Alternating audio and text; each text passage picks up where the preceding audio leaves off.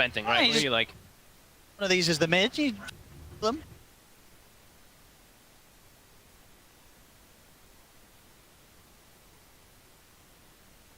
Fall, and they're gonna spend silencer, and they're gonna pick a different 5. Nah, they won't do offlane spam. You don't think so? Okay, I don't know. I don't know. I don't think offlane spam. Is it anyone play offlane spam? No. It doesn't sound very good. I'm throwing it out there because I don't know his.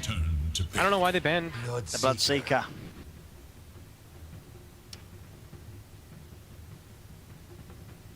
Lots of fun. Because it does work nowadays global. Yeah. But it's less amp the further away. No, it's just works. That's gone now. Yeah, yeah. Seconds. I got a bunch to talk about already. Good shit. Remain. Pardon. Pardon.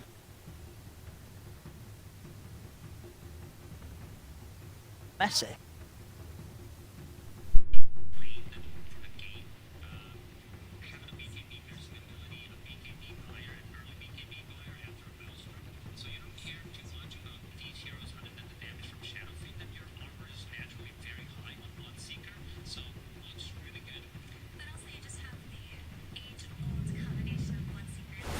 Tidehunter, choose your hero. The Tide.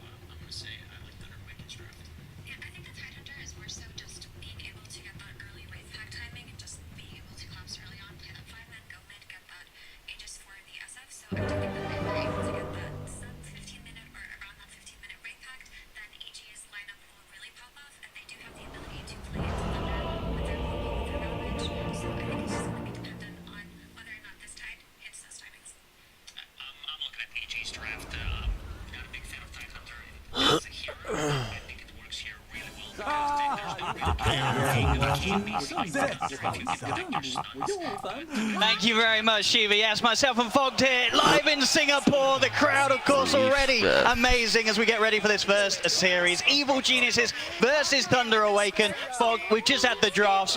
What are you excited to see from these two teams? Because so far, from group performances, they have impressed. Looks like battle ready from both sides constantly, especially from Thunder Awakens, which is what we've come to expect from them. Look how much their spam is going to be coming out in this game. Zeus with Bloodseeker, with CM, with Tiny. I mean, this is just constant aggression. Let's see if EG's able to hold on to their game with their really stable draft they've kind of gone for. Lots of team fight, their SF, their Invoker to kind of stabilize things together. Let's see how it all goes. How do you think both teams as well felt with the close up to the draft? You know, obviously Thunder Awaken getting that Bloodseeker carry for Picasso the last pick, and EG, they leave their offlane pick to the last and they get the Tide. Do you think that both are pretty happy with this, or do you feel one of the sides was maybe a bit sort of forced into a corner with the last pick? Not sure, honestly. I think Thunder's probably pretty happy because their lineup is all about aggression, and Bloodseeker thrives off of the 4 heroes before that, right? Everyone's going to be spamming spells. Heroes are going to be low, so Bloodseeker could have a really good advantage. And I heard the panel saying, you know, a lot of the game could be perhaps how this Tidehunter's lane goes. If Bloodseeker is constantly thirsted up from all the spam and everything, maybe that lane could get a little rough. We'll see, because CM has been seen to be one of those really aggressive heroes lately. Trying to start things off there with a stun into the Raze, but quick with the Avalanche, be able to hold back the two of them. Now let's see how this top lane goes too, right? The double melee into that Sven Shadow Fiend could be a bit problematic. These Pangos, been seeing it more and more in the off lane, but still is not the strongest of lanes. We'll get zoned away. See indeed how well Prick can keep this bottom lane safe for Nightfall. Thunder Awaken will be able to pressure the Tide here in the early stages. Is at his weakest. I think that the Silencer should be able to deter the Bloodseeker and the CM from putting on too much pressure. The constant Arcane Curse is really problematic. Especially for that CM, you don't want to really tick yourself down and get killed in these type of lanes. Top lane, Arteezy on the Shadow Fiend, something that looked fantastic from him time and time again in the groups. This game, do you sort of like the overall game plan that Thunder Awaken have gone for to deal with the Arteezy SF? Yeah, to be honest, traditionally, even let's go back to old Dota times, like Dota 1, etc. kind of things. Burst damage has always been something that does work pretty well versus Shadow Fiend, and you look at their lineup, it thrives on burst. So that poke from distance and burst could be something to be able to bring down Arteezy in a lot of situations. And looking at lane manipulation, it's already starting to happen. Thunder, they have to try to pull this lane top because it's double melee versus SF, but it will be caught. So unfortunate for them. And as you say about that burst, you know, one of the benefits as well, right, having that Bloodseeker last pick, the spell amp, it's going to be there. So that burst is just going to be another level that Arteezy's got to be prepared to deal with and rely on his teammates to bail him out when Thunder Awaken goes straight for the Shadow Fiend in the midst of the team fights. Yeah, and the really important thing really is going to be the lack of BKB piercing disables that are coming on AG at some point, right? Because at some point, Thunder Awaken, this Bloodseeker will have a BKB, and his target priority is going to be either that Invoker or Shadow Fiend. He's going to run at them, and there's no way to stop him unless they have, you know, like an Abyssal or, you know, something like that. They catch him out of the fog before that BKB happens. Yeah, so the defensive maneuvers they can rely on being sort of the global silence, the Warcry buff. Warcry is going to be one of the bigger ones, at least to protect the Shadow Fiend, of course, versus that Bloodseeker. But we've been seeing them go for it so often. Nobody really getting left too much out of the dust here. Arteezy missing some of those last hits because of the creep manipulation, but so far pretty even. 4 minutes in, and nobody getting hit too hard either in the lane stage. No. I like the response from EG, the Invoker versus that Zeus.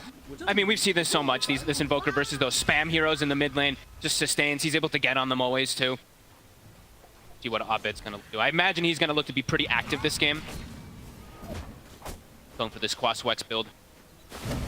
See a bit of a chase down here on the bottom. Frostbite into the blood right.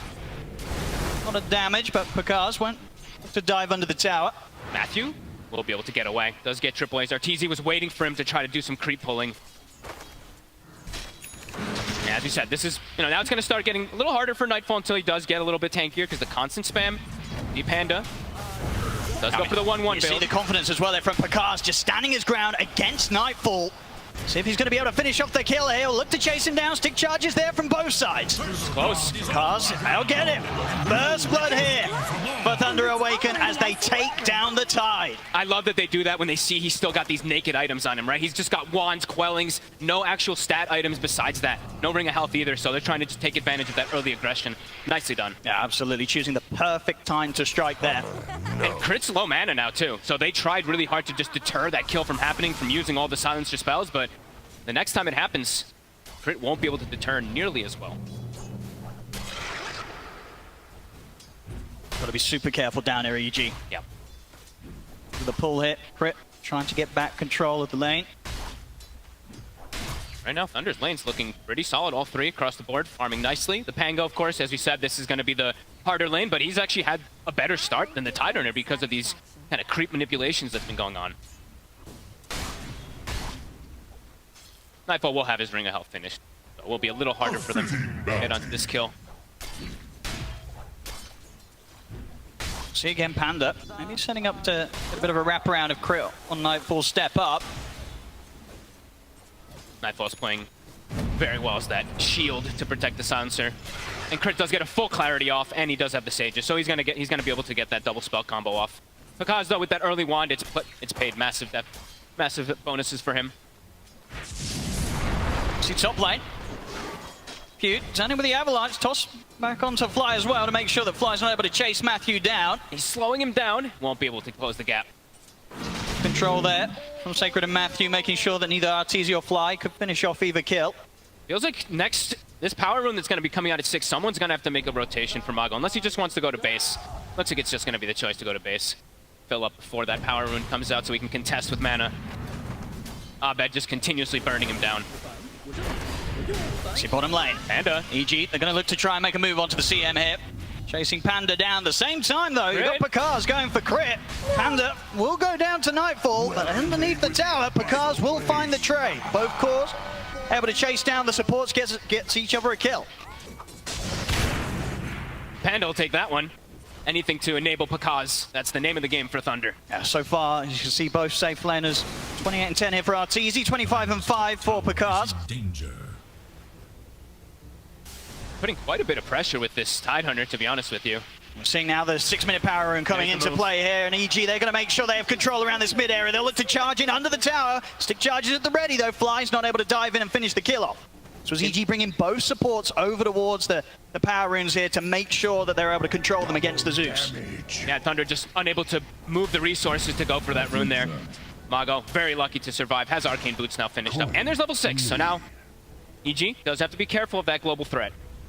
Absolutely. We saw at the same time with the supports moving mid, Thunder did attempt to make a play towards Nightfall, but at this stage, Nightfall, he's got sort of through the rough part of the laning stage, and now on his own, he's pretty hard to take down here for these two. Absolutely. The boots, he's able to distance himself as long as he connects the anchor. He's okay versus that Bloodseeker now. See top lane. That Zeus ult, it's at the ready. See if there's going to be, won't be enough at the moment. Still holding on to it. In fact, the turnaround's just there from EG. And they still can't finish him off. They know he has Raindrop. It would not kill him. Bottom lane, Thunder. They'll be able to make a move here with the buff that Pakaz was getting. So we'll find crit in return, but yeah, that top lane, that's a very juicy bit of play there for Arteezy with those 2 kills getting handed to them underneath their own tower. Not what you want to do versus the Arteezy Shadow Fiend so far. This tournament, he's been dominating on it. And we said this was going to be the tough lane to look at for Thunder. Really trying to push the issue to just use that Zeus ult, but not able to quite find it. See here, quick smoke from the mid lane. Seeing if they can get some sort of setup around the mid, see if they can catch Abed by surprise. I mean, I think Abed knows this happening because Mago was actually nuking from the high ground while smoked. So he didn't see the Zeus and he sees these nukes coming in, so he's like, okay, I gotta be a little careful. He's gonna try and go for the play down bottom instead here. Oh, there's a nice Margo, and with the avalanche setup, should be a pretty dead crit. So we'll be able to pick up something here. The quick rotation down towards bottom off the back of that smoke. Cannot silence the They're bullying him. voice of thunder. 3 deaths already in this game. Just putting all the emphasis onto slowing down that silencer too. Mago, they give him the last hit. Rune? Oh, it's going to be Arcane as well. Abed there with grab it, turns with the cold snap onto Dark Margo, but Panda's here to help out Fly. Charges with the War Rise, Soul Hammer, will find a sudden connection onto the Zeus. Continue to run him down here, see Panda down a slow in a second. Further backup's coming in, Matthew. Make sure the Dark Margo's going to be safe. Toss back into Avalanche. Take all as well. Thunder have the damage to finish, even the kills Abed, turns with the cold snap. He's into the ghost walk, they're on the station, but he's trying to fight for the Roger. But Karski's also joined the fight. They'll go straight for immediate TPL of Abed, and he's away safely. Fly will get left behind, but Karski, of course, he'll charge on forward with the extra hell there from Matthew and the dodge.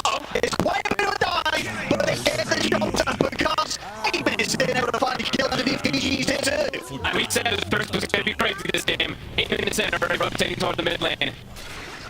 This is the sort of action you love to see, and you knew that they were going to go for when Pakaz comes in with this last pick, Bloodseeker. Beautiful rotation, but at the same time, Abed playing it clutch. Such a nice TP there, walking onto the high ground. For the twins.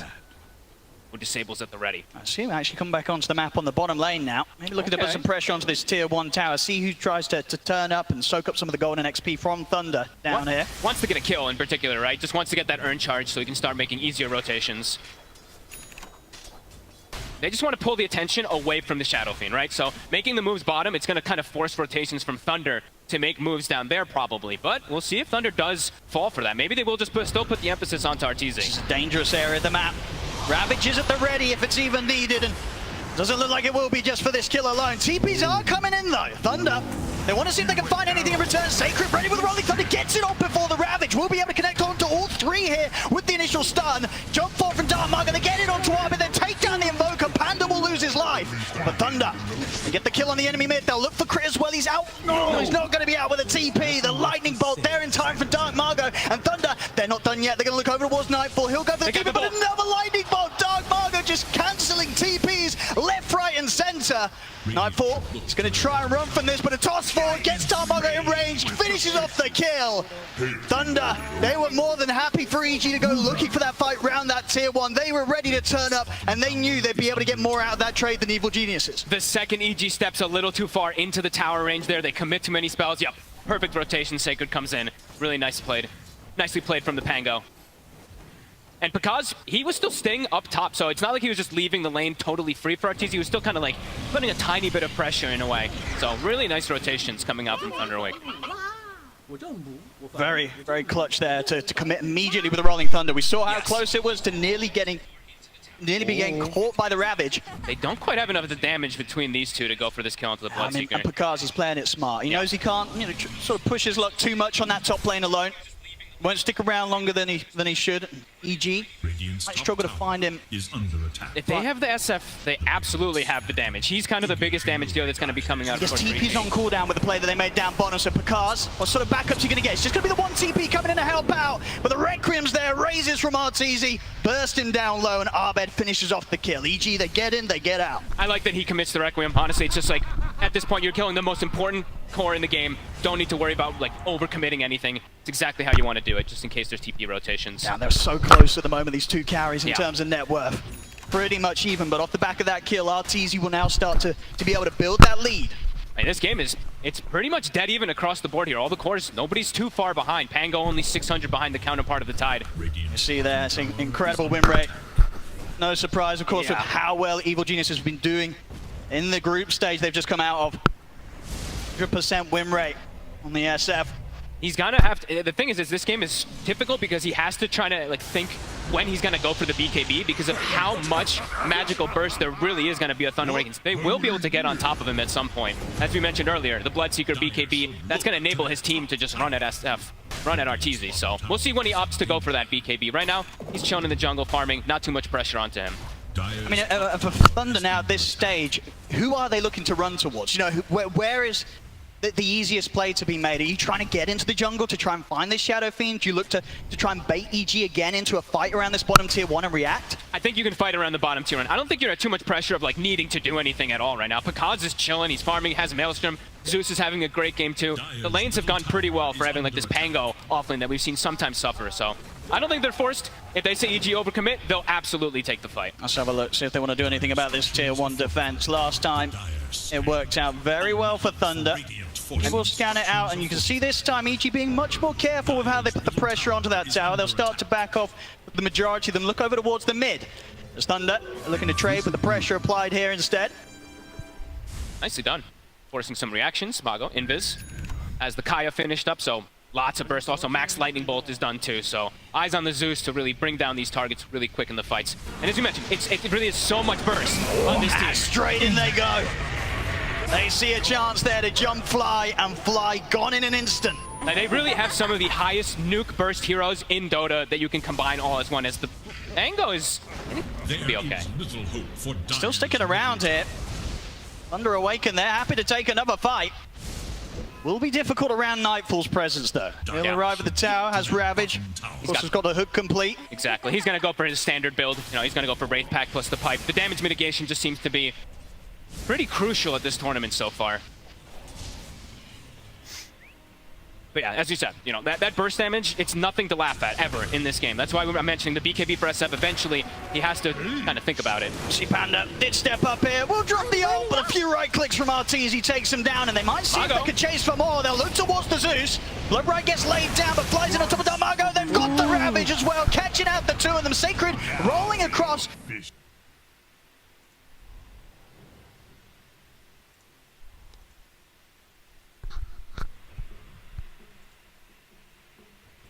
Whom would you remove from this battle of the ancients? 5 seconds remain.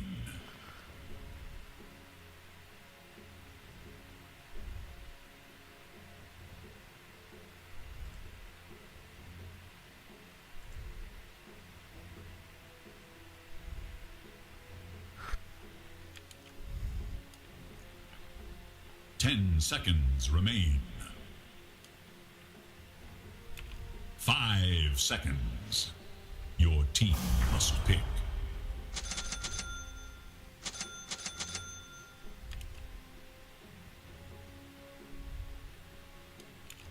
I bought a smoke. We can go first blood him in the jungle here. We can kill the support and the carry.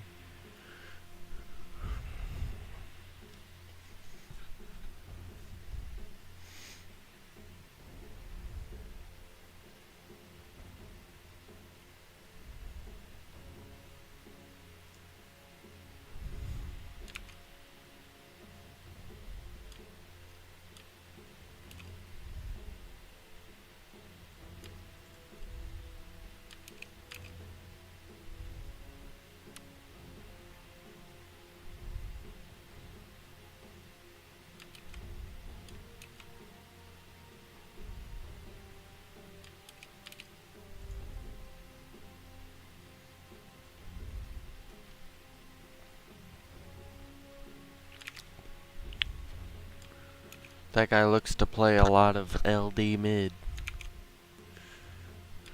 There it is.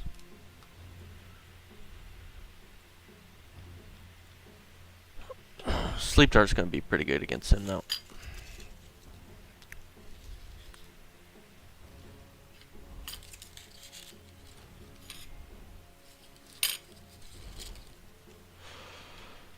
Come with me for the smoke to start, and then we get the kill on Shaman Jug.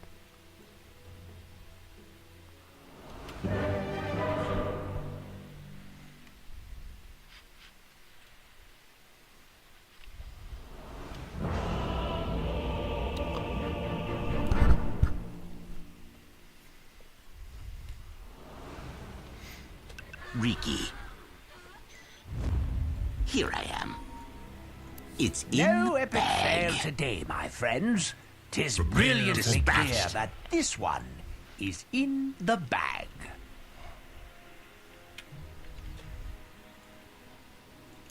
As you bid.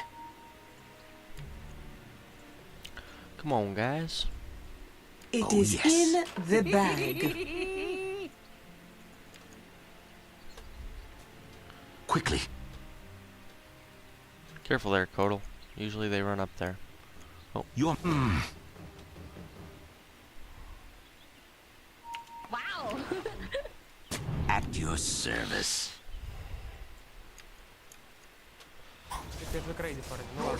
Why prolong the inevitable? Quietly now.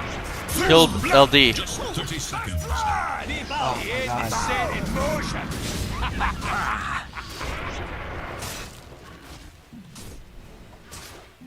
I sprint.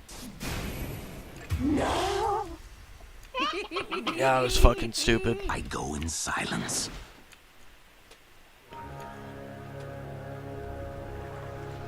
Silent as smoke. They've trained hard to get here. It's time now for the final Into the fight. shadows.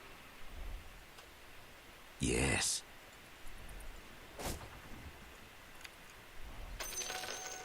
Quiet as cat's feet. That was not coordinated at all. Like a whisper.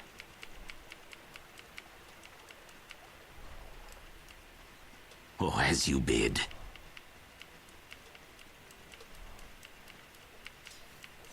Whom shall I kill?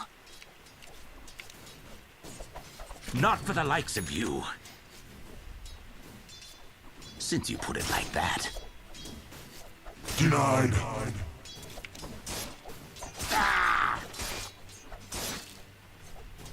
Post haste. I'm under attack. Where's the rush? Coin for me. See no evil.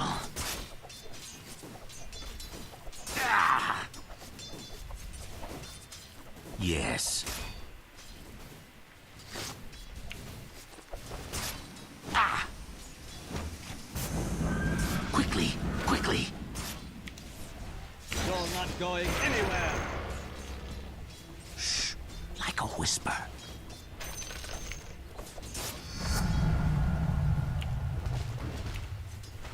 Oh, look, it's me.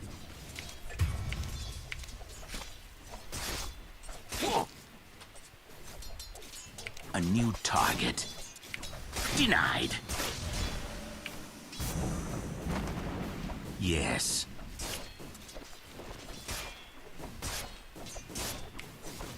Silent. Ah!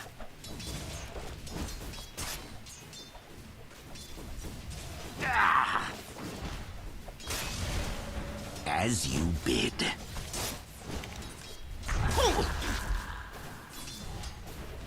I strike.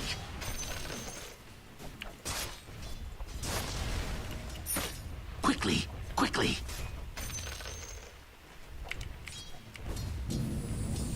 Ah! Quickly.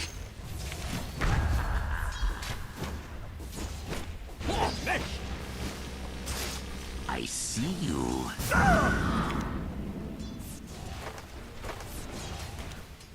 At your service. Ah! Fall before us. Oh, as you bid.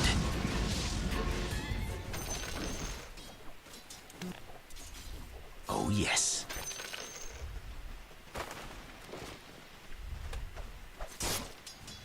Poof! Ah! Disrupt! I'm under attack. I go in silence.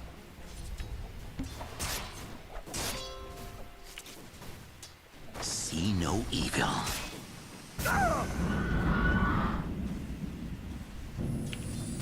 Like a whisper.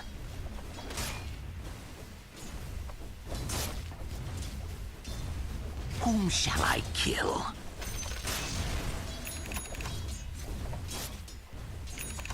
I sprint.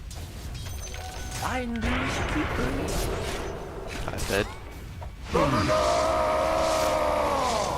Post haste. I didn't want to be seen like this.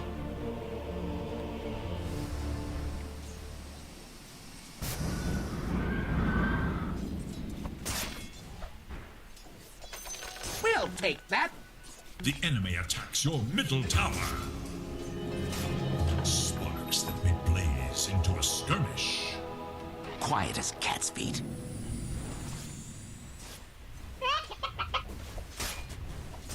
Silent like smoke. The enemy attacks your top tower. Here I am.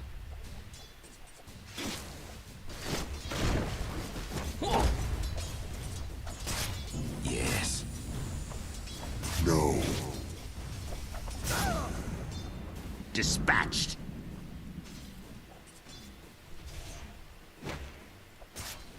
Oh, look, it's me.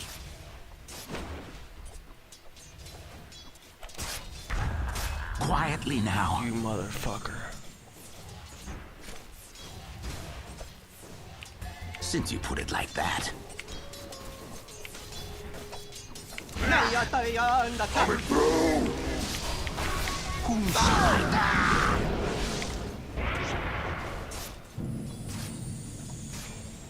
like a whisper. Your top tower is under It's attack. not time yet. Denied. Yes. Denied. Ah! Silent as smoke. Made a killing. See here.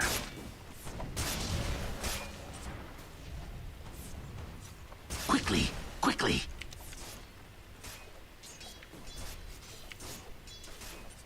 As you bid.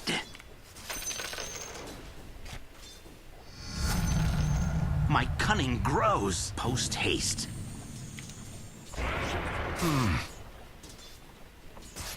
Quickly.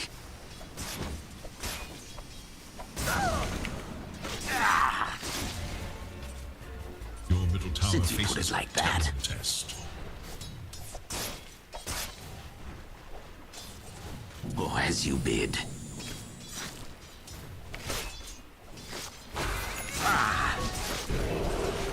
Invisibility. Yes.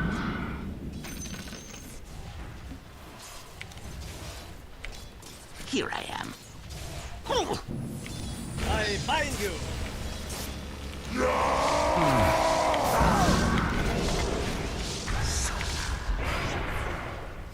Quietly now.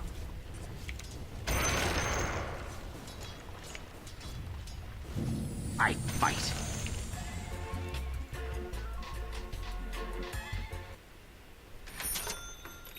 I sprint.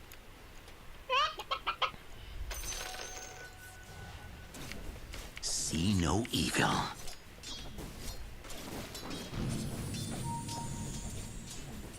Dispatched.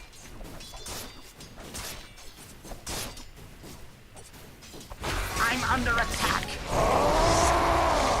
Dire's courier has been I killed. go in silence. Your middle tower is defending itself. At your service.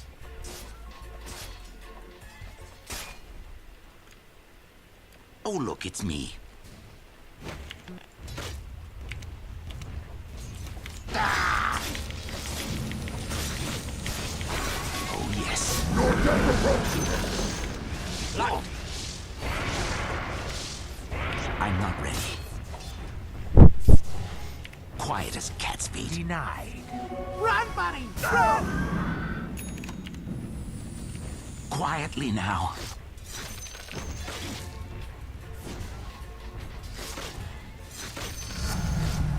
I grow stronger. It's not time Look to your yet. top tower. What a Yes. fucking time we're having. Dispatched.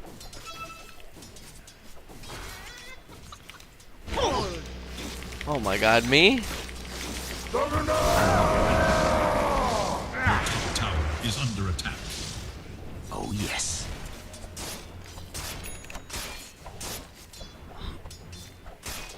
Quickly, Juggle quickly. 6. Careful. No. As you bid.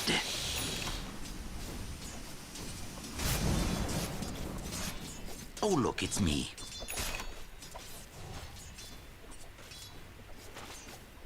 Quickly.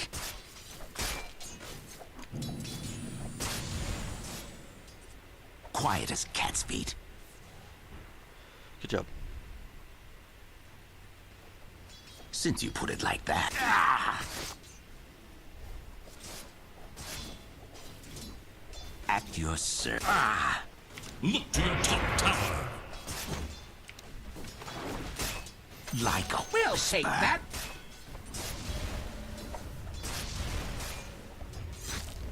Yes.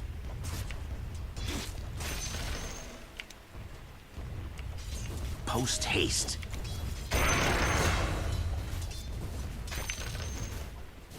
See no evil.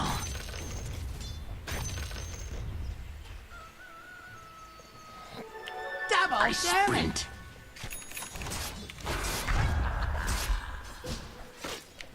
Whom shall I? Ah!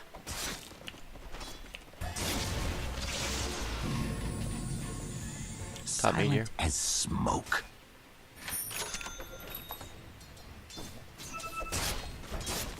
Who shall I kill? Poof.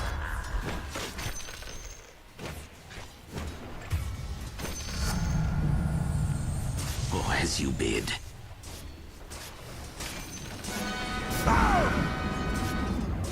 Here I am. Your tower is under attack. Fall before us. I go in silence.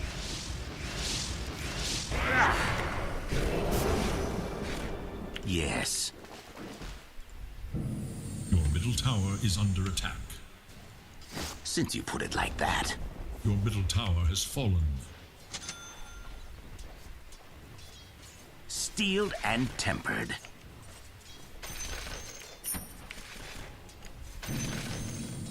Post haste.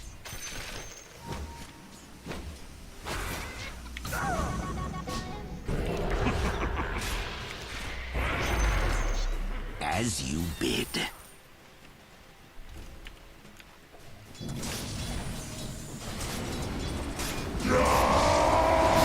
Service. Ah. Not yet.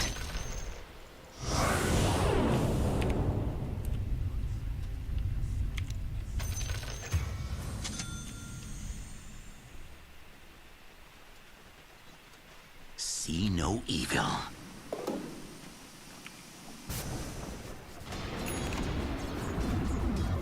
I go in silence. The diaglyph is now active. Look to your top This should tower. make my life easier. Peekaboo.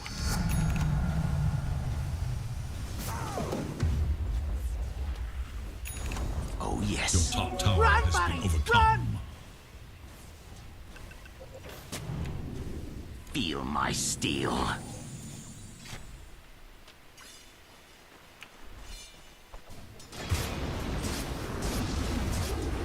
Quietly now.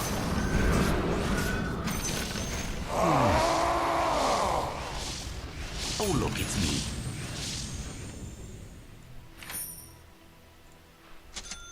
Whom shall I kill?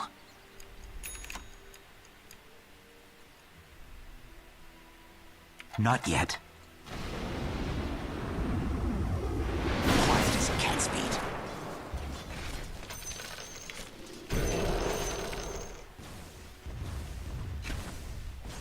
I sprint.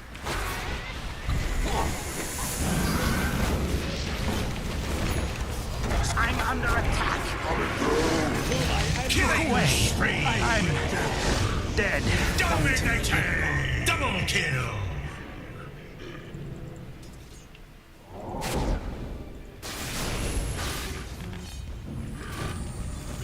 Your top tower is under attack. Mega kill. Triple kill. Also requires protection. To your bottom tower. Yes. Bottom tower has fallen. Peekaboo. Dispatched.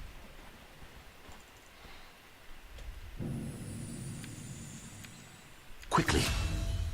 They're coming with LD also. Careful.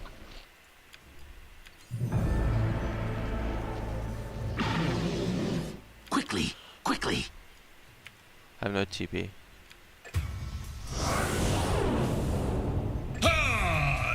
Unstoppable! Expect to see less of me. Like a whisper.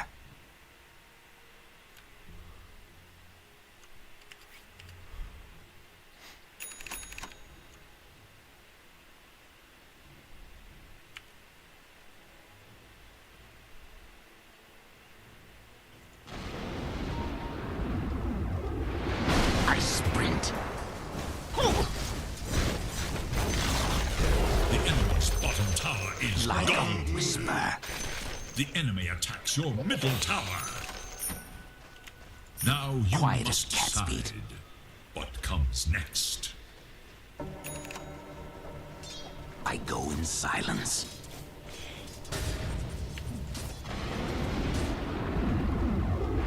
At your service.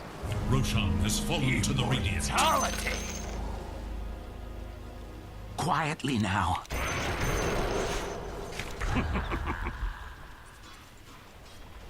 Oh, look, it's me.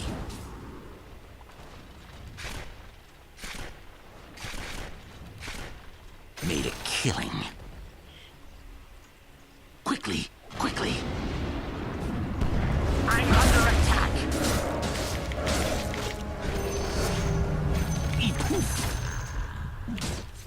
Quickly. Your middle tower faces a terrible test. Good job. Yes. Nice fucking Aegis, dude.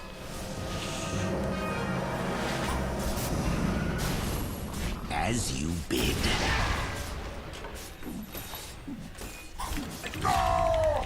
What was that one? Yes.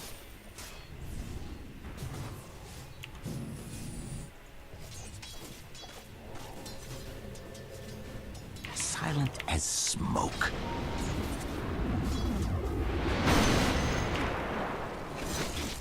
Since you put it like that.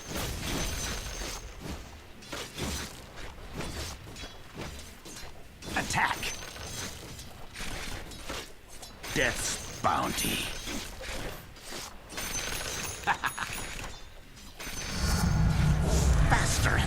longer. Post haste.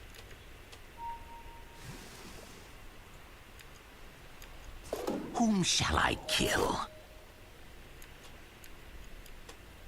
Fall before us. Dispatched.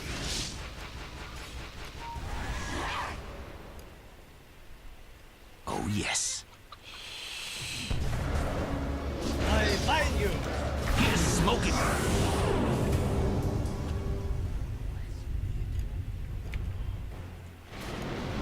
Double kill! See no evil. Radiant have fortified their structures against attack. Here I am.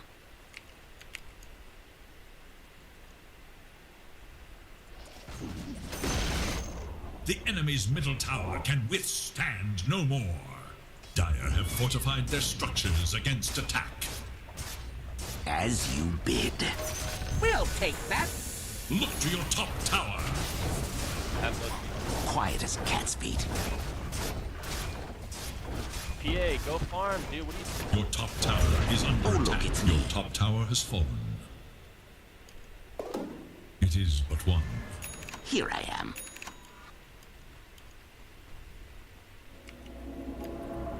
Silent as smoke. Quick Radiant's hit. courier makes the ultimate sacrifice. This is farm redundant. triangle, PA? Like a whisper.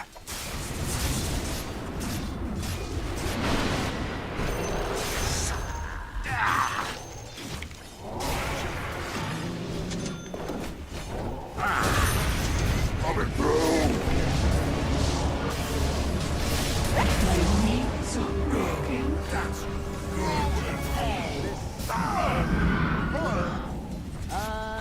Dire structures are fortified. Radiant's courier has been killed. All who step onto the battlefield risk this ultimate price.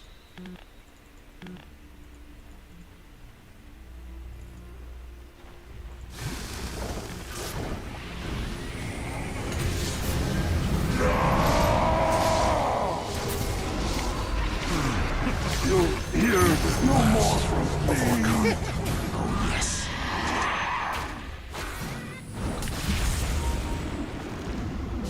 Quickly.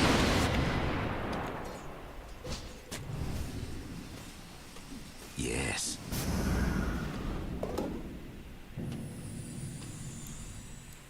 Whom shall I kill? Haste! I go in silence. The great God. Yikes.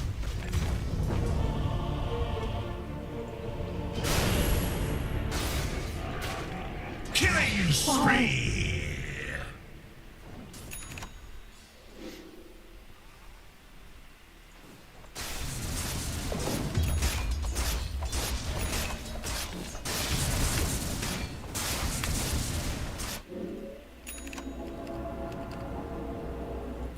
Mars is coming.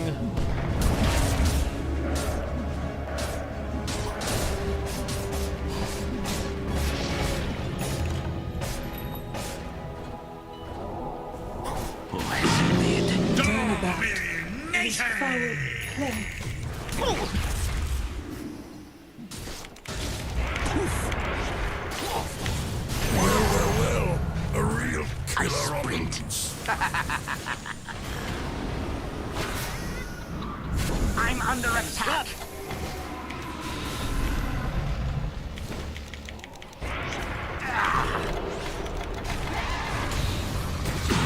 wanting your death.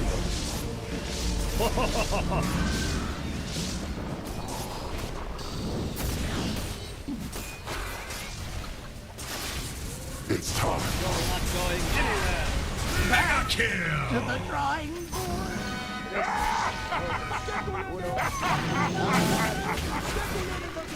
We have failed the veil. That was pretty fucked.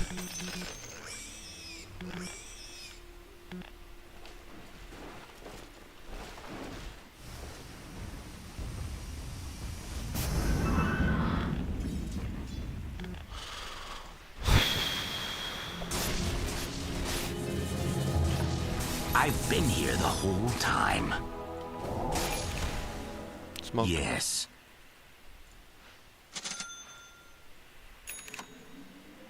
Quickly, quickly. A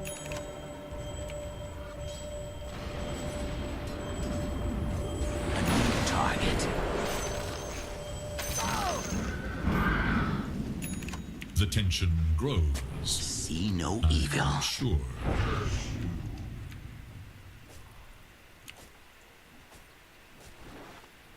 Who shall I kill?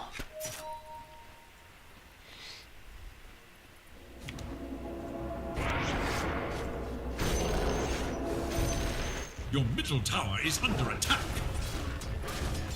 Quietly now. At your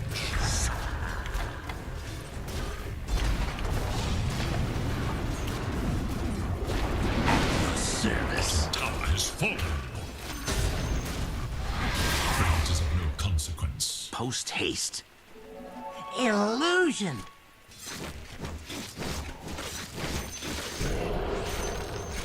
Steeled and tempered.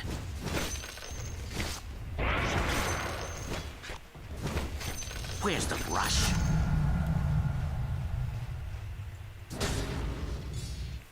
Dispatched.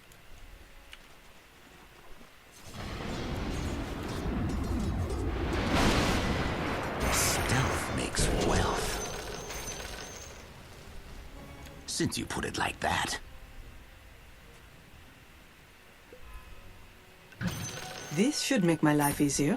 I do have my timing now. The sleep dart's gonna be pretty good. Hopefully. See no evil.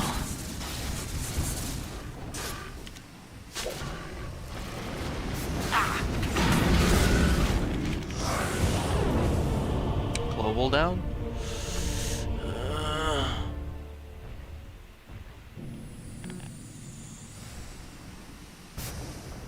Your middle tower is under attack. Will one side come to regret this? That was a Good job.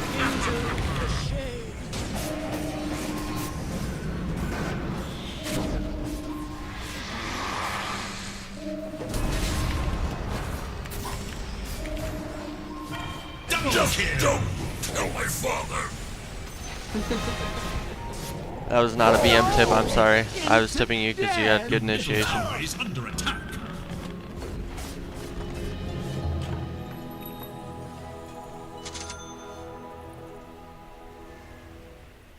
Quickly.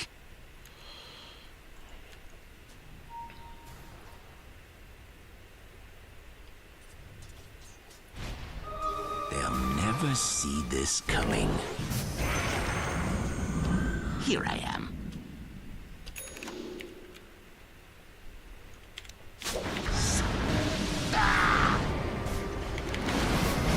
Silence is broken. How many daggers am I holding now? Post haste.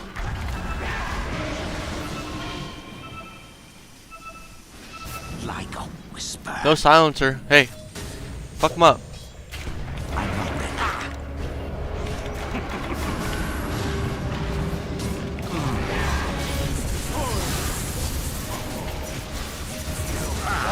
not very.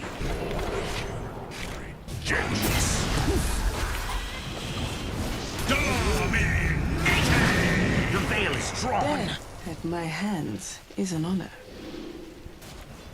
Dispatched. Illusion. We'll Quiet take as that. a cat's feet.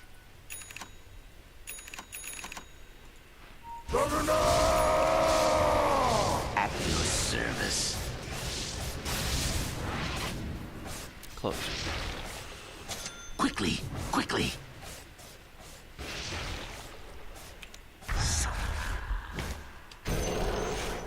Quietly now.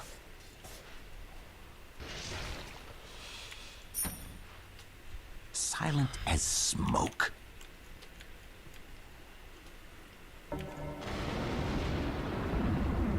Yes.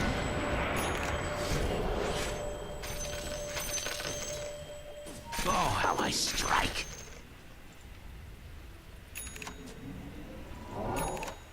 Yes.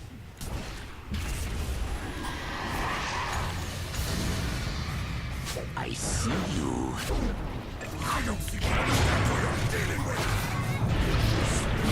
Oh, look, it's me. It's fucking Mars loves to buy back.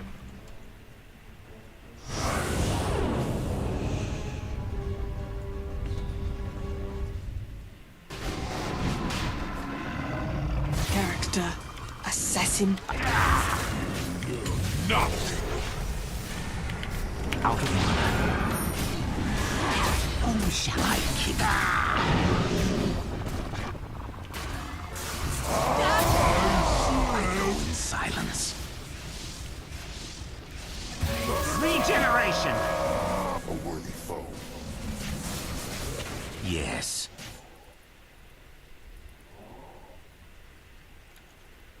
Your Quiet middle as a tower cat's is feet. under attack. Your middle tower has fallen. Quickly, quickly.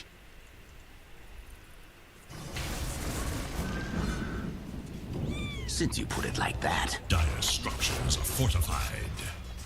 Radiant structures are fortified. I go in silence. Your middle tower is under attack. Quietly now. Your middle tower has fallen. Your death approaches. What you see. Double kill. Not. It's time. Killing spree.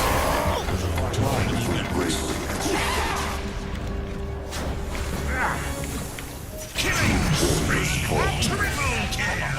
I'm under Why attack. does anyone even try? I will have my Cunning vengeance. grows. Tell the ogre you're sorry. Feel my steel.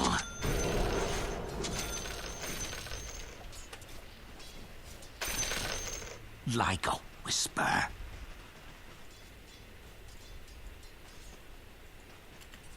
Quickly.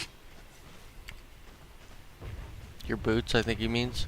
Your top tower is You're under mine. Like travels or something.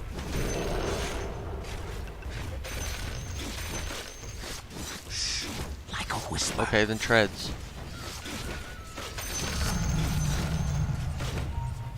Silent as smoke.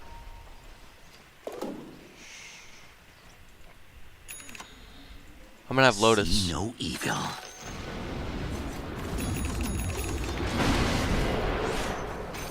Silent like smoke.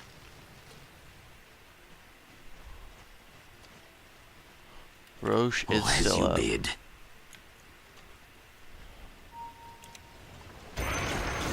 I fight.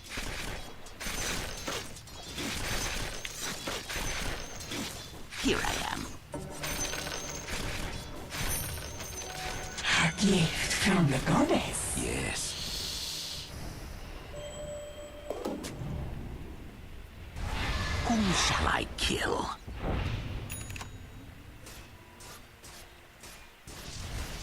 I sprint.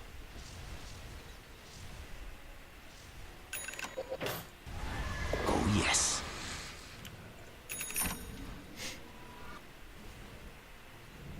As you bid.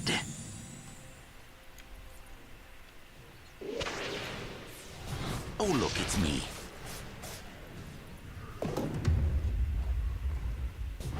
Post haste.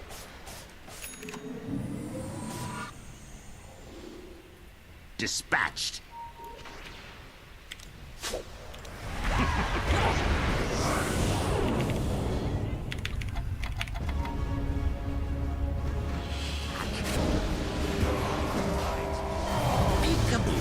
The fighting will be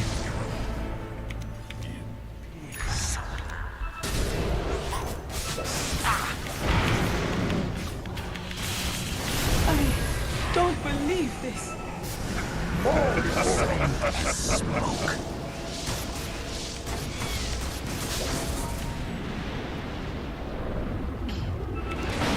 Defend yourself.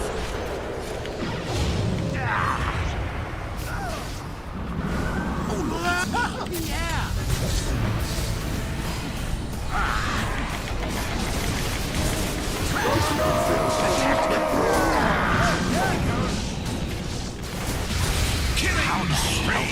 Double kill. Double kill. Is foul play. Adorable.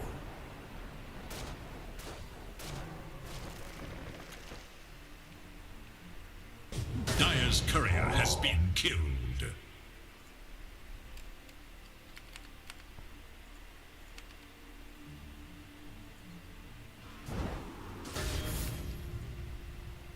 Your middle barracks are under attack.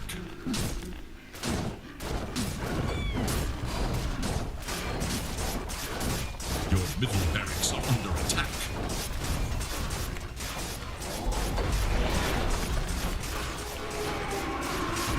Your middle tower is under attack. Your middle tower has fallen the rising tide. Your middle tower is under attack. Your middle tower has fallen.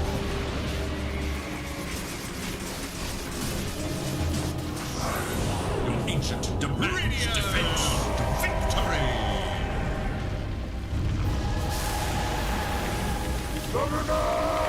Defeated!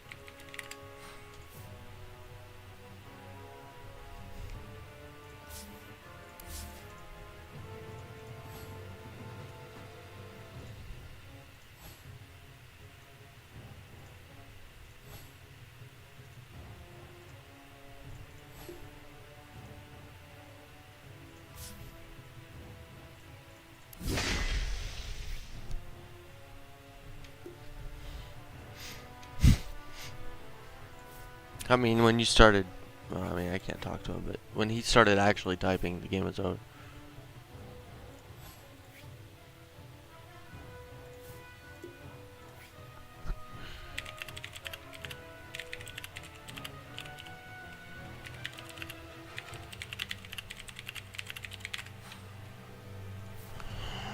Whatever, dude.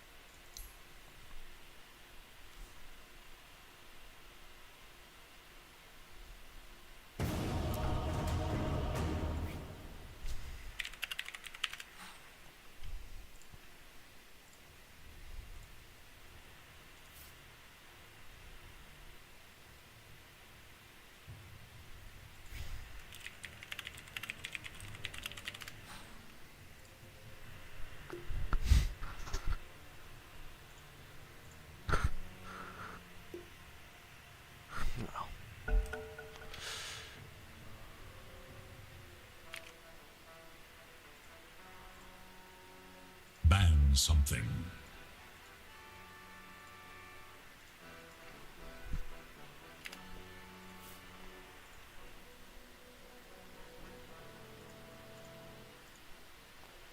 Piece of shit.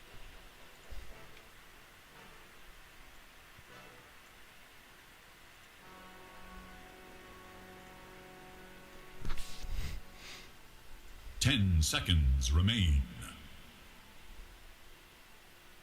5 seconds remain.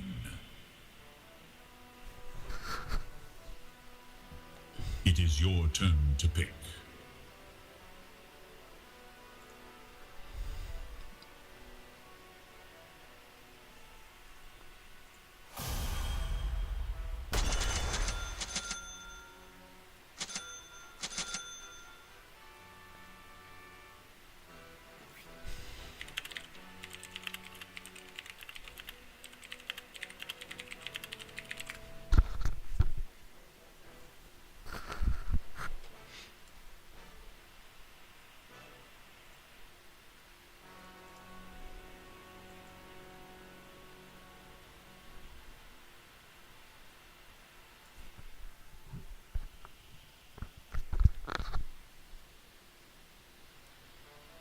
I like the Veno pick.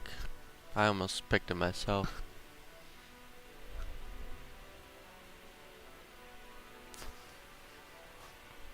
I played against this I played with this blue guy last game. Underwhelming on PA. Maybe he's better at his Wind Ranger, but I got us a smoke. We can go kill. He was carry last game, so I don't know. I think it's sniper carry, win mid.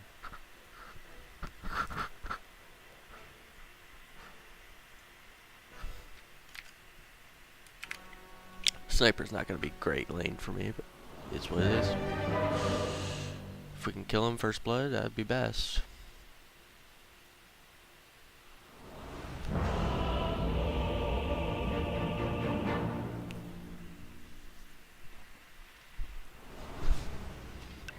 Slaughter.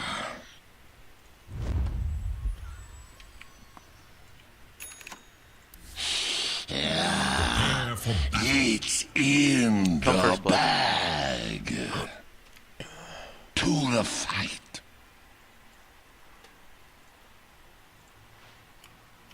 Yes.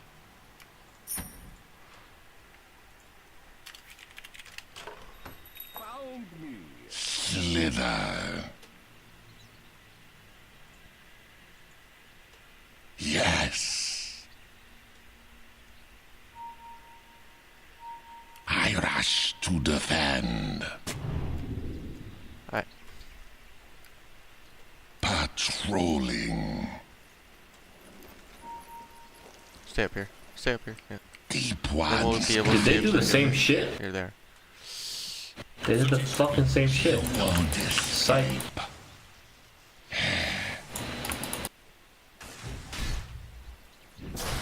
On their tail. He fucked up. First blood is on the ground, and we're already looking for more.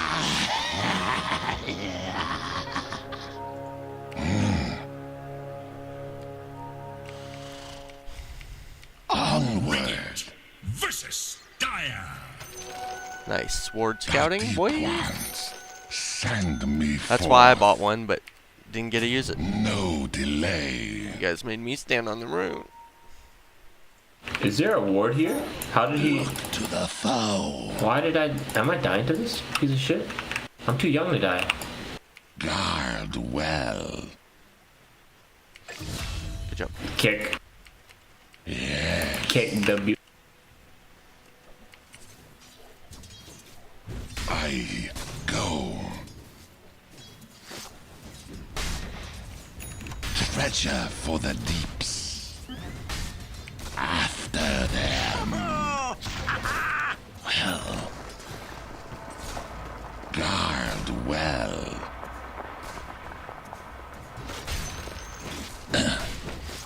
Silence is here, dude. No mercy.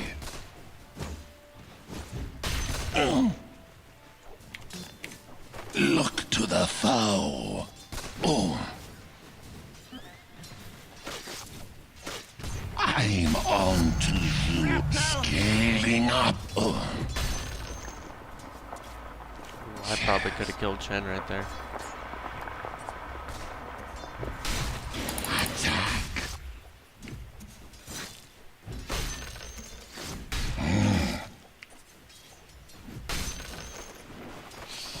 On guard. I have perfect CS. You're a god. Yes. Yes. I'm under attack. Deep ones guide me. Cut the bait. Onward. Slither.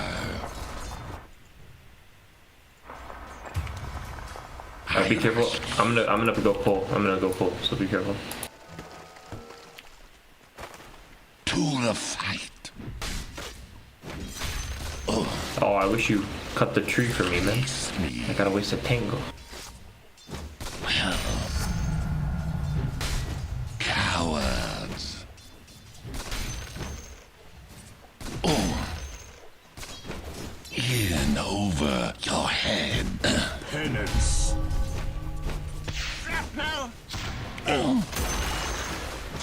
No delay. My dick. What the fuck? I don't feel good, doctor. Patrolling. Well.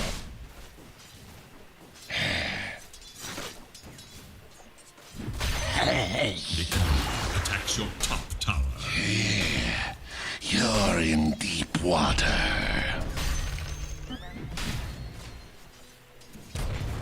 I go.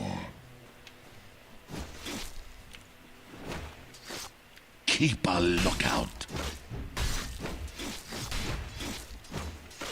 Vigilance. Repent. Your top tower Denied. Vigilance. It's not time yet. No delay. Slither.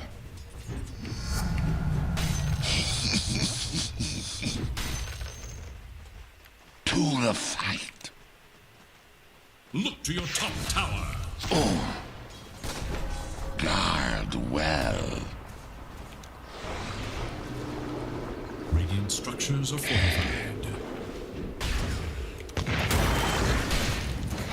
I'm under attack. Attacks your bottom tower. Keep a lookout.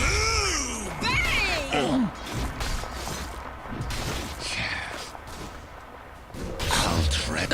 Someone easy to your top tower. Yes. Okay, that was nice. Patrolling.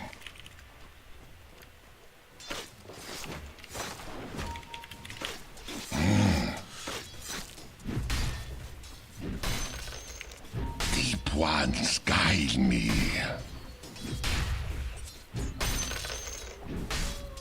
Look to the foe. Yes.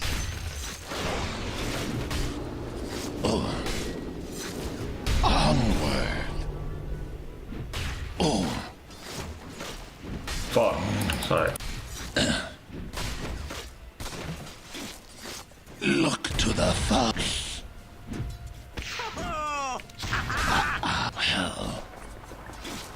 to the fight.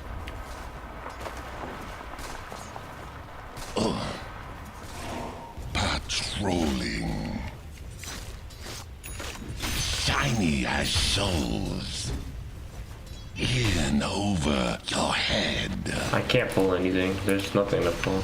So I'm gonna have to. I'm de-warding first. Well, guard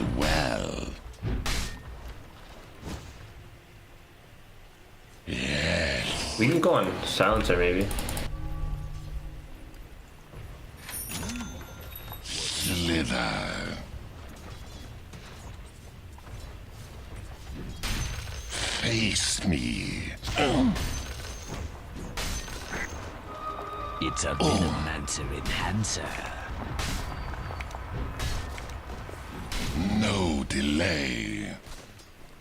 I'm under attack. I actually don't know how it's blocked because there's no sentry here. So he must be blocking it himself. Yes. On their tail.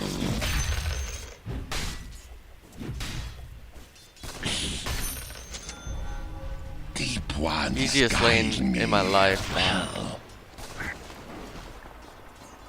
Is it actually? Yeah, I Even have against a sniper? Yeah, I have a Vanguard already. He can't do shit. What the fuck? Let's go.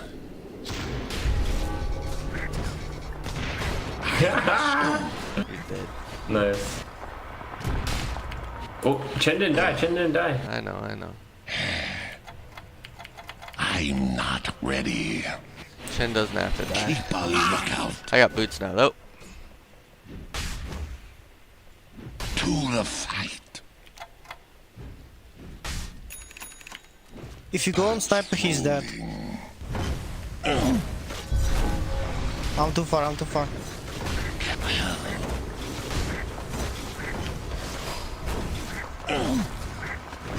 I hear the deep ones calling. Good job, techies, I'm sorry. Ignore Chen, he's bad as fuck. Just go on sniper. Yeah, I will. He's dealing magic damage, he's ignoring your Vanguard. I mean, he Found didn't the really one. ignore, I just fucking tower dove too far. I knew I wanted to finish that kill. Oh, I'm on to you.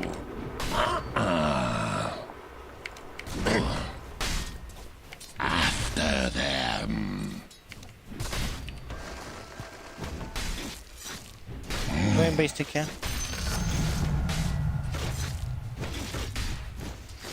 Yes. To the deeps with you. Yes. Nice. Deep ones guide me. I go. Oh. Free ward again. Attack. Slither.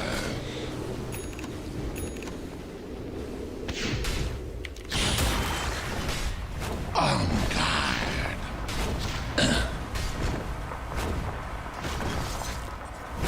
Well. Here. You're in. Killing spree. No. Killing spree. That fucked me. If I got that stun, he's dead. Oh fuck, he's dead anyways. Yeah, sorry. I can't killed believe. Silencer. Yeah, Windrunner's here. I'm dead, but that's funny.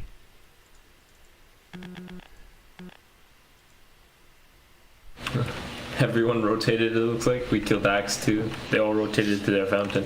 Whoa. We'll see if I can juke this. Probably not.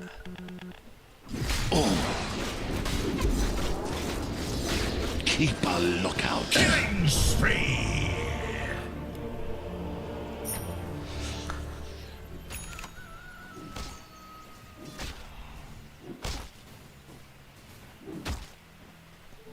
Illusion. Oh shit. Sniper be mid.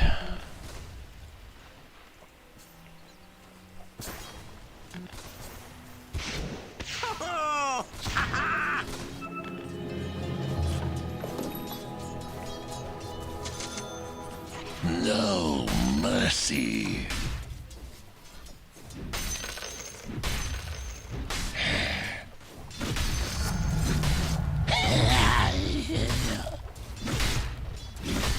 Onward.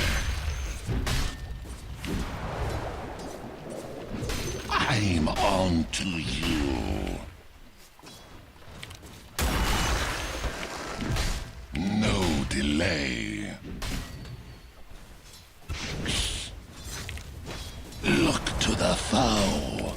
Jigsaw. Should I rotate, I guess? I guess I'll come bottom. Looks like Ursa's doing fine. No one's disturbing him. In over your head. Yeah, I'm coming bottom. Wait for me, wait for me. I'll blow him up too. We need to share the blow up. Well, Next wave, next wave. Or now? Now, fuck it. Go. Retreat, retreat.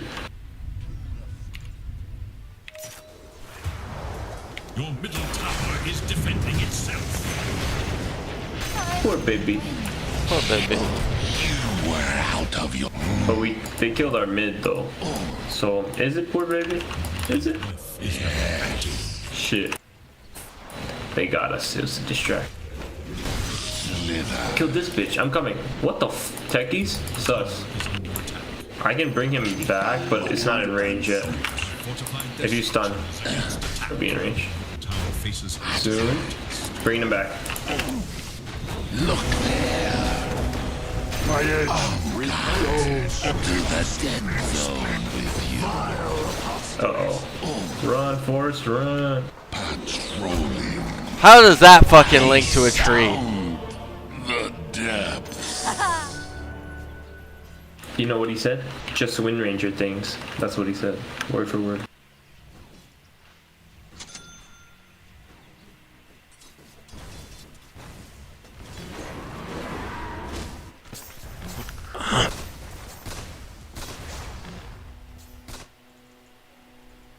Round 2, but we don't dive this time. And just take their tower. I can TP mid. After them. We see you. Silence the immortal. Tip the scales.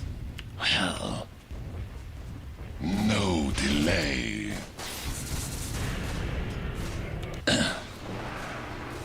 Deep ones guide me. The enemy attacks your middle tower. Tower is no more. I rush to defend. I almost need to go BKB first, but No. That's gonna be useless. They're never gonna be able to touch them. well, I'm pretty fast. My problem is getting fucking mana or fucking slowed. The enemy's bottom tower has been demolished. Oh. Did he just walk out of... Did I'm that ass? Goddamn. Triple kill. Power grows. Look to the foe.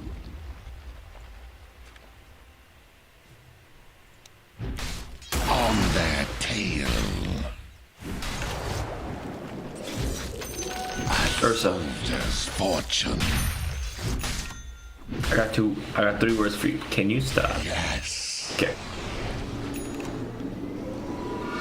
A true warrior never rage quits.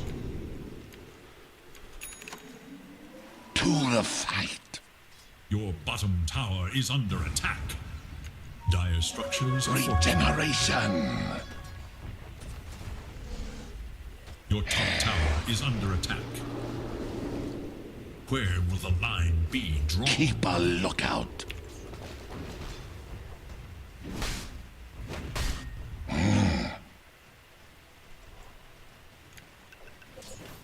Face me. Vigilance. Slither. Deep ones guide me. He's getting BKB for a second. No second. This warded? Oh. No delay. I'm under attack. FBI, we got him. Cowards. AFK bastard. Might be dead. Well, faces a terrible test. Slippery when. I don't know why that guy's following me. Not much we can do. You're dead too. I don't have Malty. I need a fucking BKB. We can try to push. They'll be there pretty soon. I feel like they TP top, no? There's nothing don't left think so. Uh, of your top tower. Oh. Never mind.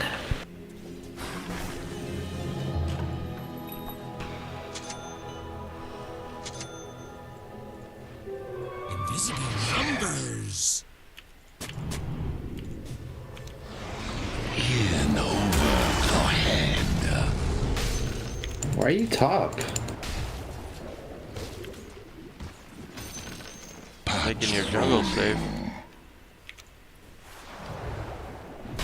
Sir, you're farming One's it. in the jungle, they're all on bottom. Chen's fucking right here. Chen's level 7, dude. I kill all his creeps. Killing spree! How did You need to how be does he bottom kill of the you team, like man. that? But it does that much damage? Does it actually? Get the fuck out. I like how we both TP'd at the same time. That was funny. It does that much damage? Really? Wow, I'm surprised. Is it because you just don't have HP right now? You're like low HP? I guess. Maybe when you get items, I guess. I don't know. That's fucking rough.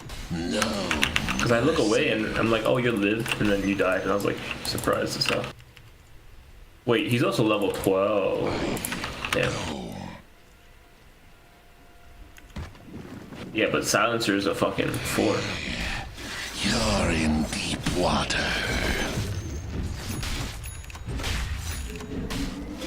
Yeah, that's their 4, bro. Can we? You guys want to smoke? I have some shit. We can kill Sniper, maybe. No smoke? Let's go. Guard well. Wait, you're fast. I'm slow. I got small legs. On guard. You're smoke, bro. Deep ones. You're smoke, bro, too.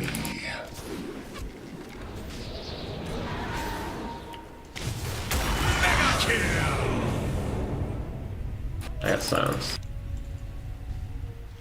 On their tail. To the fight. Cowards.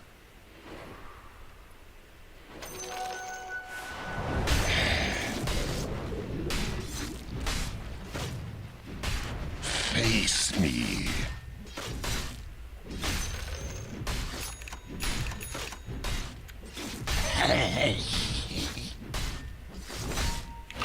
They're going bottom.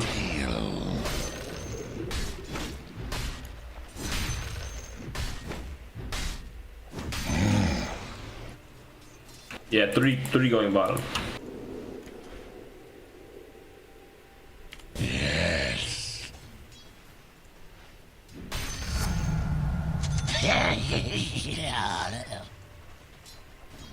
Slither. Hey, Vino, take that. That'll give you HP. Rush to defend. That'll give you a lot of HP. 15 stat. That'll save your. That'll help your silencer problem. No delay. Oh, what the fuck? On guard.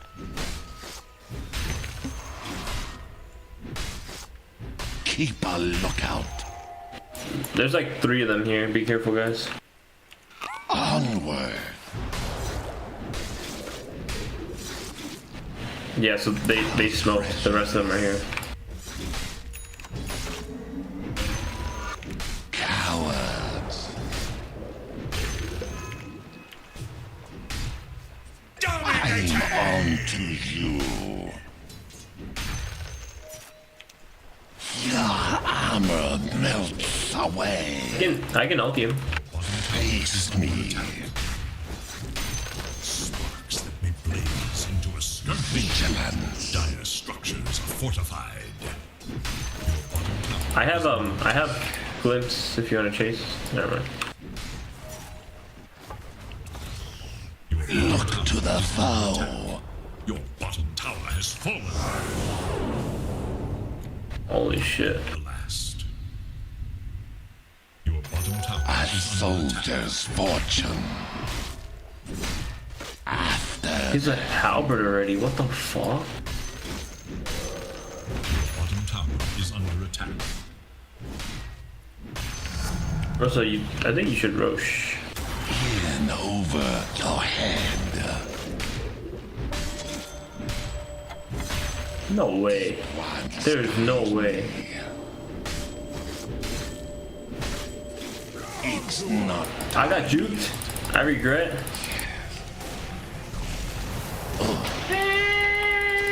Yeah, halberd. Keep a lookout. I'm fucking dead. What the fuck is this? And it's -4.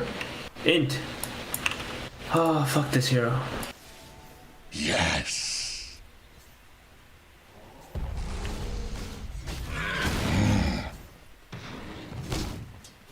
Yo, BKB on win. I rush to defend. To the fight.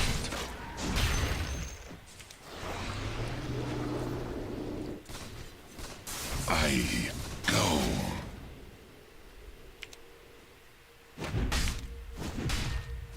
Yes. Guard well. To the deeps with you.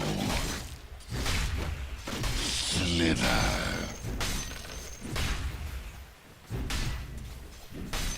Onward. Roshan has fallen to the radiant. Immortality! That's a sad fucking day, I ain't gonna lie. You're in deep water.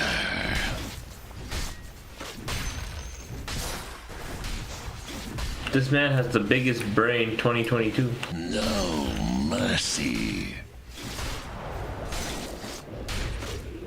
Are we defending this? Tower is under Look attack. to the foe. I'm under attack. I rush to the... Your middle tower is under attack. Yo, over your head.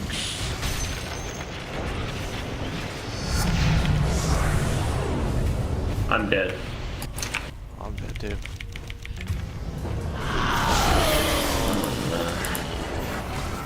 The pain. The pain.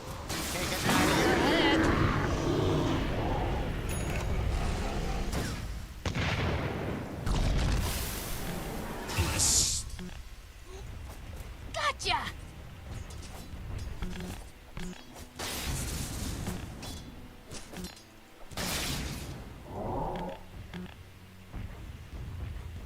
Your middle tower is under attack.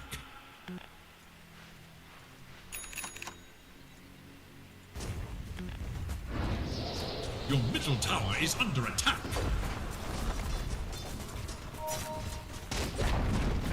Your middle tower has fallen.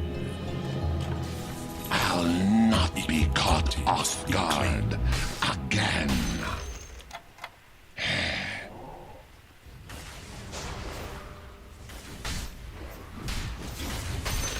Yo, sniper solo right now. Not yet. If we can intercept, Well. No delay. ain't no way, boy. Keep a lookout. Oh.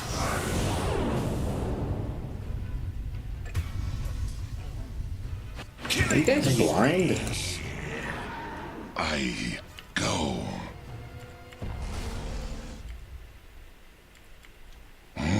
Techies, I could have, like, you just stood there. What's up with that? Yes. Maybe he was gone.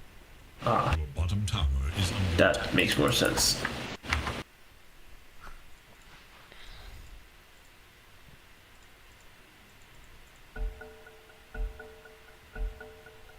when you're dead. Resolution. This is a very sad game. Old and sweet. Your bottom tower is fallen.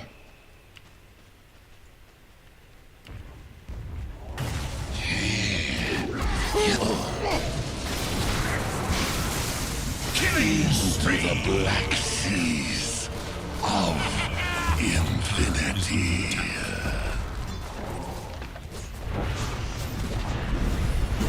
Tower is fallen. Your bottom barracks are under attack.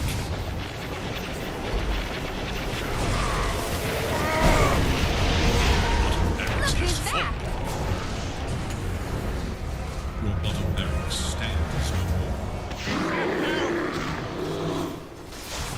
We have no stuns. We have no fucking stuns. I mean, he just TP'd out. Besides you. I feel like we should have one more fucking stunner hero.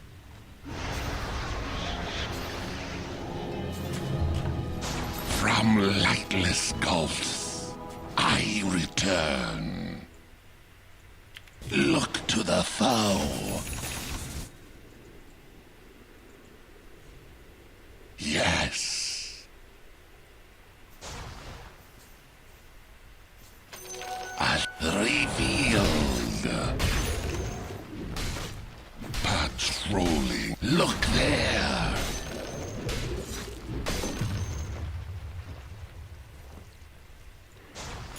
Deep ones guide me. Look to the foe. Yes. Onward. Keep a lookout. Your top tower is under attack. Long has that tower stood against the rising tide. Your top tower is under attack. Your top tower has fallen.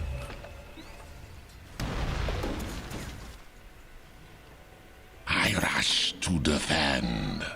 Radiant structures are fortified. Slither. Yo, Wind Ranger has a blink so she can get on us too now. I'm under attack. The enemy's middle tower I'm not ready. Your top tower is under attack. Go. Your top tower has fallen. I'm dead. Goodbye.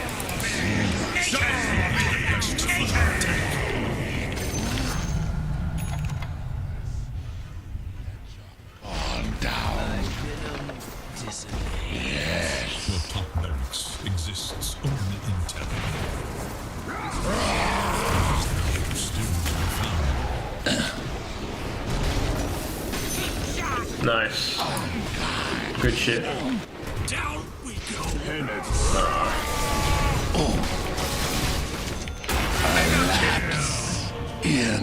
We tried, boys. We tried. Barracks. We got one more chance. Your top barracks has fallen.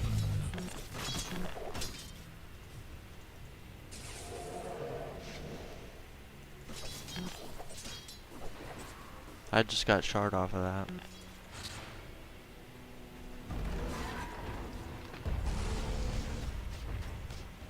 Glimpse him.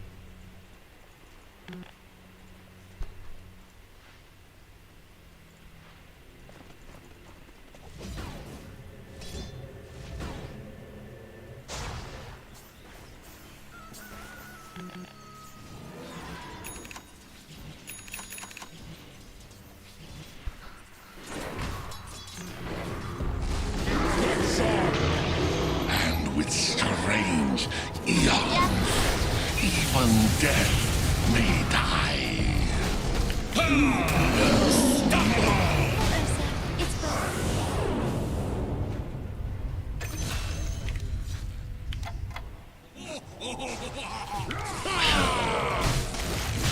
On their tail, we are under attack.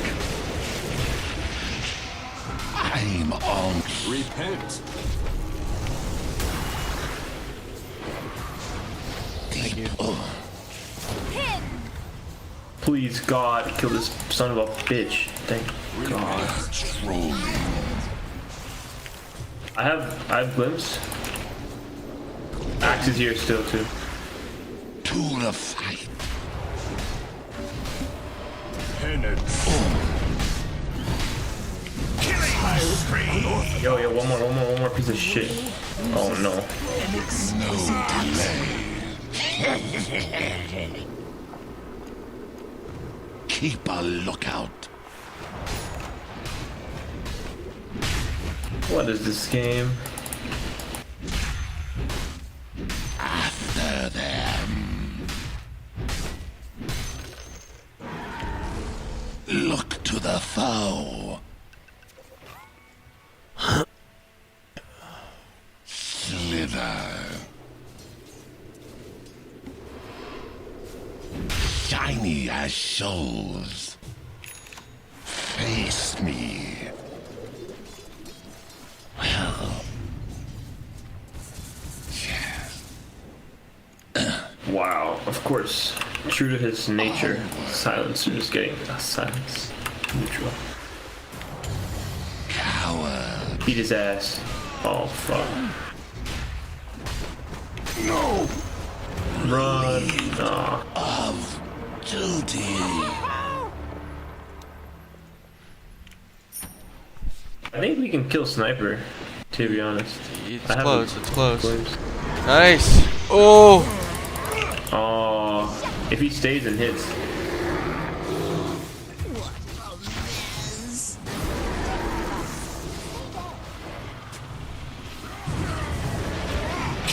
Nope, I'm dead. Full HP.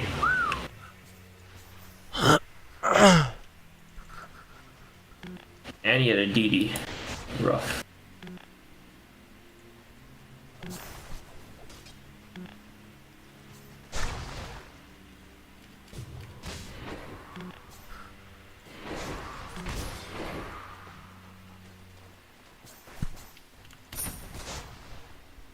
Your middle tower is under attack. That which protects also requires protection. Your middle tower is under attack. Your middle tower has fallen.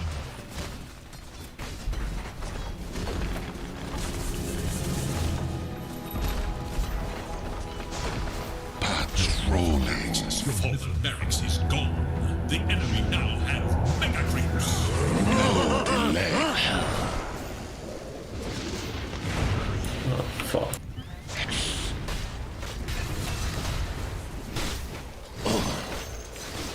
I go. I rush Your to middle tower is defend. under attack. Yes. Ain't no way, boy.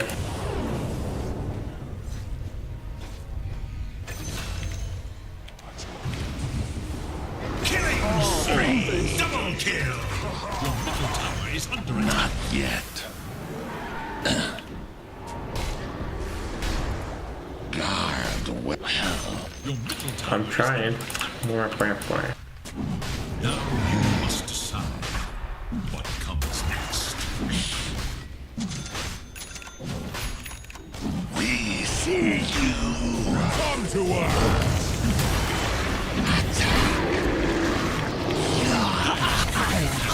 I have a force staff. That's what I have for you. Face me. Fuzzy Wuzzy returns. Reveal. Killing spree. Double kill. Vigilance. Okay, there's a gem. Deep ones guide me. Dire's courier has been killed. Your Yeah, I think we can. tower is under attack. To the fight. Yeah. Ursa, you go Roche. We can defend. Roshan has been destroyed. Oh no. Will always How did he sneak in and take it? Damn.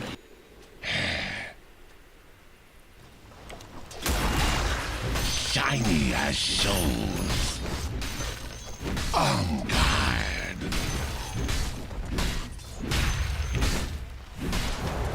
On their tail.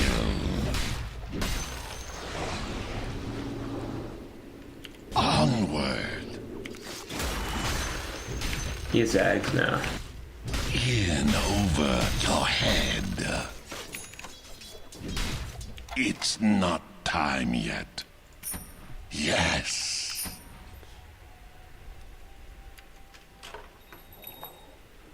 Deep ones guide me. No delay. Not yet. No more. Big. Well. Back.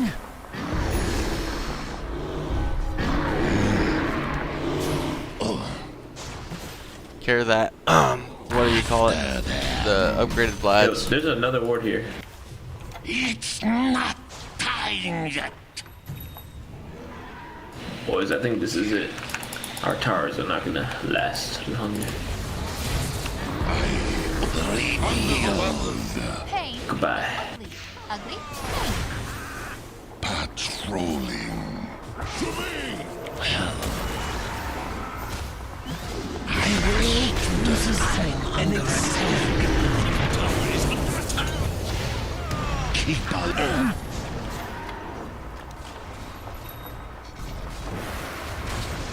Your middle tower has fallen. I'm on. Your middle tower is under attack. Your middle tower is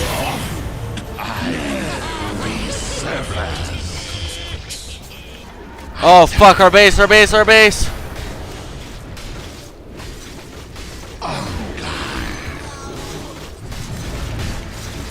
Not yet.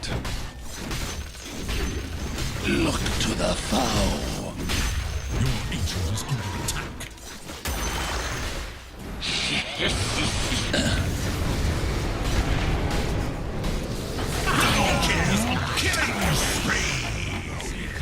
Ah, we fucking lost.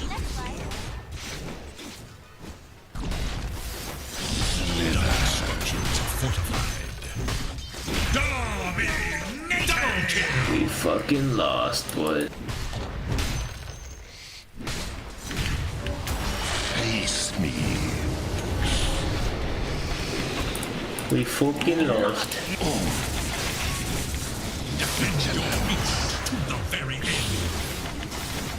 The last. It's amazing we made it that far, honestly. Yeah. Victory goes.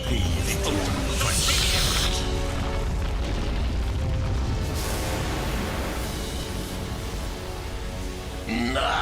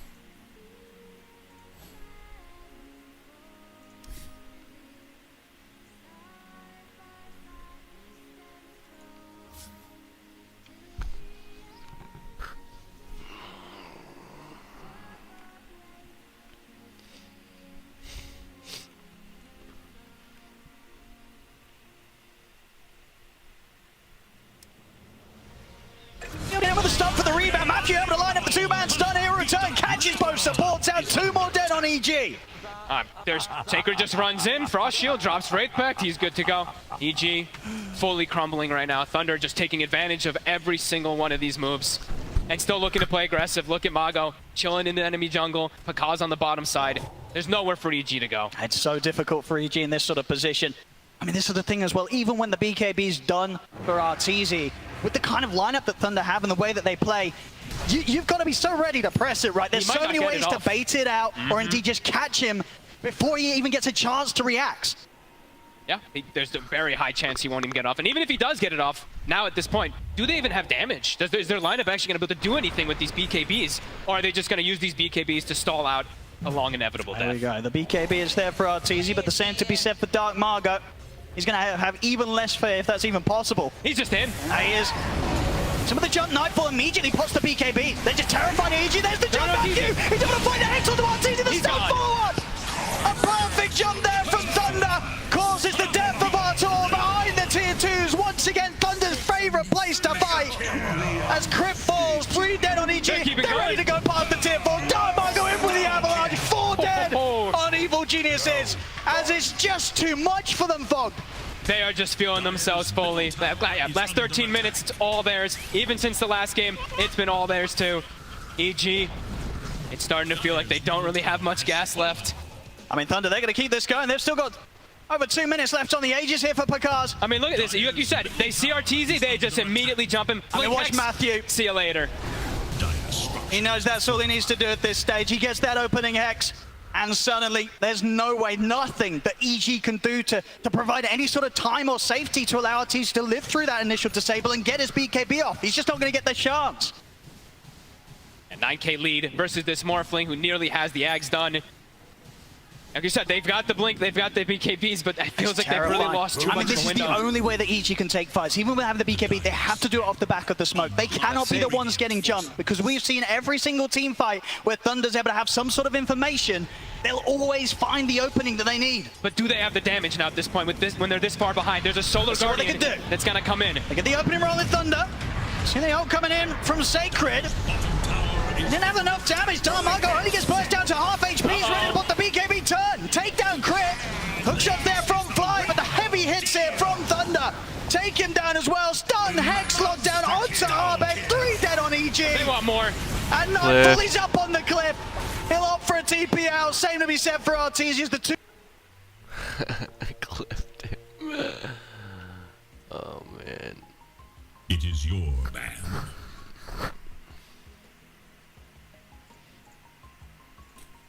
Five seconds.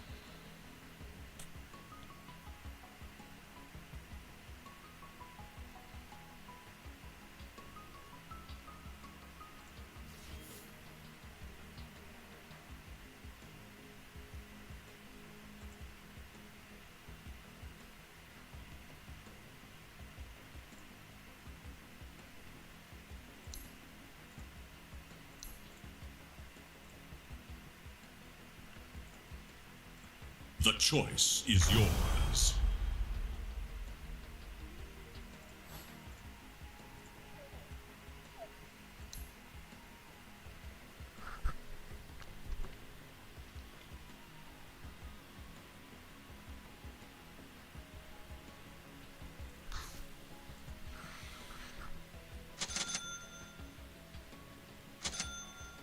I bought us a smoke. We can go first blood them. Maybe a little difficult actually. Maybe we don't do that. We can with Lion. We can. Or Dome.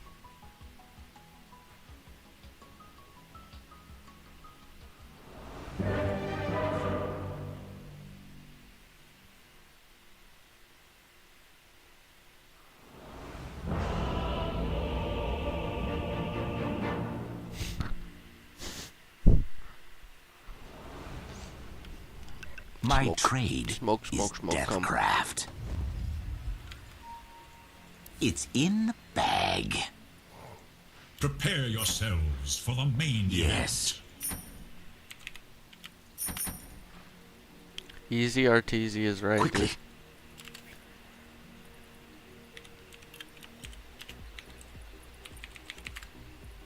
I go in silence.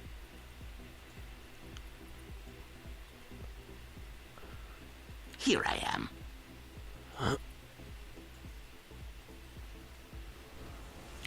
Yes. Guess what comes next? Post haste.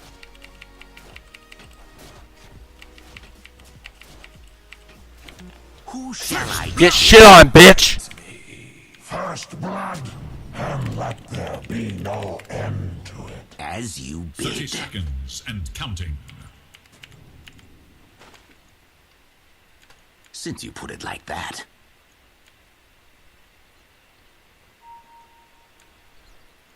Whom shall I kill?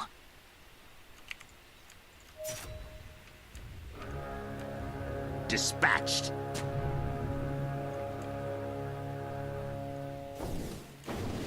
At your Players service. compete for ultimate glory. Into the shadows. Quickly, quickly.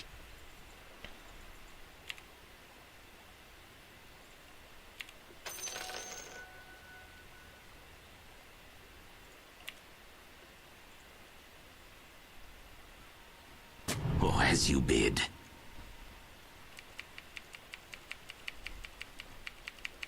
Oh, yes.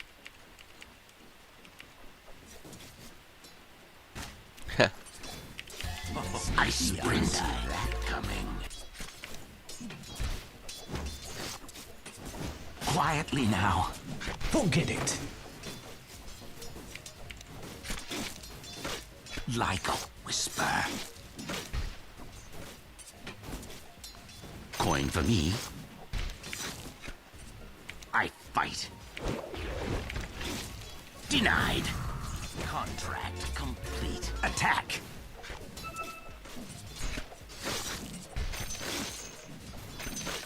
Quiet as cat's feet.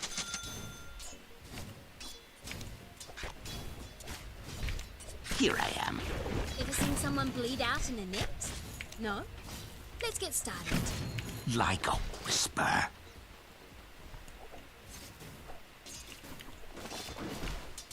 You're mine now. Expect to see less of me. As you bid.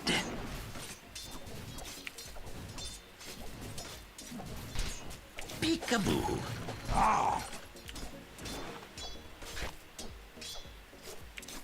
Yes.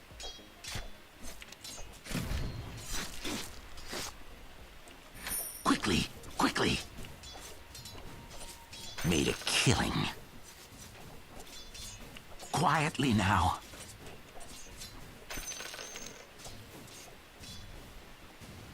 Defend yourself.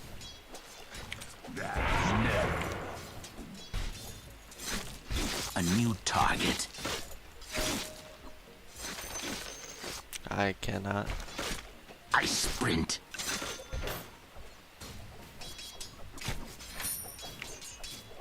Silent as smoke.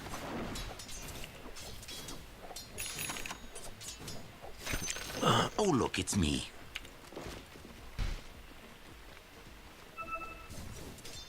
I see you. Quiet as cat's feet.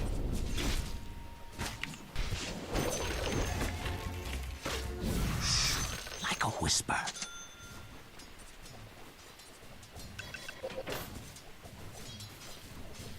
Oh, yes.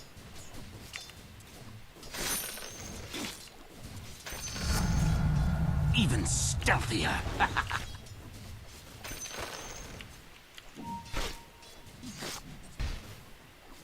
Oh, as you bid.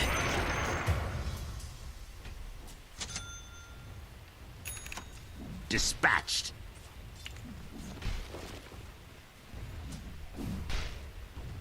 Quickly. Got ya. Whom shall I kill?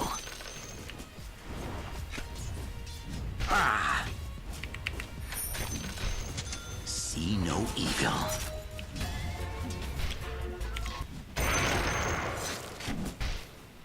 Since you put it like that.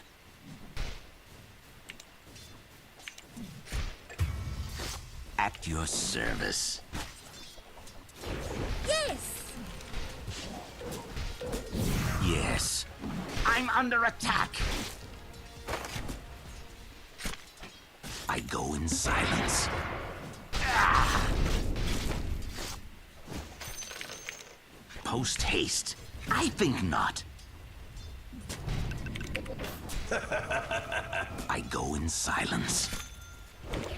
Hey, how you going in there? Where's the brush? Is it something I ate? You were my target all along. Post haste.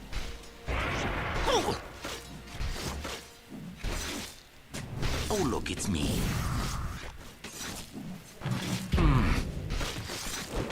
I'll get over Here it. I am. Oh. See no evil. Give me a C2. Sure stuffed that one up. You'll Punish that Enigma. We have no mercy.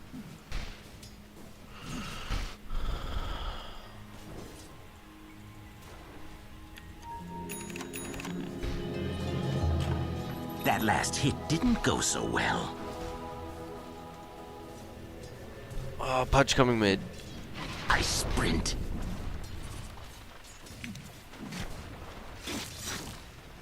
Ah. Oh, how I strike. Ah. As you bid.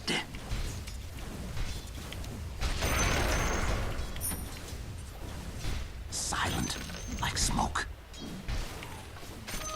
A smidge can't hurt.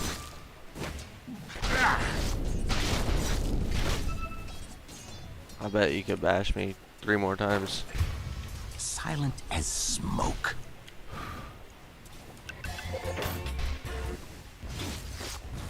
Dispatch smoke for your pyre.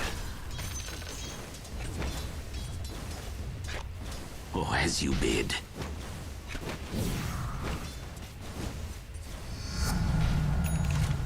See here.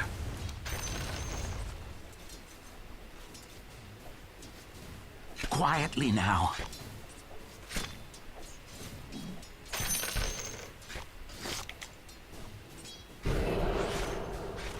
Steel, I'm under attack. Liquidated assets. Oh. Since you put it like This guy's that. a fucking bash lord. Ah. Oh yes. money changes hands. Quickly. You look all sorts of wrong. Yes.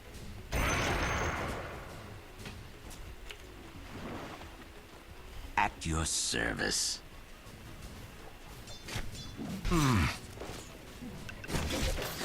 I strike. Ah! Feel my steel. Denied. Ah! Quickly, quickly. Killing spree. I fucked that. Quiet as Ooh, cat's maybe feet. not. Ooh. Yes. My fake juke juked him out. I actually fucked up there. Oh, we could try top. The enemy attacks your middle tower. Like a whisper. No. Okay, man. Where will the line be drawn? Since you put it like that.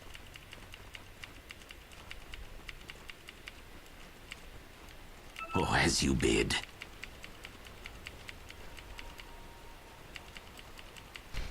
Yes. Oh, he chronoed me. Easy. Yeah. Haste! Help! Help! Help! Chrono down, by the way.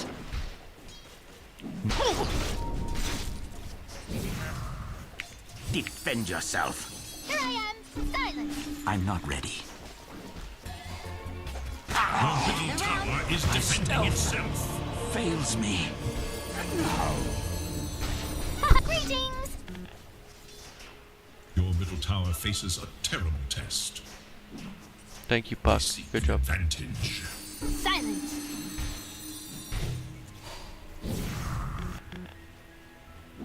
you in your stuffies, Tippy.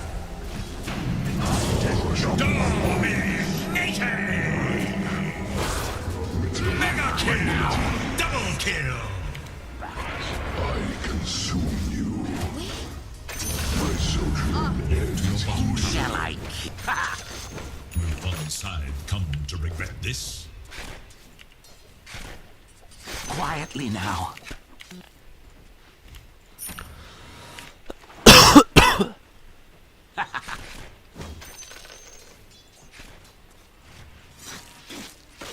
Quickly, quickly. Chrono is down, by the way. It is not up. Here I am.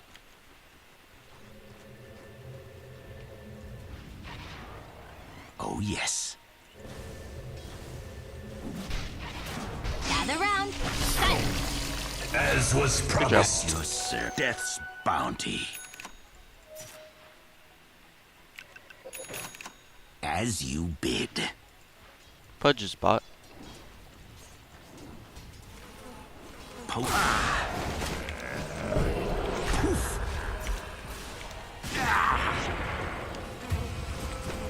Whom shall I kill?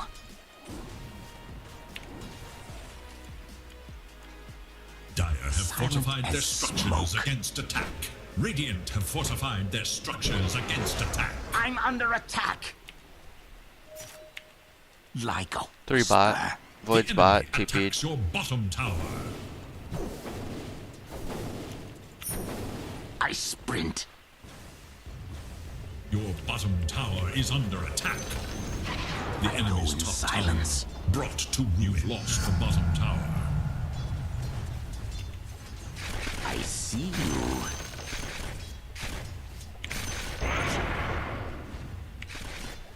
Quiet as cat's feet.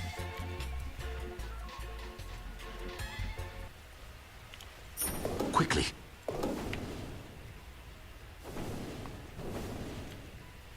See no evil.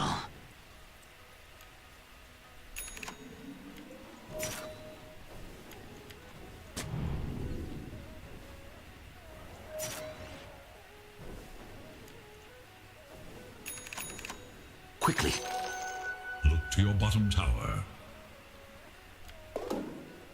Since you put it like that.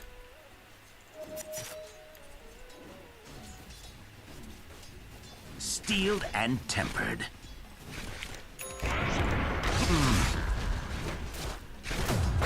Silent like smoke. Death treads fingers once again. Quickly. Help me! Okay, I guess you have a best. Rip. Assassins never die. They just fade away.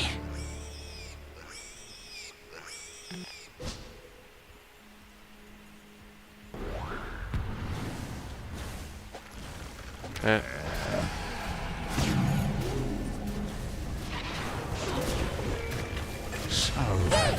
Nice. Nice, nice, nice. Here you die. I wasn't dead, just invisible. Yes. Poof.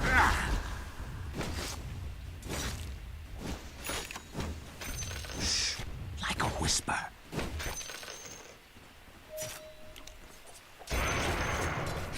I fight.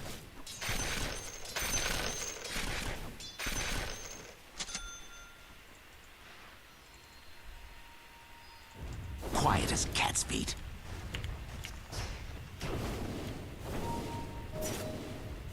Like a whisper. Silence.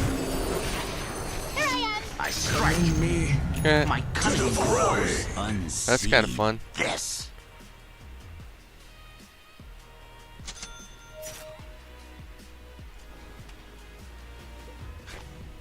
At your service. Your middle tower is under attack. Here I am.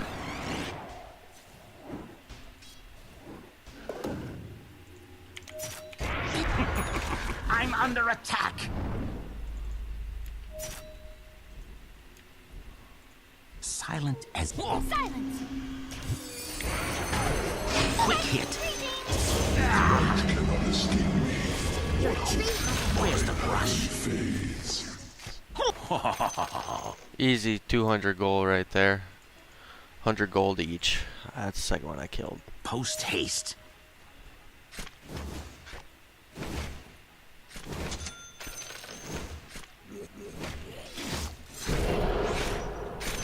See here.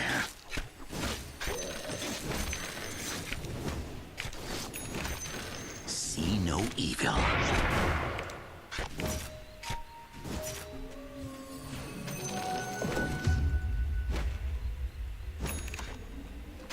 Oh, yes.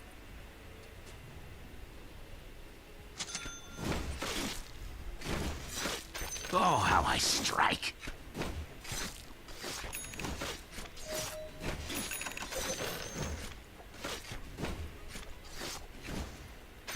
Oh, as you bid. Faster and stronger. Quietly now. He's silenced. Your service is rendered. Oh yeah, boy.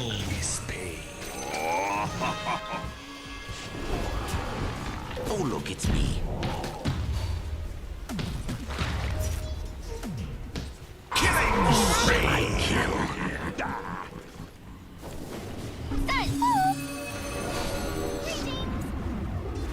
Yes.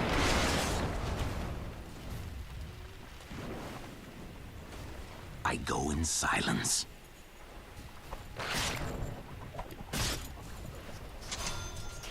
I sprint.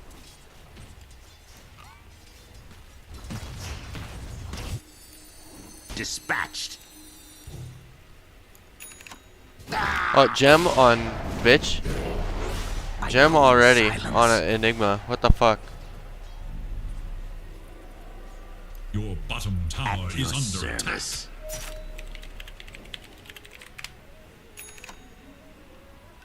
I sprint.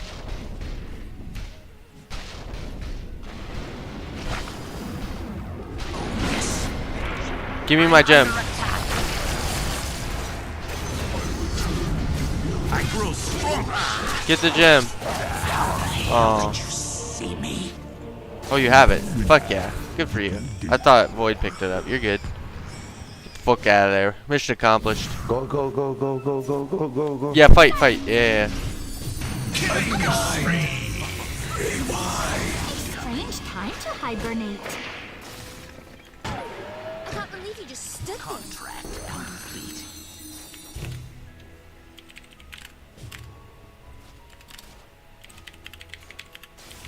The enemy attacks your middle tower.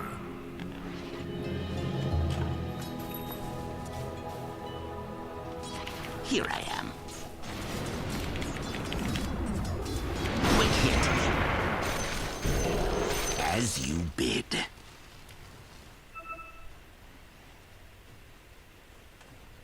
Quietly now. DD top. Oh, as you bid. Double kill. There's not to me. Yes. Racism.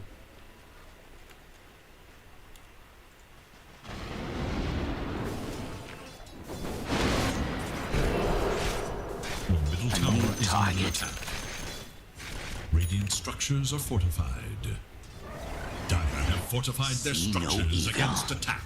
The enemy attacks your middle tower. Your middle tower can no longer be saved. Post haste.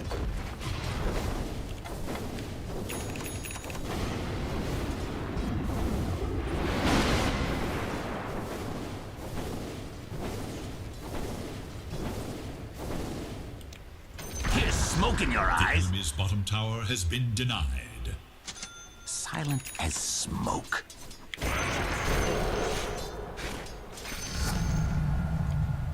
Whom shall I kill?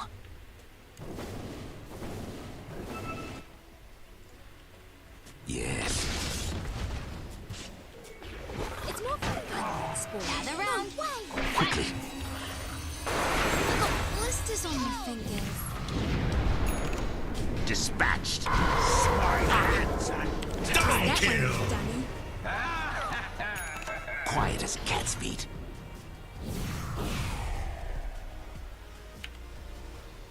Quickly, quickly.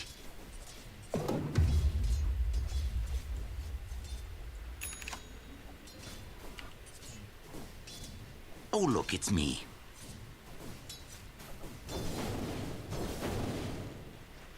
Like a whisper.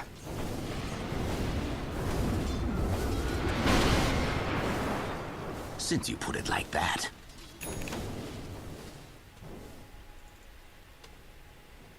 I sprint.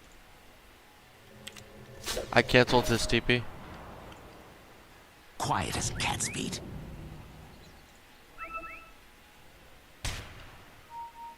Yes.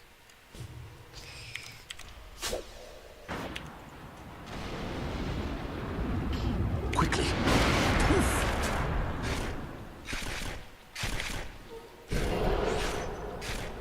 Not yet. Quietly now. Nothing.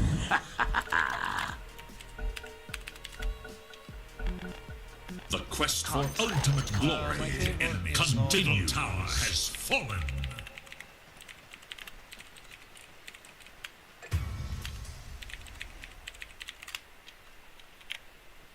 Oh, yes. Coin for me. Dispatched. Bloody bounty! Did you have the gem on you, I assume? Since you put it like that.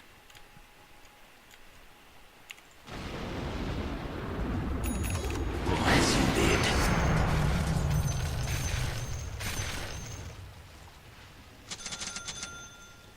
Post haste. Did he pick it up? Okay, punch At it. your Okay. service.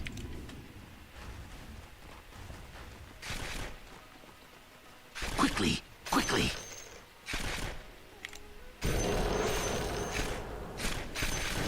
Here I am.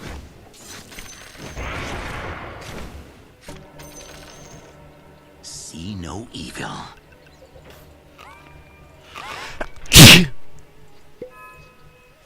Like a whisper.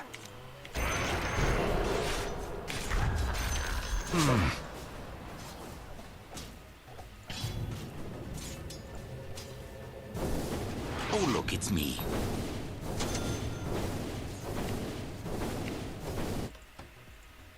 Whom shall I kill?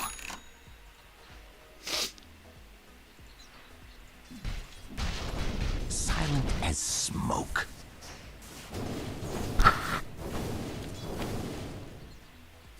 As you bid.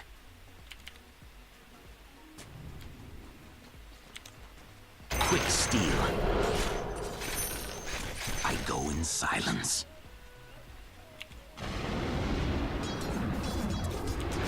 It's not time yet.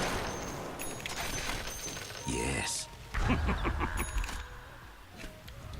The silence is deafening. I sprint.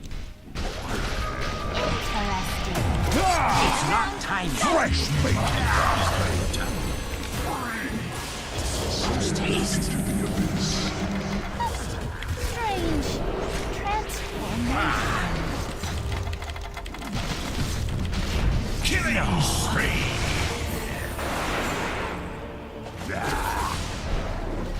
Dominating! Double kill!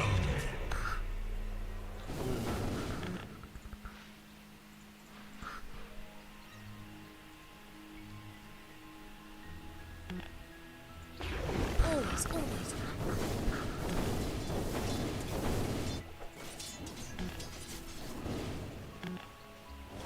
Radiant structures are fortified.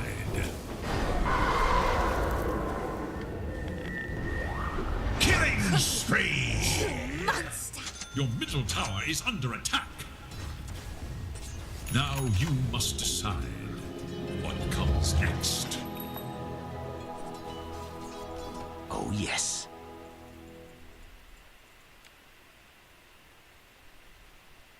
Yes.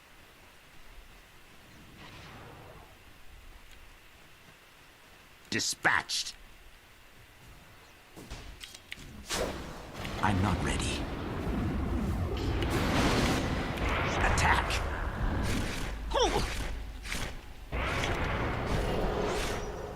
What is death? I'm under attack. What you see is what gets you. Ah. At your service. Look away! I'm dead. Hey, okay. Here I am. Face the darkness. Your bottom tower is under attack. Fake OD.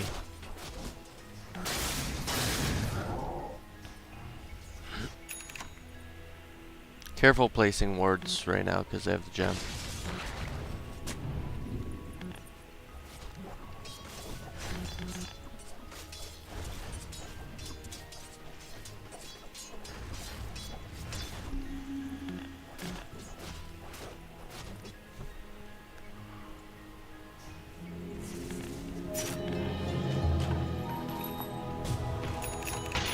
Quickly, quickly.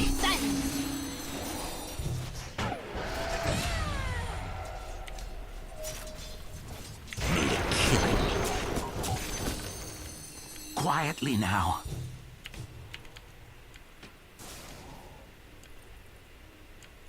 Since you put it like that.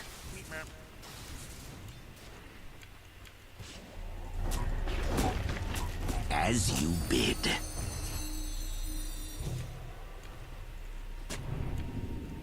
Yes.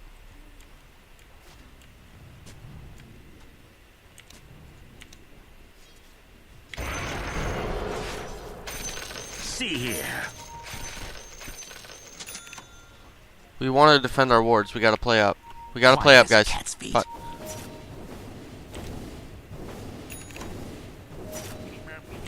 I go in silence.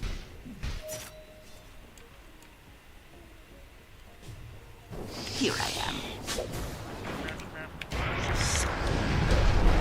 Just keep me haste. It's not time yet. My cunning grows. A prize. You saw right through me.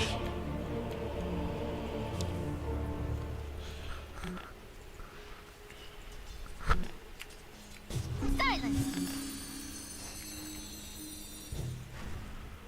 Cheer, bro.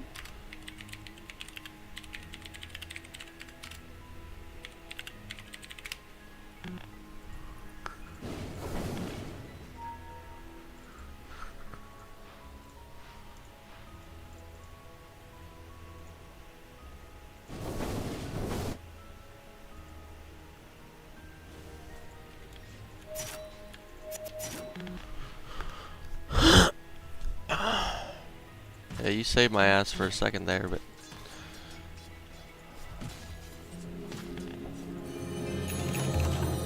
The assassin returns.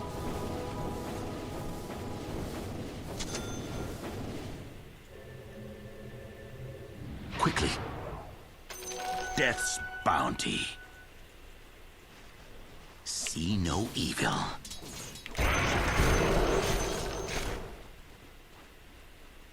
Oh, look, it's me.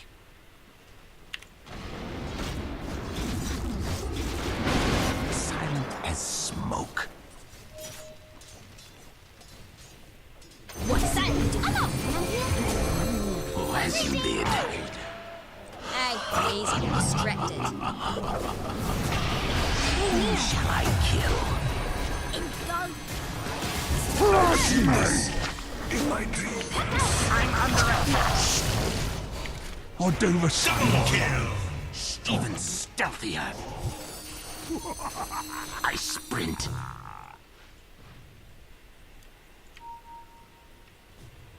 Here I am. Roshan? we gotta look for Odie. Oh, yes.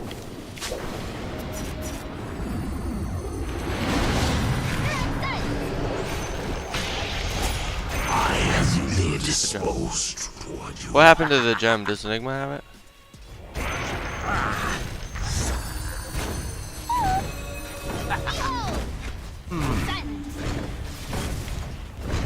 Dire structures are fortified. Haste.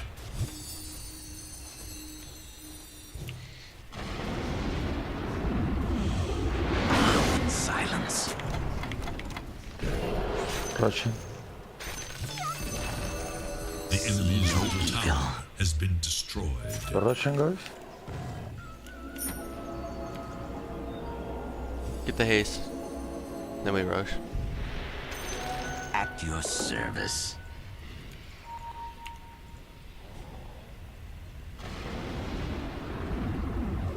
As you bid. Can we pull him out a little bit so I can get behind him? Okay, perfect.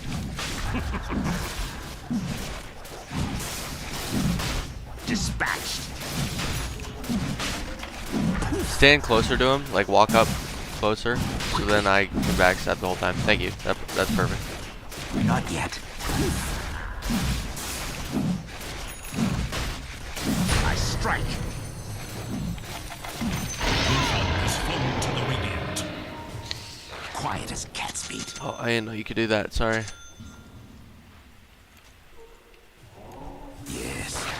Ah, fuck.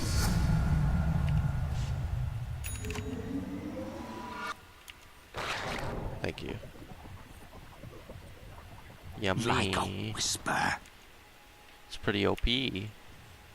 Not gonna lie.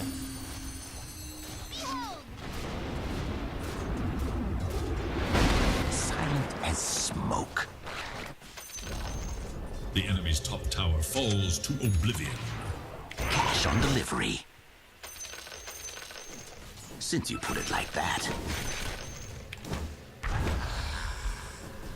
Void's here. Void's here. Oh, look, it's me. Quickly as I go. Whom shall I?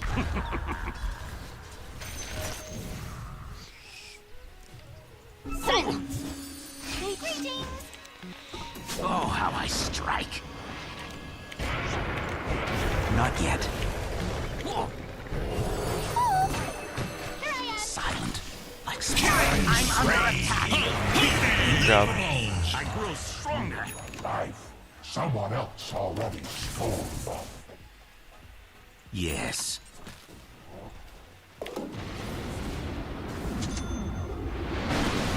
I see you.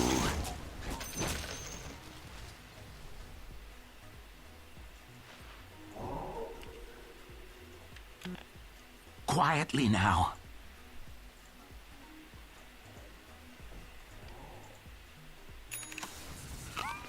Quickly, quickly.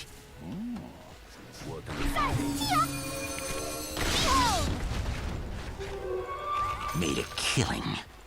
Ah! Since you put it like that.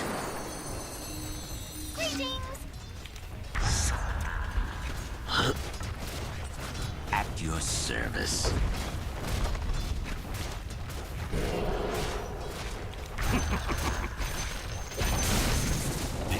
Who shall I kill?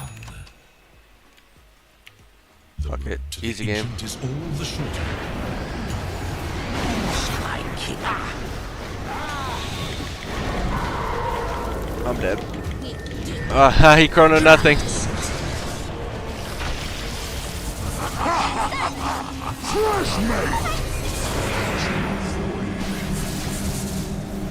is no great matter. He has Aegis. Help him. You steal my life. I steal it back. Halberd him though. Halberd him when you get out.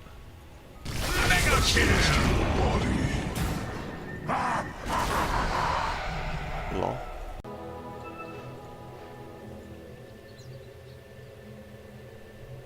Post haste. Death's bounty. See no evil.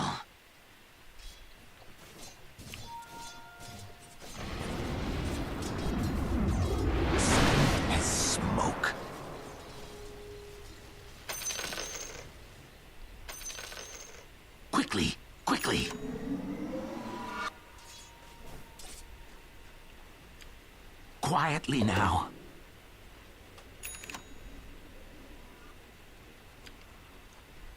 Quickly.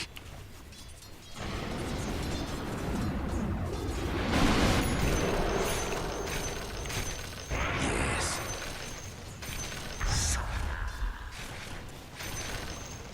Quiet as cat's feet.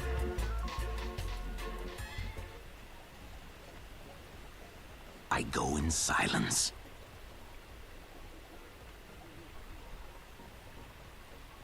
There's an OD hunting, yeah. Yes.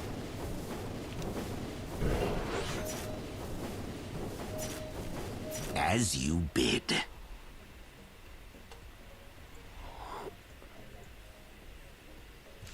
Can you pick up that bounty? I sprint.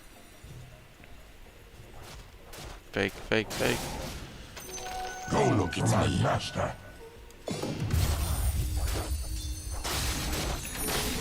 Like a whisper. Silent. As you bid.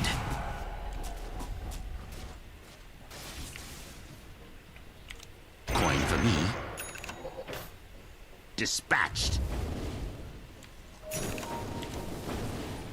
Stay silent. Here I am.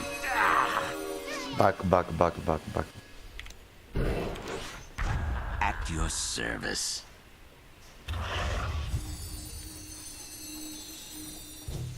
Quickly, quickly.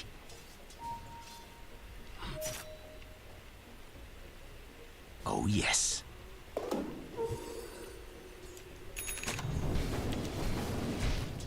Yes. Boy, fresh meat! In the stringer. Yes. The veil is drawn. Here I am. Regeneration. Shall I kill?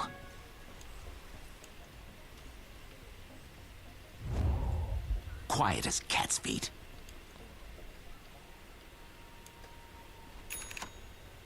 Post haste.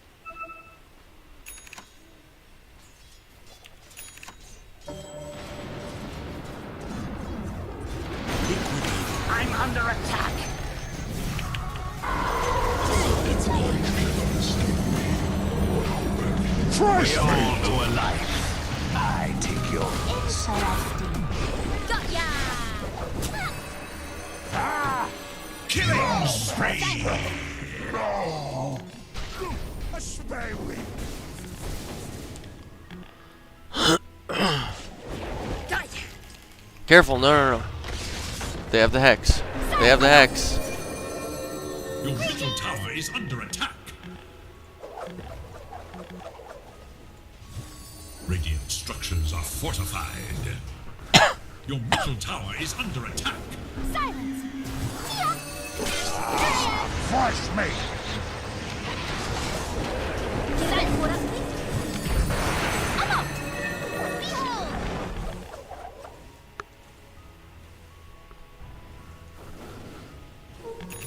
Your middle tower is under attack.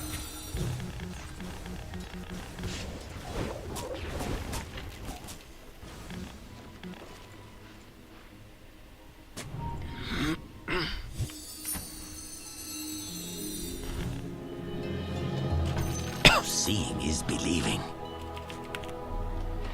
A mere detour Silent on the road as to smoke. victory.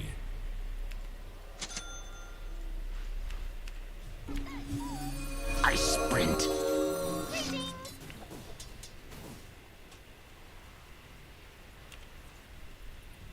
Quickly.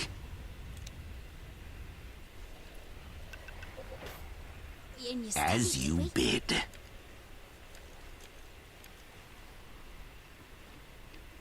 Dispatched. Here's smoke in your eyes. I go in silence. Smoke for your pyre. Like a whisper.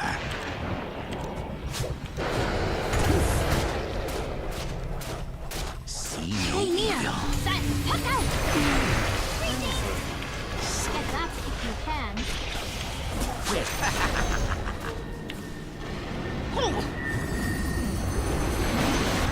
Attack. Wings. Expect to see less of me. Red-handed.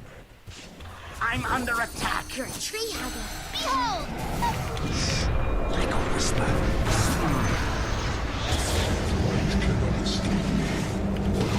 Oh, as you bid. What's that? Since you put it like that. Regeneration! Fresh meat.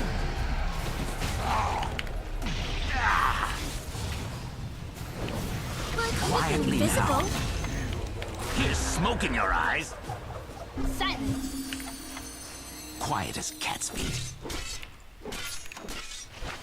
I think I'm getting the fuck out. I sprint. Unbelievable! Oh, as you bid. To touch. No buyback on Marcy. Fresh meat. Good job, guys. Nice. Spree, double kill! Steeled and tempered.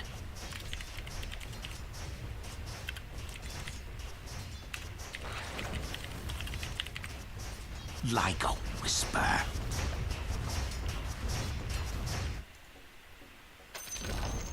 The enemy's Since you put it like that. Puck out! The enemy's Hey, middle how you tower going? can withstand no more. The enemy's bottom barracks has fallen.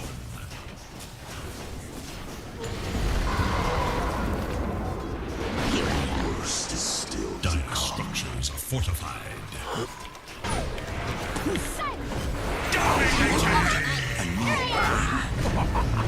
Bombs again.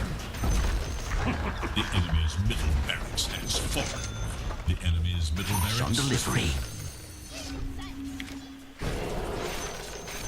Peekaboo.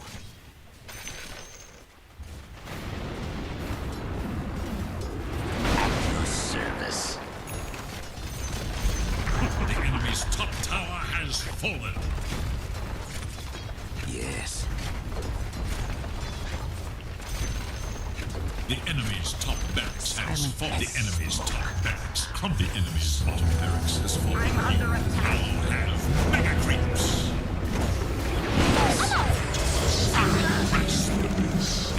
My stealth fails me.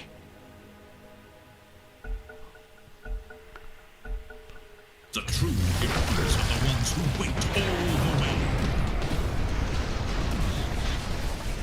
Double kill!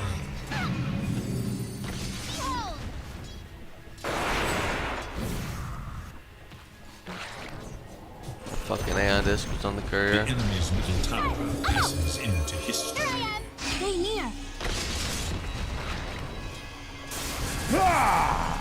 Fresh meat. Here I am.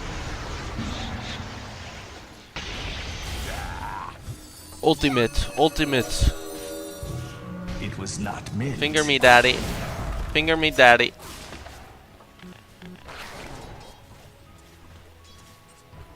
Radiant structures are fortified.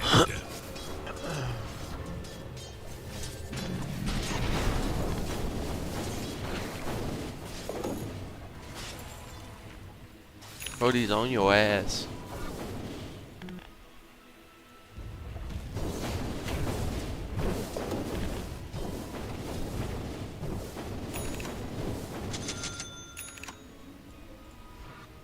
Oye, calla, riconcha de tu mari. Calla.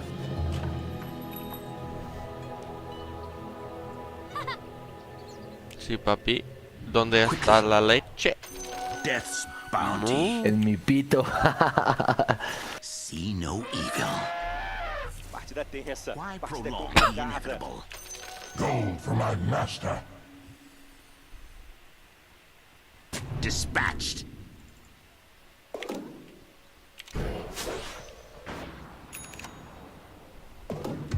Partida tensa. Partida complicada. Quietly now.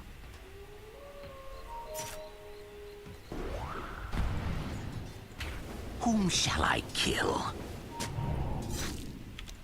Death's bounty. As you bid.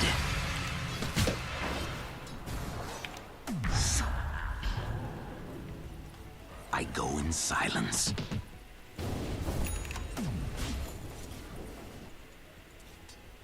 I fight. Interesting. Poof. I'm not ready. Defend yourself.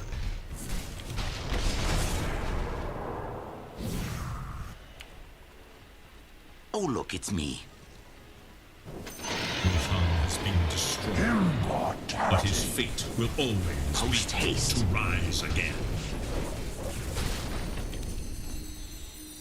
Quickly.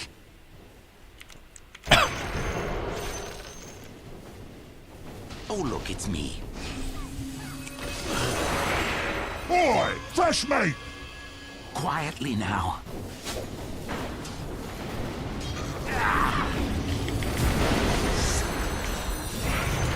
Mega kill! Since you put it loud. The enemy's middle tower has been destroyed. I'm under attack. Dispatched. Double kill! We all owe a life.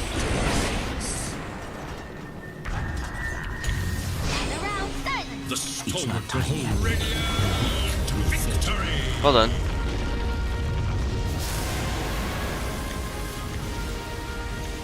Yes.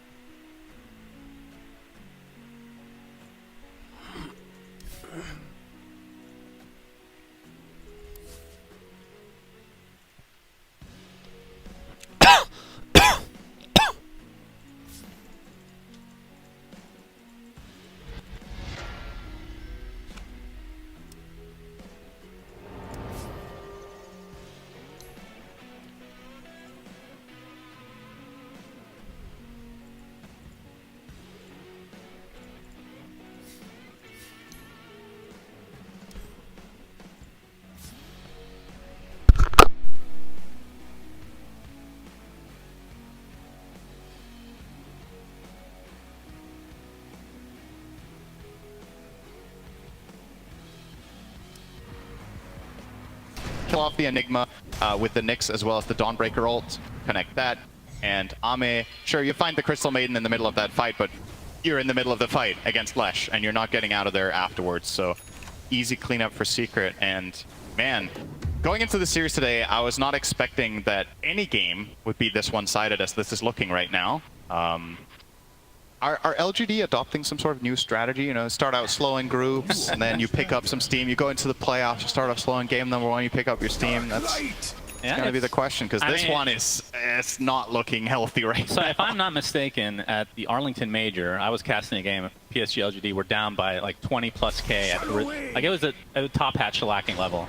And they brought it back. So this is the one team I would not be comfortable with a lead, no matter how much. As we see mass TPs now from PSG LGD. Global Science to give him some cover. Nisha really wants to finish off the Dazzle, but not going to be able to do so. Now completely out of mana, but remember, does have the Aegis still intact. Might have to use it here, but Solar Guardian is healing up to a decent amount. Crystallis not able to connect on any stuns, though. As Secret looking to potentially reset, but no kills come out from PSG LGD. Kill the bear in the meantime. Yeah. Is that bear number 1 or is that 2? I think that is bear number 2. Yeah. Oh, 50-second cooldown now for Ame. Yeah, if somebody has experience killing creeps with Freezing Field, it is Puppey, so feels really good about that. That's a very big creep there. A so-called creep hero, if you will. That's very... If you're new to Dota, Lone Druid's bear is complicated. It's yeah, that's true. That's its Facebook status. It's complicated. All right. Nice carapace. Oh, beautiful setup. Split Earth to follow, and the Impale again. Nothing to say is dead. And that's Secret, man. You got to be so careful about this as Pango. You kind of need to weigh the pros and cons of using Swashbuckle like this, because you could obviously Swashbuckle toward your own base with the damage, right? But he wanted to get a little bit of value poke out of it.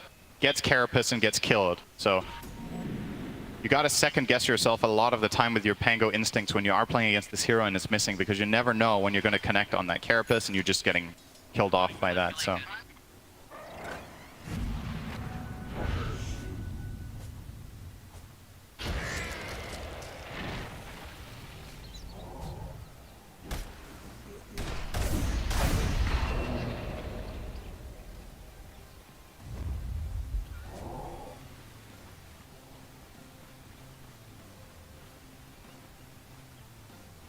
Oh yeah, the classic wrestler, no global, we can fight easy. Well, he didn't have mana. Oh, Impale set up onto Faith Beyond with the Solar Guardian, but a nice Tusk Snowball mitigates a lot of it as Crystallis pops the BKB a little bit prematurely. Starbreak doesn't really connect very well, but they still have the damage, it looks like, to take out Faith Beyond. And Jin Q is next on the list. So despite the Secret initiation not going as planned,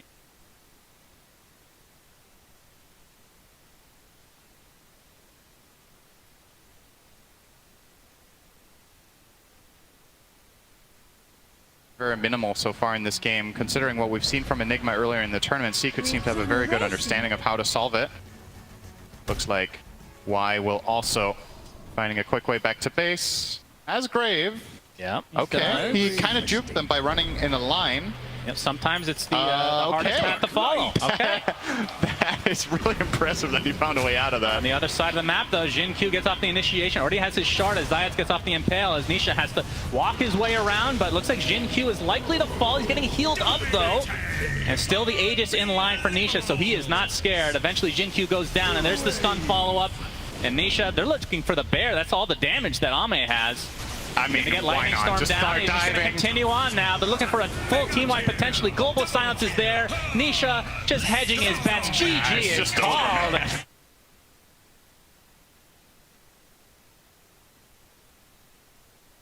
Off to an amazing start. Yeah, that was not even remotely close. Just absolutely crushed them, start to finish. The lanes went well. I think the double counter to the Enigma really caused a lot of problems for LGD. I mean, it's easy to say, right? Because he never cast Black Hole. It's pretty rare that you see a game with Enigma not using ulti a single time. Yeah, true. But you got to look at it from his perspective. He's playing into some super hard counters. They let the Silencer through to second phase. More than happy to pick that up and just put on a clinic in this game. Everything went exceptionally well.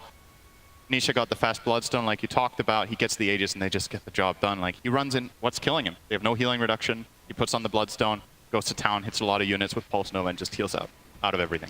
LGD kind of, I mean, I was going to say on the ropes. Technically on the ropes would be lower bracket. They obviously would still have another life if they were able to, if they were going to lose a second game in the series. But, I mean, this was...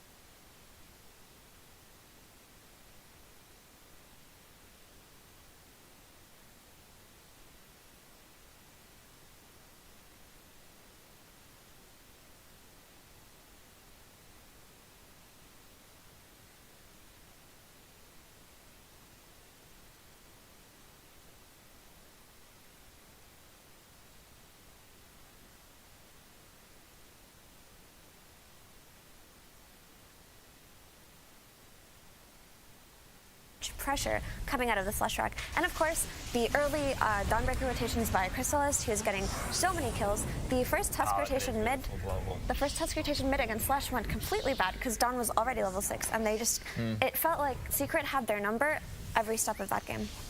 I know it's a meme, this Nisha is such a consistent player thing, but I do feel like he's 7-0-6, he's just, it's like he's consistent, but he's consistently diving towers and consistently getting away at 10% HP. The guy's a monster. He knows that he has the back of his team with either like Crystallis backing him up, the Global Silence, Nyx Assassin with the Carapace. I mean, we thought this game's gonna go in a different way, but yeah, they completely shut down Enigma. One of the few times where you see like Fate Beyond being completely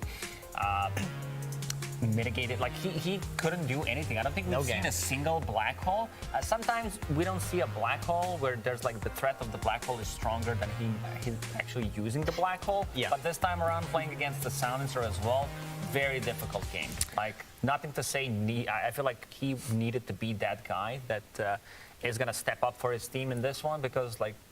Sure, Dazzle is a position 5, doesn't move around the map that easily, but as you said, Jenkins, he got completely dominated by Nisha. Based on that performance, I don't think LGD can go for these Pangos versus Leshracs, right? They have to go for some hero that can self-sustain and just not get kicked out of a lane if they're going to win the game. At least if they're going to play something like a Lone Druid from the safe lane. So there's going to be a lot of revision, but I still have faith that we're going to have a good series here today, and it's not going to be a 2-0. Well, it's going to be a very important mid-series moment for them to get the speed that they need to force out that third game. And while we are taking that moment, we're also going to have a moment with Slax and Casey. Back to you. Hello, thank you so much, Shivers. Casey, one of the greatest things about Dota, about the International, is one of my favorite things in general. It is content, and it is the short film contest. We have a very special opportunity here to show you some of the finalists. Now, you watch these, right, Casey? You enjoy all the different short films out there, all the different Dota content, right? Yeah. Well, we have 3 of the best ones coming up here. We have one that was hand-drawn in anime style. We have a live-action one, and we have one made with some source filmmaker and other stuff. So the Dota community gets so creative with these things. I'm sorry I'm monologuing, but we got a chance. So go ahead, Casey, if you can, please take a break from that LGD game, wash your face a little bit, take a breather, and get ready to watch some short films. Let's take a look.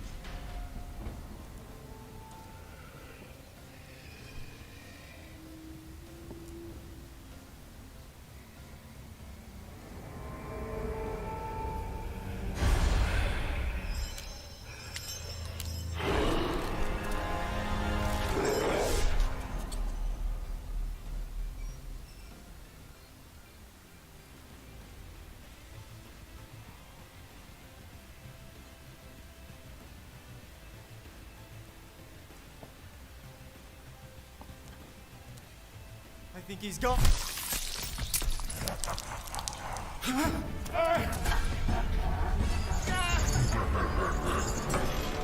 Your life is mine. Oh, they're all so good. That was insane. That was insane. That's mad. I mean, you said how everybody's so talented. We saw the first one. This one's gonna win. We saw the second one. Oh, wait a second. Wow. And the third one, we need live action We Dota do. movie. I didn't even know you could submit live action Dota short films. That's so cool. How much did it cost to make, do you think? That looked expensive. They're special Those were all effects and, dark. I liked how dark all of those were. That was good. Oh, I mean, they were dark, but they were good. I mean, Dota is a fairly dark game. It is. If you think about it, so it's very fitting. Is there any that you have favorite of those three? Or? I'm gonna go with the second. I think number 2 for me. Number 2 was good. For me, the third one, because I haven't seen someone submit a live action. Are we gonna expect an Effie live action short film next year? I don't know. I have no talent. It's okay. How about you, Jenkins? I'll be the one that says that's not true. Thanks, Jenkins. Nobody's I appreciate you. You guys just said nothing. I was like, oh, surely Shiva's gonna. Yeah, that's not true. Yeah, let that sink in. I got How do I it. tell her that I agree? No. She said it. Speaking of talent, there's a lot of it on the main stage of the playoffs here for the International Team Secret. 1 game up against PSG LGD in this upper bracket match. And they did it very fast, very convincingly. We know the PSG LGD is a very veteran team. They also know how to come back from a loss. Where do you start when you have those 10 minutes between game end and game start? Where do you start by saying, okay, here's where we went wrong, when a game went like that across? I mean, PSG LGD, most of the time they're on the winning side. I mean, if you look at the score, GNQ from the previous game, 1-9-0. That's something that does not happen. But this is also a team that can shake it off, completely go with a different draft, go change the bans as well, leave the heroes in the pool. A team that can adapt so quickly, and like they're a team that has variety of the heroes that they play. If you check like their Dota Baptist stats, whatever, it just shows like Ame playing like 10, 12, 13 different heroes, and it like you know that they can play whatever it's needed at the time. We saw it in True Sight how they shake things off. There's a lot of Zhao 8 accepting the blame on himself, being like, hey guys, like I screwed this thing up in the draft, like we'll just go in and do this next time. Also, you know, Jinkyu, and we saw during True Sight, he was like, I feel like I can't do anything on the IO. Like they make these calls where it's like, this was a core problem in this series, in this game. We don't know if this is a core problem with the team, but we're not ready to do it like this again. Let's change this one thing and go into the next game. I really do truly believe in their ability to reset. And I think everybody does, given True Sight, of course. Yeah, and I really do think that that game in particular can be traced back a little bit to that mid lane matchup, but also just giving away the Silencer versus the Enigma that you managed to snatch in the first phase. I also do think that the Chen and Enchantress first phase bans were a bit overkill, right? You can absolutely ban out that Chen because it is a contested hero between both of these teams, but the Chen and the Enchantress is kind of giving a little bit too much respect to a playstyle that is not overpowered right now. That's very true. And it's probably where we're going to see something being changed up, because a couple of different bans here and there will shake things up completely. Of course, also pick order will be changed slightly. So maybe, you know, the Enigma was picked up. Yes, it was not that successful, and we were expecting the Silencer to be banned before that already. But perhaps this time around, we'll just not let us get through altogether. Or maybe in the hands of Team Secret, in which case I think they will want to ban out the Silencer as well. I think there's a lot of people here wanting to get That's the classic. Game That's 3. It's been a relatively rapid day so far on the main stage. But let's see if PSG LGD can set themselves up for success here in Game 2 of this series.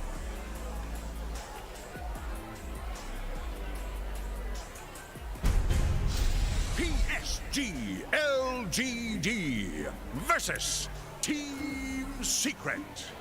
Game 2.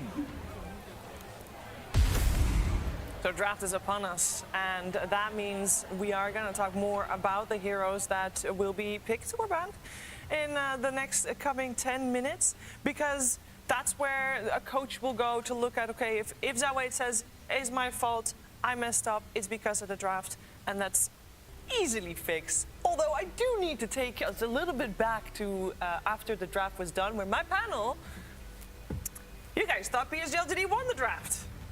We really did, and it went absolutely the opposite of what we thought. But also, I think it's doing a disservice to Secret to credit that win to only the draft. I think they played really well. Totally agree. They were able to back each other up. I think Crystal has also absolutely stepped up that game, not just Nisha. And it's really interesting how Secret can play a style where they also have the backup carry in Resolution, right? Yeah. The only lane that went badly for Secret last game was the Silencer lane. And because they were able to just play as a unit of 4 post minute 8 or something like that, Silencer was just sitting in that bottom lane farming away. And it's just really interesting that this team, even though they are such a new roster, are so flexible in how they can play around each other. Yeah, being able to flex the Silencer to off lane means that they can very comfortably first phase it and just flex it and pick other supports if those supports seem to be good in the draft. And yeah, it's strong. It's strong. The question is, are they willing to give away Marcy, the Team Secret? Because last time they did ban Chen and Enchantress. FEU said it was a bit of an overkill. I mean, also thinking about it, why one of the better Enchantress players out there? So I think Marcy just could make a lot more things difficult for PSG LGD if they leave Marcy in the pool. One thing with Resolution as an offlaner is that he can be thrown into like bad lanes, and I feel like he's pretty good at identifying that all he needs to do is like not feed. And then the rest of Secret does well enough that he can catch up. Like Effie was saying, like after the laning stage on Silencer, he just sat in lane and like free farm, even though the lane was quite difficult for him. PSG LGD's no matter what hero he's thrown on, pick. it seems like he's able to do that. Even when he like played other roles, he was able to recover always. He's a very stable player. So they give away Marcy, and their second ban goes out to the Batrider. We've seen it pop up a couple of times, but first phase ban is not that usual. What could that say about the rest of the draft? It doesn't even have a good win rate. The last time I checked, it was near 17% last time I checked. It is not the best of heroes right now, so I honestly don't know where they're going with this. I'm just going to have to wait and see. LGD do try to be a little bit more experimental with their drafts when they can, but I don't think Game 2 of the Upper Bracket Series is when you want to do this. 10 seconds. We see these the Frosty Heroes get more and more priority. The Lich first pick for PSG LGD. They paired up with a Tiny. Now I can kind of understand the Bat ban to a large degree, just because, like, obviously Nisha does play. He has been playing it, but against the Frost Shield, Batrider just doesn't care. Lich does nothing to Bat, and Bat has one of the highest win rates in the game versus Tiny. I think he's like the second highest win rate next to TB, because you do overwhelming magical damage. Tiny gets a BKB, sure, but you play long sides with Batrider. And someone asked on the panel, did these teams watch the previous game, looking how this draft panned out? I would say yes. Yeah. So it also makes it so that this Tiny can be played mid comfortably without a Batrider to like thwart him on lane and later on. But also by having this Tiny in the game, you're not that scared of the SF plus Marcy matchup. We saw how Thunder Awaken were able to play these two heroes to success, right? They used Dark Magos Tiny to constantly toss back the Shadow Fiend, and it made his game really difficult. While they also had the Frost Armor from Lich to negate any of the damage coming from Marcy. I like the pivot that Secret does here and just takes the Leshrac back again instead of going for the SF that LGD left in the pool, because Lesh does not care about Frost Armor and also lanes quite well versus Tiny, so why change it if it's not broken? Also still flexible to the offlane like we talked about last game. Yeah, keeping their options open and also having another potentially ranged against melee matchup on the mid lane, which you know that Nisha is going to win. Anytime I see a Marcy though, and then a Leshrac, it's like it feels so good to lane those two heroes together. It is so strong. But the same thing can also be said with the Marcy rotation, because not only is she arguably the strongest laning support in the game, she's also the strongest rotating support in the game. So she can also go mid. But if they do want to throw this in a side lane for Secret, there's very little that's going to be able to beat a Marcy plus Leshrac. This Leshrac just makes LGD a little bit uncomfortable because based on how Nisha played last game, it made it so that they really didn't have any proper moves, and Leshrac is a hero that can lane well versus this mid Tiny, so they are considering the ability of LGD to flex it to just support and pick something like Alina, which Secret have already preemptively found out, right? I just think that it's incredibly important for Nothing to Say to have some kind of entry point into this early mid game, because if they're going to play that similar style that they did in last game and go for some active carry like a Bloodseeker or a Dawn, it's going to look really close to what we saw already.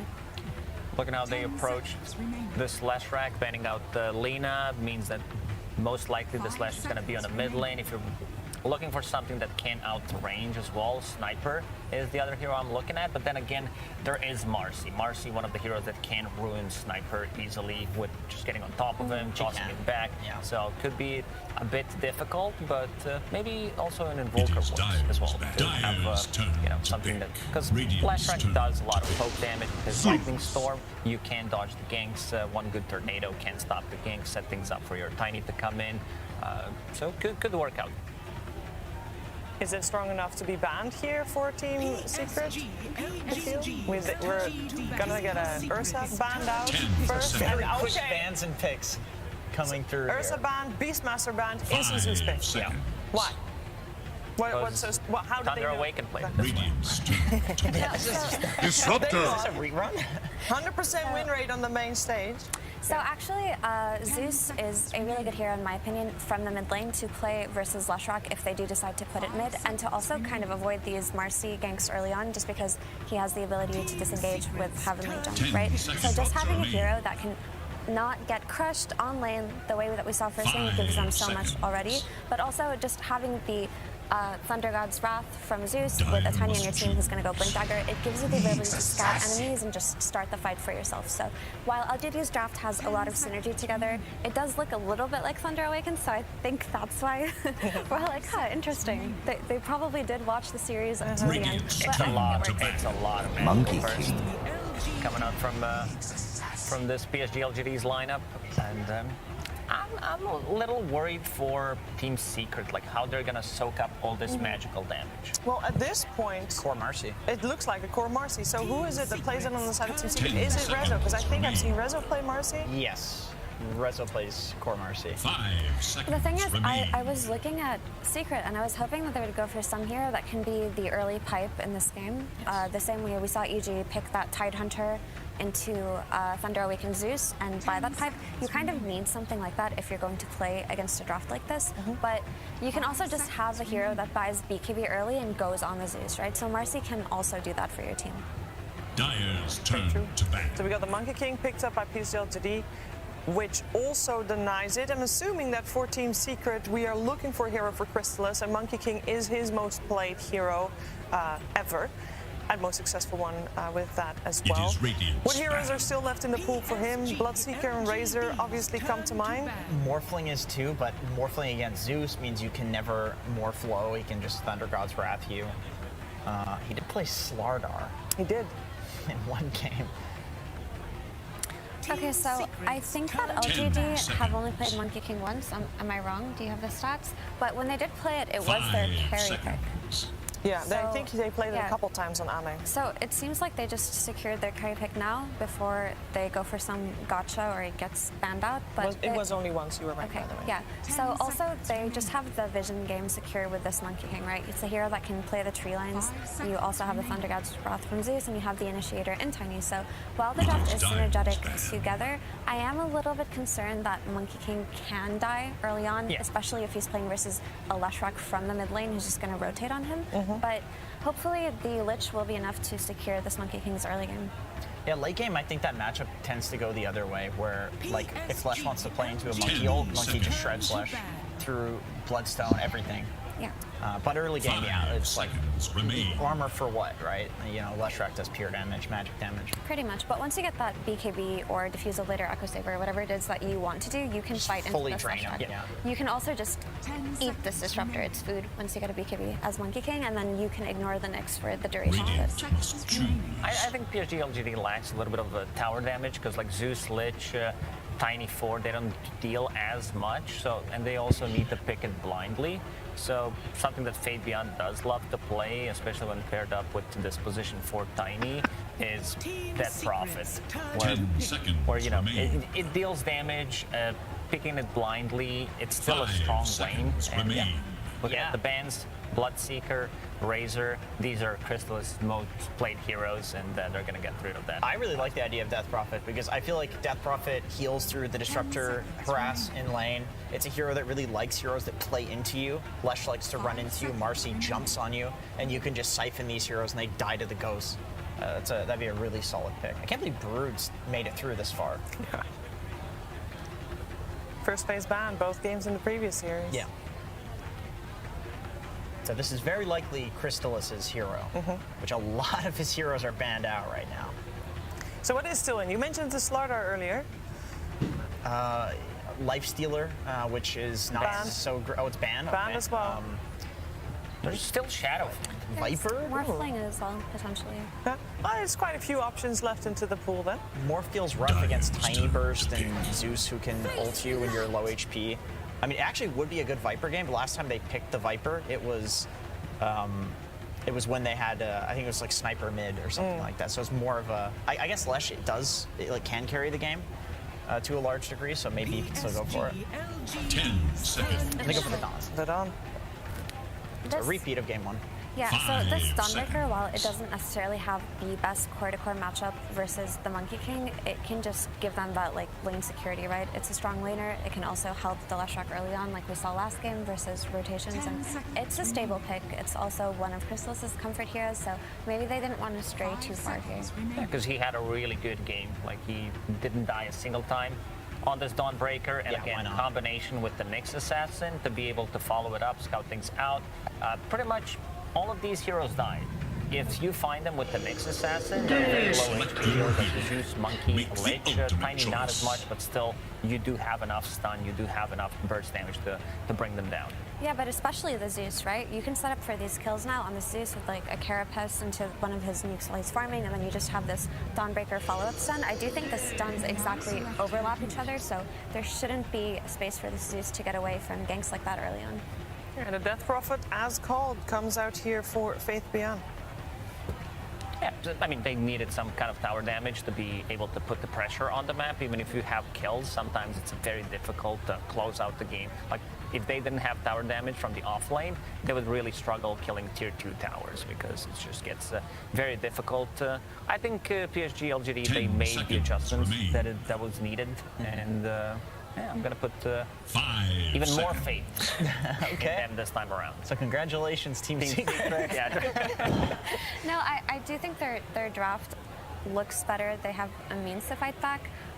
I really would like them to win this one so we can get a game 3. Yeah, so not going to jinx anything, but honestly it does look really good. The Death Prophet can sustain versus this Disruptor harass. It gives them the tower damage that Lacoste was talking about.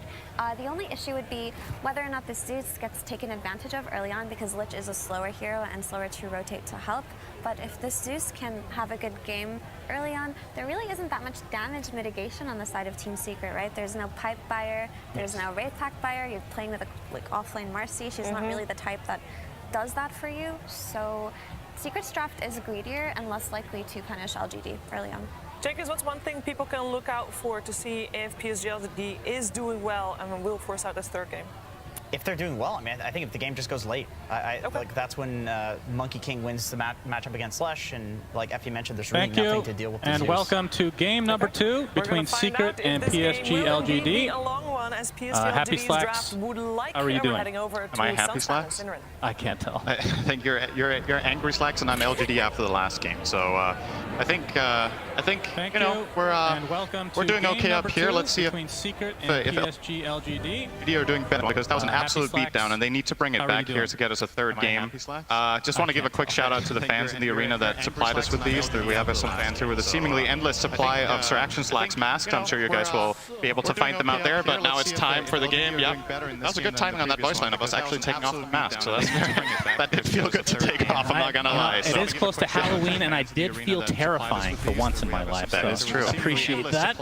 As we do make it into game number 2, like we said, and already a smoke here from LGD. But looking at their lineup, Cinderin, I might have to interrupt you if things start. But you can start your monologue to tell me what you think of both sides here. For once in my life. That's true. I think compared to last game, I think LGD have more early game prowess. I think last game was a very, in a way, it was a little bit all in with how things needed to go, and the one lane that they were going to do well in kind of did, but not enough. I think this time around they have more skirmishing power with the Monkey King stun from the trees. They've got a tiny on Jinkyu this time compared to the Tusk last game that got shut down.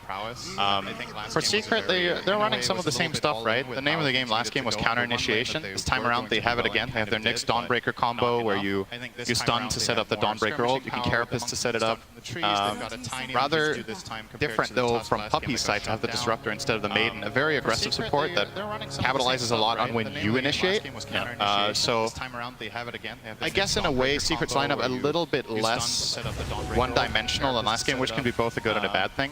But more than anything, I don't know how much to really talk about the drafts more so than, okay, you know, for LGD you gotta feel like you get an entry into the game, right? Whatever lineup you have, you fall behind again, not a good look. Seen Impale come out from Zayas just to poke Y a bit. But like you said, CM very different with the Disruptor now because we saw early game, Puppey was farming, and guess what? Disruptor cannot do that at all. He can farm heroes though if he's able to find pickoffs here, just forcing Y back. Tier 2 tower, Zayas TP's away now, preventing the supports from getting into the lane with their position 1s. Beyond playing the Death Prophet here. Interesting choice from Secret here to opt for essentially a lane swap, right? They're playing Chrysalis in the off lane together with Disruptor on Puppey, so they feel like this matchup, both their side lane matchups are not particularly good against Monkey King, right? Both Marci and Dawn are these melee heroes, but they feel like they offer more in the top lane this way, and I think part of the logic is this way they combine all of their magic damage better, right? Disruptor plus Dawn have a lot of magic damage against the Frost Shield and against Monkey King's low HP pool, so maybe they can stand their ground and fight back, whereas something like a Nyx Marci, I think, would have kind of been overwhelmed. Sure, they have some magic damage, but it doesn't amount to nearly the same as a good Celestial Hammer plus Thunderstrike combination will, so... I mean, as a result of these lanes, Rezo is effectively playing position 1 Marci, which, you know, he's had plenty of practice in years past playing position 1, position 2, and obviously position 3 normally now these days. But what are your thoughts on Marci as a POS 1 right now? I think the hero is incredibly strong as a core in general. You need BKB phase boots and you become a monster, so whichever lane you put Marci in where she finds farm, you will get that impact later. I do think one upside for LGD against this hero in this game though is that I think they have somewhat decent disengage. They have some toss backs, they have Frost Shield against the Marci damage. Monkey King has his jump, obviously they have arguably the advantage of vision as well, where they have Zeus ulti, they can have Monkey in the trees. There's a Nyx on the other side, so maybe kind of equalizes it, but I definitely think this is a game where Marci with a BKB is very strong, but until she has it, I think she can be taken advantage of by almost all of LGD's lineup actually. A lot of magic burst, a lot of control. And what are your thoughts on this specific mid matchup, Lesh versus Zeus? Should be Lesh favored. It's kind of like last game where you had Nisha playing against a Pangolier. This time you're against a ranged hero, but Zeus's forte is not beating ranged heroes out of lane. It's finding his farm and then finding impact later, and just kind of trying to break even. I do think Lesh over time should be able to build a little bit of an advantage.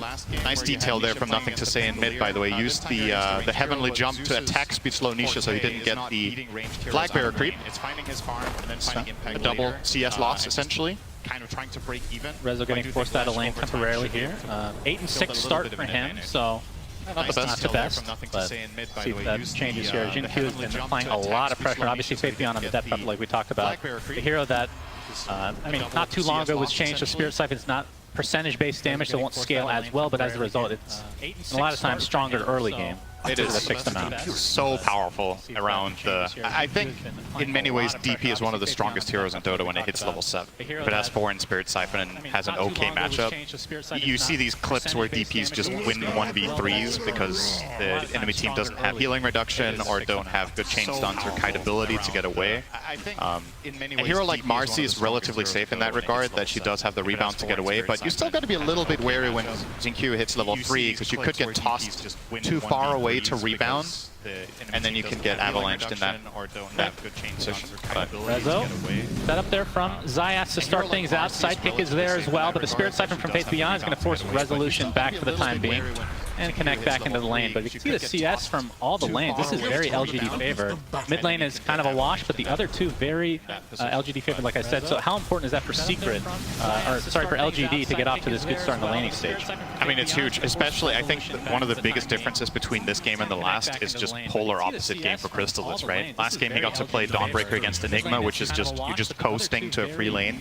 This one, you have one of your worst matchups, which, again, kind of interesting that Secret opt for this, right? I think not only did they put Dawnbreaker against Monkey King, didn't they also pick it into Monkey, or what was the pick order? I feel like it was kind of, there was something about that draft that was a little bit surprising with the order.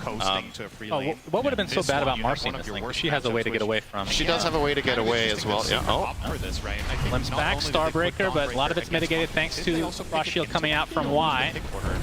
And not gonna, I was going to say it's not going to lead to kill, but that is more damage than I thought. First Blood ends up going to Puppey.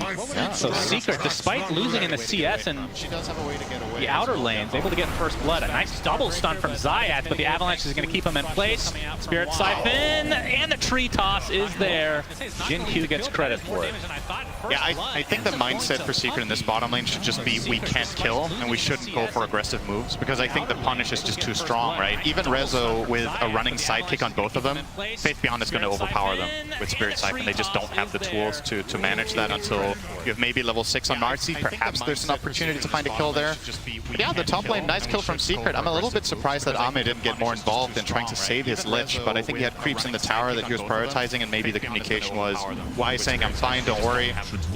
Speaking of Y, take some heavy damage here, but here comes the pounce from Ame. Crystallis. Maybe another Jingu stack coming out for Ame. Puppey basically out of mana right now. Stuns. Yeah, but Starbreaker coming out. It does connect onto the Lich, but the Thunder God's Wrath finishes off 2 heroes. So nothing to say, despite being kind of a wash in the mid lane. Now has 2 kills to his name. Yeah, and that's going to put him at the advantage, not just breaking even now with Lesh, but will be pulling ahead on that network. So 500 gold advantage for him there. Had the Arcane Rune as well for that Thunder God, so it feels really good to use. It's a relatively long cooldown on level 1, but nice jump there. No Carapace. Yeah, Zayat maybe wasn't expecting the jump to come that early. Will be pulling ahead on that MTS, but. Yeah, I dare say already that the conditions LGD have in this game are going to make it a closer game than the last one. Like, this is already so much better when you consider how their lineup is going to fare in the next stages of this game. And I think the challenge here for Secret is going to be bringing Nisha into the game. I think he's the key to unlocking the game for them. He has a lot of magic damage against the Frost Shield. He's one of the heroes that can kill Monkey King right now, which, as we've established, their 2 side lane melee cores don't do the best job at. But the way you bring the Lesh into the game here is usually through the Nyx, but he's level 2. We're 7 minutes in. Zayat is having a totally different game than the first one. Really suffering down here. They're obviously going to use that to give Rezo the priority of finding a fast 6, and now he's going to leech some XP off of Nisha climbing that stack in the jungle, but it's a long ways away. I think Zayat has to take a lane away now from Nisha for a while to give himself a game. It is really important that you don't fall into that trap of supports, which I think kind of happened to LG in the last game, where you're like, you know, you can't just give your cores everything. Supports need to be unlocked to find purpose in the game. Now Zayat is back on away now from Nisha for a while. Rezo trying to farm these creeps up, but Avalanche is there. Toss back into the Exorcism from Faith Beyond, but the rebound global range as usual. And Marcy is A-okay, to say the least. No Sinister Gaze there, I believe, from Y. That is true. I think he wanted to use it a little bit later. Didn't expect Marcy to be in range for the jump on the Nyx there. So I think it is one of those moments where you need to time it perfectly, because if you use it instantly, I don't think you have enough damage for Rezo anyway. So you needed to use it delayed. Secret are trying to fight into this Exo. It's going to be running out relatively soon, so trying to time that perfectly. Rezo's going to show himself, though. Fortification was already popped to Jin Q. You get the D-ward one way or the other, but there will be a deny. You can see, oh, nothing to say, taking a lot of damage. Actually, the Heavenly Jump on the other side, and he's just dead to Nisha. Big kill for Secret as now they try to pursue. That was a rebound into a toss, which helps the unleash a little bit here. Impale's going to connect onto one, but now Resolution has to be a little bit careful. Gets off the Dispose, and there's the Sinister Gaze you were talking about from Y. They do find the kill on the support, but Resolution falls in the end. And Split Earth just a millimeter off. Nisha trying to find some more value millimeter, here. not inch. All right, Xinqiu's Well, it was a millimeter. Inch is bigger than a millimeter. I don't know if you know that, Cinderin. Oh, you don't know what a millimeter is. Trivia time for you as Chrysalis hammers to the low ground. Looks like he's fine. Yeah. That was a sick toss from Xinqiu, by the way. During, I think it was mid-air. It was mid-rebound, so he didn't get stunned, and actually made a pretty big difference there that he finds that toss to salvage that situation somewhat. But yeah, huge play from Nisha there. The rotation, finding the Zeus solo kill, finding the regen rune and converting that into additional kill with bot has essentially equalized the game now and put himself in the driver's seat, which, you know, if you're a Secret fan, you might not find this net worth split too healthy. The Lesh way at the top of the board, but then you gotta look quite far down to find the next hero, the team you're cheering for. But if you do have one hero far away of the field in this game, you do want to we have the Impale. Nice setup from Resolution as well. Chrysalis to the Solar Guardian, and Faith Beyond is deleted. Big kill. Pick off and practice this combo a lot. I mean, last game they didn't have the Marcy to help out on top of that initiation. It was just the Nyx, but it still proved to be quite potent. Now Nisha and company looking to find Xinqiu, but the Avalanche nicely placed from him. By Carapace a little bit too late. Yeah, to quote a wise philosopher, it really does feel so good to play with multiple setup stuns as Dawn. And yeah, I will never call you that again, trust. All right. Zayat is going to be spotted. Okay. Sinister Gaze is there. Resolution gets a nice stun off with his rebound. Looks like Y is mega dead as Face Beyond coming from the low ground with that Exorcism. Xinqiu following out behind with a Static Storm inside that kinetic field. They're going to try to focus down the DP, but she's healing so much. Now Resolution, he is getting low. The Urn Charge applied. One last little damage proc there from the Exorcism, and Faith Beyond gets credit for that. Urn as well will now be turned into a Vessel. So this time around, LGD with the healing reduction. Nothing to say. He's going to do a nice job of dodging, but it doesn't matter. Chrysalis still has the damage. Boundless Strike connects onto two as Ame has come to play, but there is the glimpse, and that's going to reset things. So, despite losing there, I mean, what do you want to even call Marcy? It is the position 3 technically. Yeah. They do get the position 2 Zeus. I mean, at this point, both Marcy and Dawn are kind of position 3.5. True. The net worth. So. I mean, we've seen a lot of games in the past where Secret kind of rely on Nisha to absolutely take over, and I want to say of all the people that is good at carrying on their back, he is probably #1 on my list. I had to make one. As Zayat. Oh, nice. So Horsey, very good. But Ame is there. That's a longer Horsey. Yeah, that's a monkey. Monkey over horse, apparently. Zayat will proc down. That was almost the name of your 2 cats. That's right. Thank you, Cinderin. Welcome. 1% of the audience got that. That's fine. Very good. But Ame is there. That's a longer Really great to work with. What is it your cats are called? It's Monkey. Bucket. It's Bucket, right? That's right, Bucket and Pookie. Thank you. Who names their cat Bucket? All right, never mind. Don't talk about my dog's name, okay? We're good. Onion. Yeah, that's not what his name is. It basically is. As Nisha makes his way to the top lane with Resolution's help, and then looking to get the trade a little bit late here, but I doubt LGD will try to defend, just using the fortification. Never mind. Don't talk about my dog's Bloodstone, not too far away for Nisha, just the recipe away, I believe. Yeah, the big difference between this game and the last one is they have the Vessel, right? So there is a path to killing Lesh for Faith Beyond here, the DP. And they also have more burst in general. Last game they had more like sustained damage with the Lone Druid, etc. But this time you have the Zeus, you have Monkey King with some decent burst, DP with the high damage at this point in time. Yeah, but this mid-tier 1, kind of a big deal. You got to be careful of that Thunderbolt if you're Zayat for that vision. Sentry there as well. They're going to spot him. They're going to try to burst him down. Thunder God's Wrath is there as well. Looks like Puppey's going to survive. His Solar Guardian coming in now. They're going to focus all their efforts onto this Lich, and the Zeus dies as well, so nothing to say. Takes a fall. This is going to be a 3rd kill in this engagement, all for Secret, and even a buyback coming out. They set that up so well. The Nyx does not get caught running into the Sentry, eats the DP silence, resets, and just goes back in.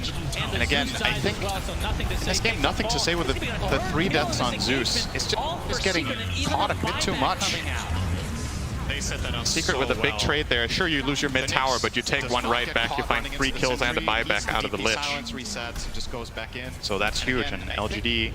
I will say this time around, Secret's Roche lineup is far better in terms of just taking it. Yeah, Marcy is very good at it. Yeah, Marcy on top of, I mean, we saw the diabolic, I mean, the same combo, I guess, from last time, but either way, something they can actually not have to rely on LGD to do 3/4 of the damage before taking. I will say this time around, You put the sidekick on Dawnbreaker with Deso, and then you use your ult, and those two heroes together can probably kill Rosh in like 20 seconds. We saw the diabolic, I mean, the same combo, I guess, from last time, but definitely much spotting better. some things out here, something they can actually not have to rely on LGD to do. We have a glimpse, Faith Beyond is out of there. Hastrun does spawn as Puppey's gonna take the brunt here. Boundless Strike, but he turns into a little pig. A couple more right clicks will do it, so support down for Secret. Spotting some things LGD looking for more. It's all 5 LGD heroes killing a 5 Disruptor, though. That does not feel that great, and this is one of the strengths that you have as Secret's lineup, is that you can play this Dawnbreaker in the side lane and push out the waves and feel somewhat safe, and obviously connect with your ult when it's available. On the other side, Marcy, also it's a kind of tricky hero for LGD's heroes to kill, so you need to rotate the right amount of numbers. They will do a big move here once again. This time as 4, though. Trying to not break the smoke onto the Nyx. This would be a huge pick if they found Nisha, but reading this like a book and not getting caught. On the other side, getting away with that ward. He might be the one that suffers, but again, it's going to be a support potentially. He gets off the spike carapace though. Exorcism is popped, and does that mean they want to try to go for Roach? They're trying to take a fight. Faith Beyond, finding Chrysalis, pulling him down with the Spirit Siphon, but the kinetic field blocks him off. That might be all PSG LGD get, and that's a big cooldown they have to take into account now. Oh, they might even lose their Tiny too. Earth Hammer's there as well. Down goes Tiny. Faith Beyond, he's here as well, but the Exorcism is running out. Resolution forced to fight despite the Spirit being applied to him. Oh my God. Big Lich Oganda 2, and PSG LGD, despite being down in numbers at the start, end up taking this fight in space 3-for-1, and Nisha left along with Zayat here in the top lane. They got insane value out of DP in that fight. So much damage, so much healing, and like you said, the Chain Frost doing tons of work as well. And honestly, that looked like a really good counterplay from Secret jumping on the Tiny, but I think Resolution maybe bit over a little bit more than he could chew there. I think they have the kill without the rebound, and he doesn't need to go in. And then he just placed a sentry there. He's going to get the toss off, and that means Secret probably will back out here. Tons of work as well, and honestly, that looked like a really good counter. The ward battles have come in. Resolution maybe bit over a little bit more than he Secret could to get a better engagement. There's nothing to say now with the Arcane Rune. That's a big one. So we're gonna replay here. I thought this fight was so this is really good, this glimpse that comes out here. So they're gonna glimpse back Xingqiu into a Lesh stun, and I think this is a kill without Marcy connecting here, and now Resso is out of position. Chain Frost starts bouncing. He carries that one.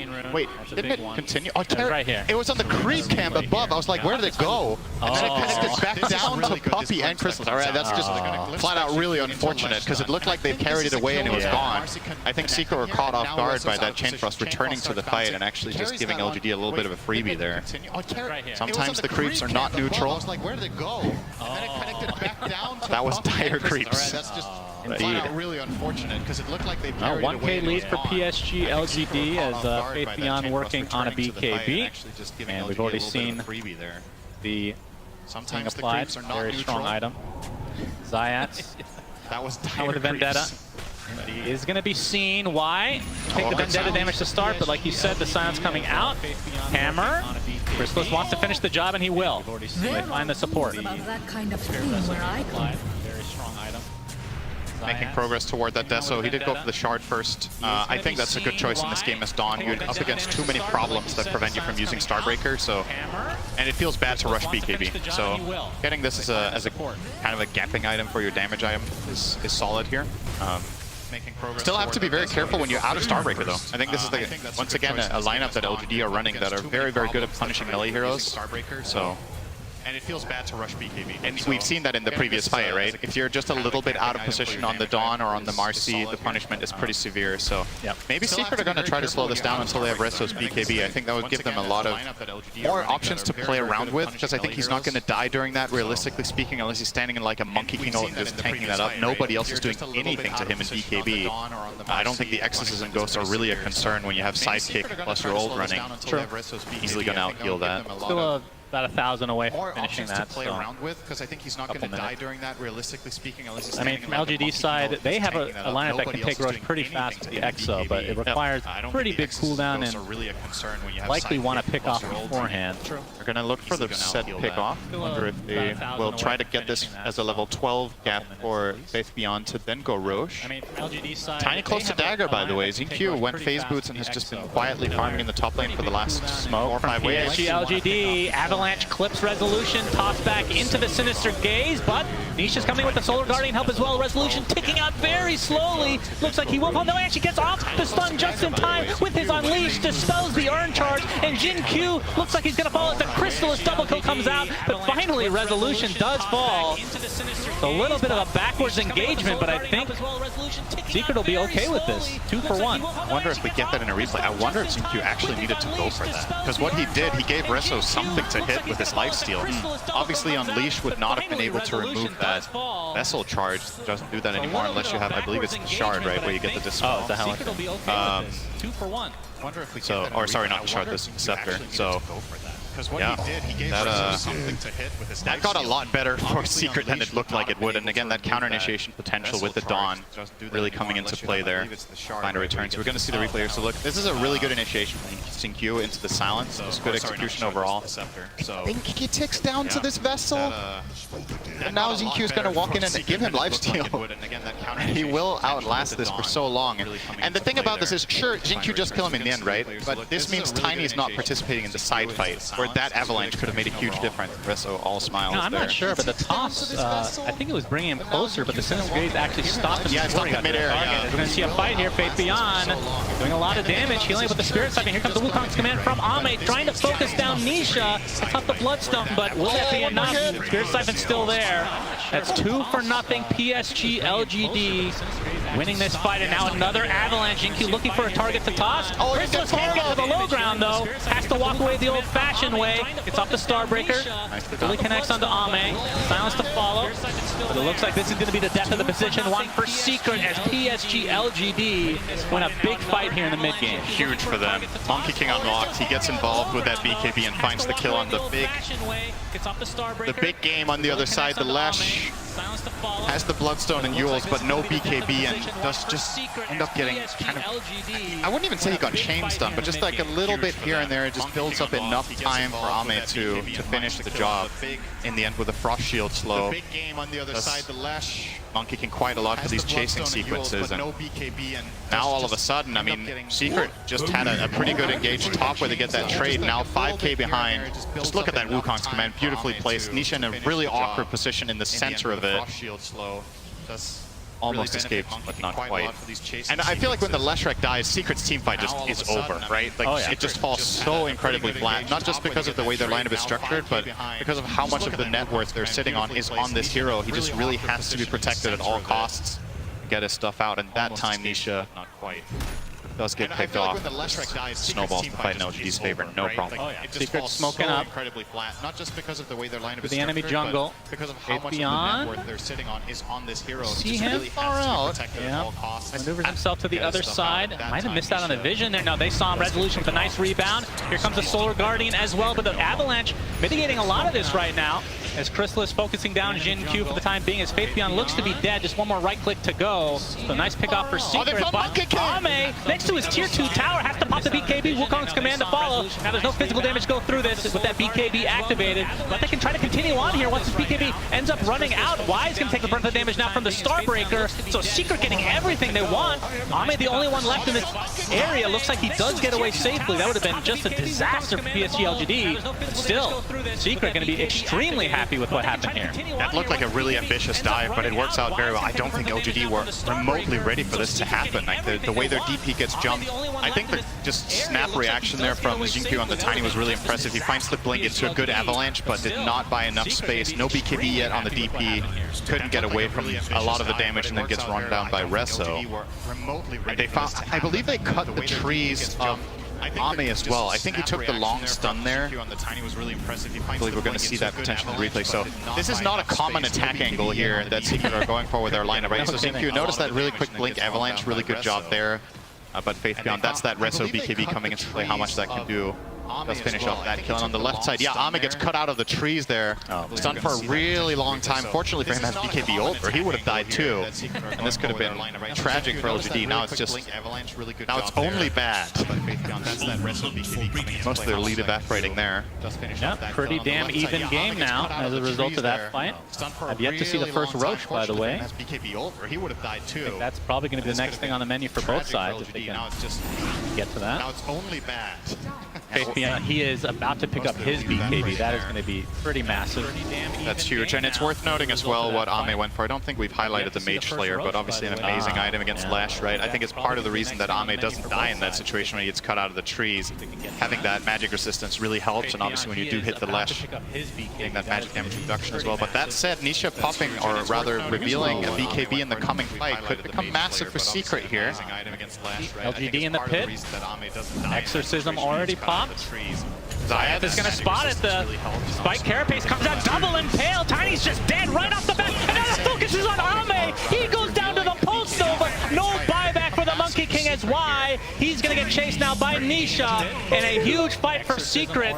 We'll see if they can go into the pit and get this Roche, but the toss back from Jin-Q. Avalanche is there as well. Resolution gets deleted, so maybe not with the numbers. Buyback now onto the Lich. Puppey, attempting to TP out, he'll be fine.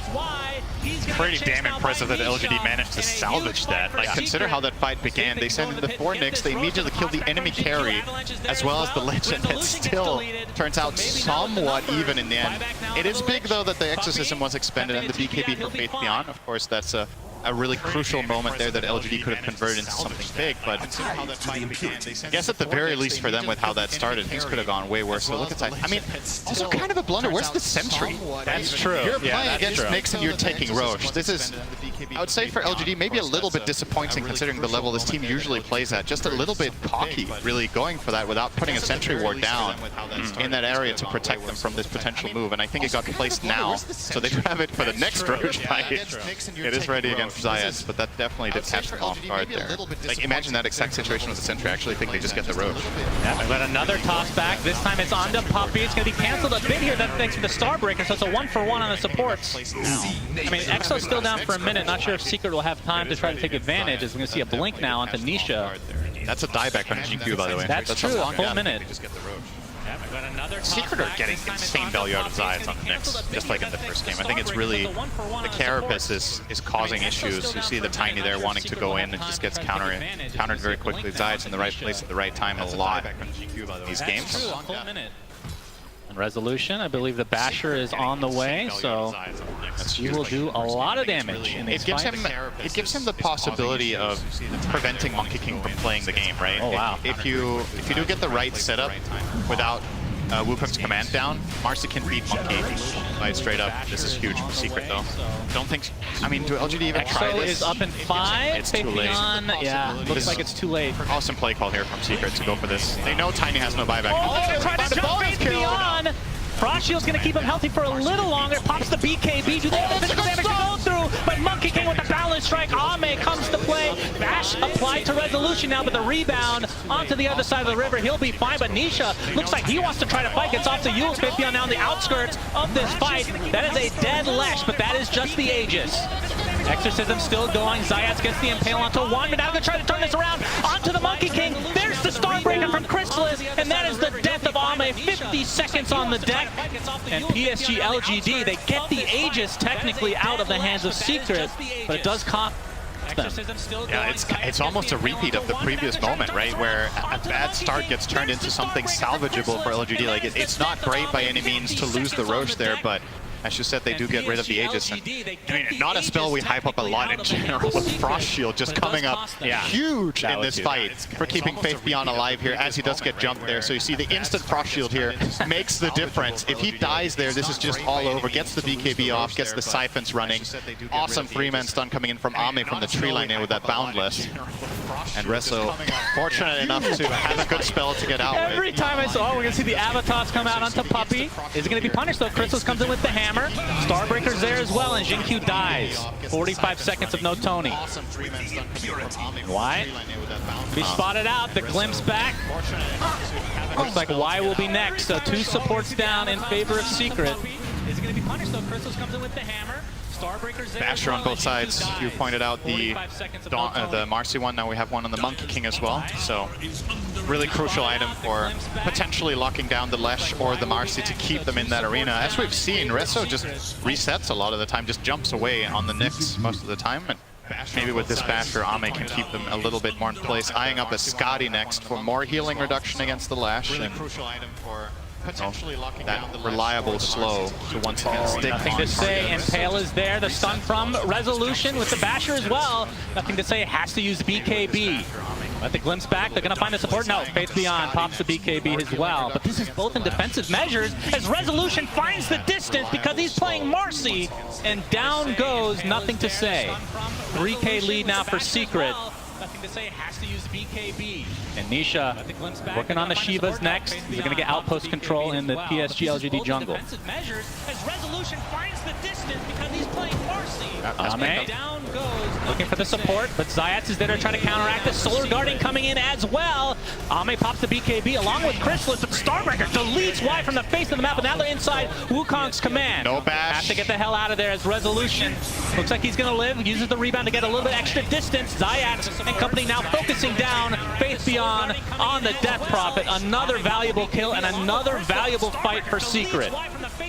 Yeah, they're going to turn this into mid-tier 2 as well, so yeah, huge that they managed to fight the fight with Zeus dead, right? It's just, it's a lot easier for Secret to take this fight when they just get the initiation and don't have to worry too much about that counterplay, so this looks pretty good, but it does. They just have so quick reactions on the Dawn and the Nyx. Again, this pairing that Secret have been running in Game 1 and Game 2 now, it's really paying off, and crucial for Rezo there that he doesn't get bashed. Any bash in that Monkey King arena, he's dead. So a little bit of luck on his side as well there. Get out. And all of a sudden, man, this game has swung around in a big way. I feel like it's 5 minutes ago that LGD were ahead by 5K, and now they're down by 8. It goes fast sometimes in Dota when you win these big fights, and Secret, probably with this advantage that they have right now, if they can keep their cool and keep building up their Lesh, the next Rosh, you would imagine, could go their way, and that one could open up for high ground. Like you pointed out in the last game, LGD is a team that plays really, really well from behind, one of the best in the world at that. They will try just that immediately now. No DP ults. They're actually going for a 5-man offensive smoke with Faith Beyond with best ability. I mean, it's debatable. Maybe Spirit Siphon is his best ability, but, you know. Puppey. If they want him, he's dead. They do. Okay, Avatar. Zayats wants to come in, though. They've lost Puppey already. Does have the buyback available. The Thunder God's Wrath is there. Looks like Zayats is going to barely limp away, but no, Nothing to Say there to finish him off. Now, Resolution, he's taking so much damage to rebound onto the other side of the map again. Rezo is fine. 70 seconds of no Nyx. Must have been a dieback technically. Puppey. Static Storm. Okay. Enough to take out Jin Q. Very cocky play from Puppey, but it kind of works out. But again, if they get the kill, this will technically be a dieback for him. Boundless Strike. And it looks like it will be just that. But there's no Rosh to get. There's that Glimpse buff. That's not a kill without the damage. That is a good point. He killed Tiny with Glimpse there, so yeah, it's not great to get a dieback just to kill out Jin Q. I mean, his net worth in this game is not particularly impressive on that. Tiny has had a lot of deaths in these fights, 2 and 8 currently on him, and it gives more than anything for LGD. They made a smoke without Exo. They finally win a fight, and they get a little bit of breathing room, which I think is crucial. You're closing in on some pretty big moments. Monkey King is not too far from level 20. Faith Beyond is close to level 18 as well. Nothing to Say also not that far from 20. And you look over at the Secret heroes, Nisha obviously with level 22, well ahead in that on that front, having that strong talent on 20. And Rezo actually breaks his 18 now as well, so important to look out for these key levels coming both sides. Wait, I believe Nisha is level 17. Remember his start? Yes, level 2 at like 7.5 minutes. That's a good recovery. Oh, gets the Carapace. Very good initiation, but Jin Q is there with the Avalanche. Will it be enough? No. Nothing to Say goes down to another member of Secret. That Starbreaker has been deleting heroes, and of course you've said it time and time again. Zayats has been setting up every single initiation. The fact that they can do it across the map with a hero like Dawnbreaker is insane. It's just a great read that he thinks Zeus is going to go there and use Art Lightning, right? So he can get that Carapace stun off, and then they use that immediately to chain. Just very, very nicely played by Secret. Pretty much perfect layering of the stuns, too. It's a little bit of a mistake there. Maybe you get BKB off and jump away on the Zeus, but none of that out of the way of Secret. So Zeus is going to go there and use Hard Lightning, right? Yes. yeah, they've really had his number this game. I mean, it's not like it's this awful scoreline to be 9-5-8 on Zeus, but it just feels like the Carapace has been his big bane this game. So many times getting caught off by this Nyx that he did choose to pick it into, which is worth pointing out. Like, they picked Zeus knowing that Nyx was in the game, and it is a double-edged matchup, right? Zeus also has obviously the true side coming out from Lightning Bolt to be handy, and the ult to find the Nyx, but he makes the first move. That hasn't really come into play. I think I've seen really. one time that it's actually come into play. Zayas has been playing an outstanding series. Absolutely. This is one of the greatest Nyx performances I've seen in a long time. This hero was kind of just not in play from, I want to say, like previous TI. This feels like it's fallen off the map, but this year it's kind of come back with a vengeance. Nisha now has his Shivas, and his net worth separation between 1 and 2 is absurd. 7K, my goodness. He's not afraid to go to the high ground as the rest of Secret are going to smoke up. LGD would love to not fight for the next 300 gold on Ame. Just get that Scotty. It's a really big game changer for them to get that unlocking. It's going to help them so much against the Lash as long as he gets to play the fight on the MK. Look how much they're covering him. It's like Resolution with the double damage, by the way. Nothing to say. He's dead. And they're stun onto several heroes. Now 2 dead for LGD to just start out the fight. Another Starbreaker, but now Crystallis and company outside the Wukong's command. The glimpse back onto Faith Beyond, and he is dead. Triple kill for Resolution. There are all buybacks available for LGD, so Secret have to be a bit careful with this. And why? He's going to die inside his own base. He's the one lone member of LGD without the buyback at the moment. So 12K lead for Secret. Roche is available. We'll see if they try to go for that before trying to push high ground. Correct me if I'm wrong, did they set up that fight with a Reso jump? Was he just jumped on the Zeus, right? His rebound, I don't know about the initial one. I think he blinked with ult on and just instantly bashed the Zeus and basically killed him 100-0 with a DD rune. I think that's what happened, right? I was like, okay, he just disappeared on the Zeus. He has no armor. Actually, he has negative armor because he has the Nether Shaw. That's true. We're going to see the replay. Oh, okay, this is the tail end of it. I believe it was Reso setting it up himself that time, but either way, it's extremely explosive, the Secret lineup, when they get the jump. You have to be so quick as LGD to counteract it with Glimmer Cape, with Frost Shield, or the hero just disappears. It's one of Marcy's biggest strengths in Pro Dota is that the damage comes out so quickly that it's almost inhuman to react to it in key moments. Right there, Zeus just didn't get to play. Nothing to say. Part of me feels like you should buy Aeon Disc here. I think going Octarine is maybe like it's a glass half full kind of, or glass half empty kind of approach. Like, how are you thinking about this? Is it, okay, I'm not going to get caught and I will have maximum impact, or is it, all right, I kind of have to cover my bases? It doesn't feel good to buy BKB and Disc, but I mean, look at how the fights are going, right? I think technically, if you think you're going to survive, that's considered glass half full. Yeah, but that's not really what's happening.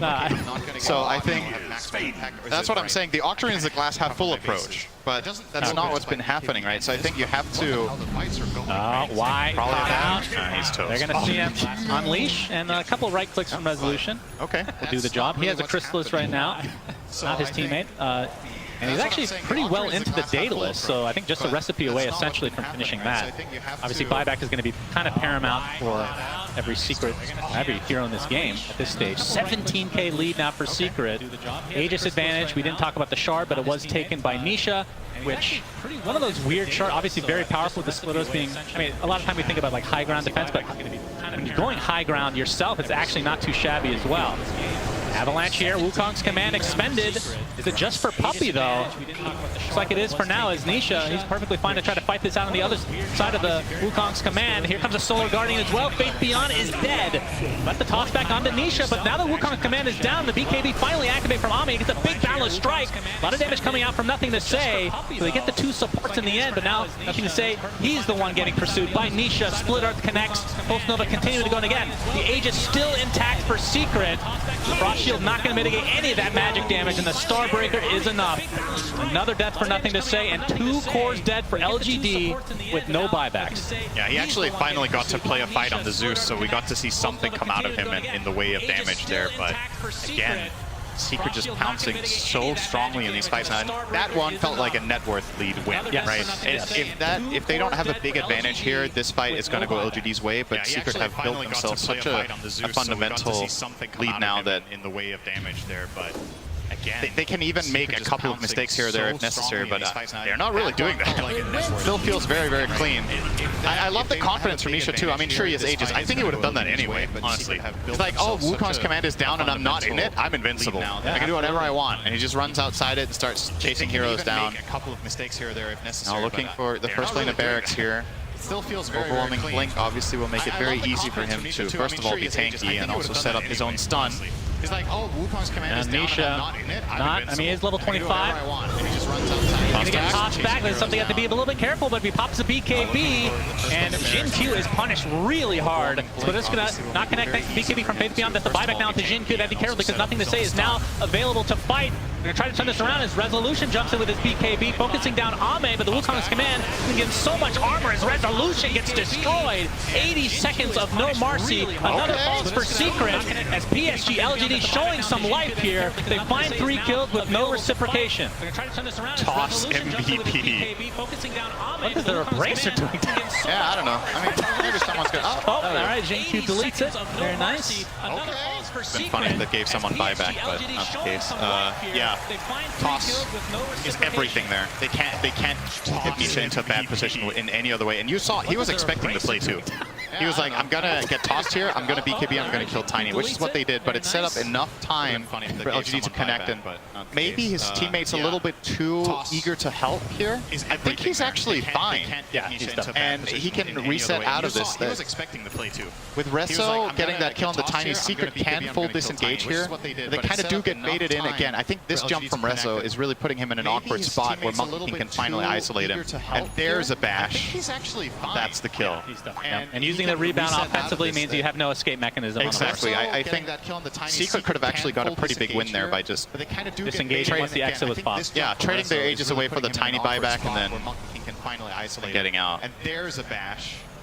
LGD winning a very important fight, and the Aegis was never used, so it's going to expire on its own accord here in 20 seconds. Secret could have actually got a question is, what is the next item for Nisha? He has the Overwhelming Blink. Wind Waker queued up. Okay.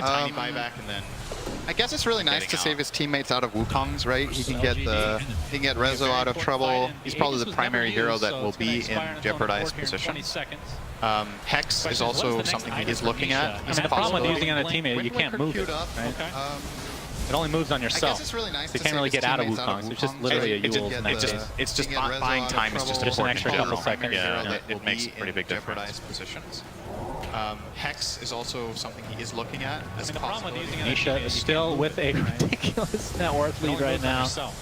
They can't really get out of Wukong. So at what point is there a point that Lesh falls off? I mean, the Diabolic Edict Explosion, we didn't really talk about the 25 town. That is something you just can't let him get close to buildings now. Nisha is still with I guess something Nisha doesn't have is a refresher. If you want to look at it from that perspective, like how do you solve the hero? If he doesn't have Aegis and doesn't have refresher, he is susceptible when BKB runs out.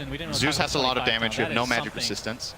I guess that's kind of untrue. You have Cloak of Flame, so a little bit. But I guess. And if you get caught by a Scotty Trail from Rookie. Refresher, Ame does have one. Has it? Yep. If he doesn't have Aegis and doesn't have Smoked refresher, up. Even after the nerfs, you can easily afford this. If you go Scotty, it's something, especially we've seen Faceless Voids in the past go for as a build-up to refresher. He's going to be the one that gets popped here, but pops the BKB very early. Gets off the splitter, trying to play around it, but the Jingu's about to proc here as well. The Wukong's command is there, and Nisha has to use the Yuld on himself, but he's likely just going to be left alone, and he's going to be brought down. A huge kill for LGD.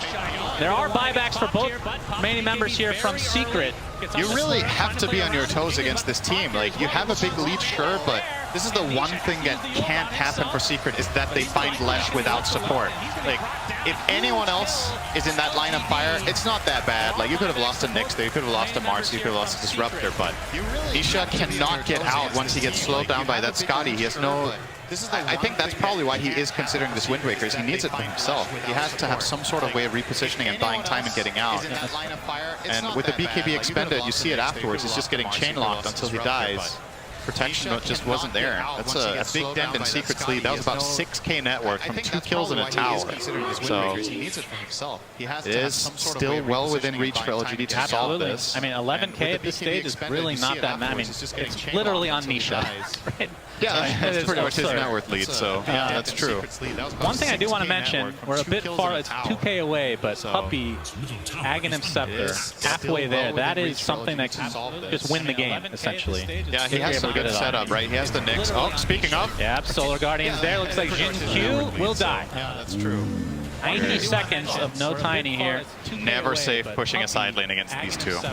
Halfway there, that is something. Quick TP's out. Just win the game. Ame not going to pursue any further. Immediately going again. It's like, oh, we get the kill, they TP back, now they smoke and look for another move. So, quick plays here from Team Secret. Lesh obviously will be able to connect here with Travels. Pushing a side lane against these two. They find a move on the side lane here, bot, but nobody is showing. LGD wisely staying tight-knit here.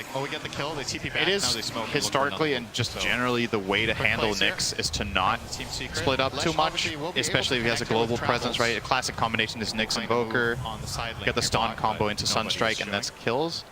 If you play tight like this with Sentry Wards, it's a lot harder for Zayats to find the impact. Very synced up on those Shivas there. Faith Beyond versus Nisha, but the BKB prevents the glimpse from being used. Rezo's thinking. Oh, he's going. He gets the bash to start things out, and Faith Beyond is evaporated here. And now they're going to get the Lich on top of it. Has to buy back. And we can see that Roche is available. I'm not sure if they're aware. This is the one with the Aghanim Scepter, which gives you that 6k net worth injection, essentially. Dude, that's so dirty. Like, look at how tanky the death prop is. 4k health with a Shiva. You have to get Eon Disc. Rezo literally just blinked in and killed him in 2 seconds. Yeah. Daedalus, Unleash. And I think when the Tiny is dead, that is their combo breaker. Right? That's the thing that's been kind of like the Avalanche or the toss back that you have to fear. When he's dead, I don't think there's anything they need to fear when going in. And that's going to be another Roche for Secret. And this is going to be Nihilism, I would assume, onto Nisha. We'll see who ends up taking the Aghanim Scepter. Holding it on Nyx, okay. He's not used it, though. Puppey's 800 from finishing it the old-fashioned way. Yeah, not consumed it. I mean, I guess they're debating what to do right now. Yeah, it's actually a tough decision. Nyx's Ags is incredibly good. The question is, how much value are you going to get on Nihilism? I mean, it's really good as well. Yeah, it's not the best Nihilism game, though, right? It's good against Monkey King, but... I don't know. Maybe they're just never going to use it. I wonder what the win rate is of Aghanim's Blessing unconsumed. It's got to be pretty That's a high. great stat. Yeah, I'm sure. Somebody working on that one. Very important. He's literally, it is inflating his net worth right now. So he's literally just walking around with higher net worth. No. It doesn't inflate until you consume it. Okay, he just consumed it. It did. His net worth was the same. There's no way. Yeah, I refuse to believe He was carrying around 6k gold. All right, he finally uses it. All right, so now you get a buff to every skill and burrow. You become a lurker. Hopefully that's not trademarked or I might get fired here. So Secret, PSG, LGD, 25k lead for Secret, but it doesn't, sometimes it hasn't really felt like that based on LGD just making brilliant moves. But that last one really hurt. It did, and they hit a huge breaking point here. They get 25 on Dawnbreaker. This is such an incredible, it is one of the best talents in the whole game, in my opinion. Just so strong to get a second free Starbreaker. You have the BKB death, so you're guaranteed to get 2 of them off. You're playing against 1 Monkey King Basher. It's the only counter that the enemy team has to your Starbreakers going off, so Chrysalis will do massive damage, and as we've seen time and time again in this game, plenty of setup where that comes from. His teammates, both Rezo and Zayats, will be happy to just jump in and give him 2 Starbreakers to get a key kill. And not only that, I mean, the other side, we have Heart on Faith Beyond, very big item, but the Aghanim Scepter was officially purchased now by Puppey, so you know what muting of items. I don't have a Force stat on PSG? Yeah, that feels like an oversight to not have that item, right? I know you're playing against Glimpse, but you need some sort of way of getting out of Starbreaker, of getting out of... Impale connects, and they're going to jump in. Solar Guardian coming in at the end, and it looks like Faith Beyond might drop inside the Wukong's command. They have to just try to reset. Zayats is going to live thanks to the Eon Disc and just burrow his way back to full HP. The Jin Q is dead as well without buyback available. Now they just wait out the Wukongs. Oh, he's going to go in again with Chrysalis' Starbreaker, decimating time and time again. But there's Ame's Refresher, Wukong's command to follow. Chrysalis eats the cheese, tries to get force that, but not going to live through this engagement. They did find Niche, okay. Gets off the Yules, but instantly canceled. That was the neutral item. Actually doing work. So they got the tower, but nothing more. They got his buyback too. All right, he has the Wind Waker, like you said. That was the Stormcraft, so he has 2 ways to dispel. Yeah. I thought that was like a nullifier or something, just canceling it out, but it's the baby Yules. It's actually doing work. Secret continuing to pursue. Fortification is popped, and Split Earths aplenty being applied. And now they know that there's no Wukong's command. Refresher already used on Ame. Did he also pop BKB? No. So he has his second BKB now. This is just not a safe push whatsoever with DP and especially Tiny respawning. I really like from Secret that they disengage here and don't try to get those barracks. I think the risk reward just isn't favoring you nearly enough. Go back, play the map, get your spells ready, get your heroes back in play, and try to find another pick outside the base and use that to get the racks instead. So, especially Tiny respawning. I mean, LGD, they do hold on, but it feels like it's expensive every single time. This time, getting that Zeus buyback out, he doesn't have this, and he's still not considering it. He's eyeing up the Hex. Okay, finally, he changed his mind. So will take the defensive route here to ensure that he can at least stay alive for a moment. Faith Beyond! Uh-oh. Inside the Static Storm. Remember, he can't use any items inside of this, and he's dead. 90 seconds of no death profit. Ame trying to get some revenge, but Resolution ends up using Rebound to the other side. Only 1 inside Wukong's command right now, but 3 dead for PSG LGD. And now Ame looks to be next. The Starbreaker is coming just for him. Specialty from Secret. He has to buy back instantly. Now Resolution with the dispose, onto nothing to say, has to pop the BKB himself, but this looks like it might be the beginning of the end for LGD in this upper bracket. Rebound not proc there, but again, Crystallis with the Starbreaker, and this is going to be several sets of racks, if not potentially GG. Faith Beyond just disappears. It's like LGD want to access this high ground, and they're like, what hero can we send in first that can possibly survive? And he should be the choice, right? You have Heart, Shiva, BKB. He dies before he gets BKB off. He literally just gets killed 100 to 0. Even with Lich's protection, it wasn't enough. Oh, Zayats finds Ame. This is going to be a dieback for him, potentially, and it will. Double Starbreaker, GG is called, and Secret 2-0 PSG LGD, sending them to the lower bracket, and they're going to face off against Thunder Predator.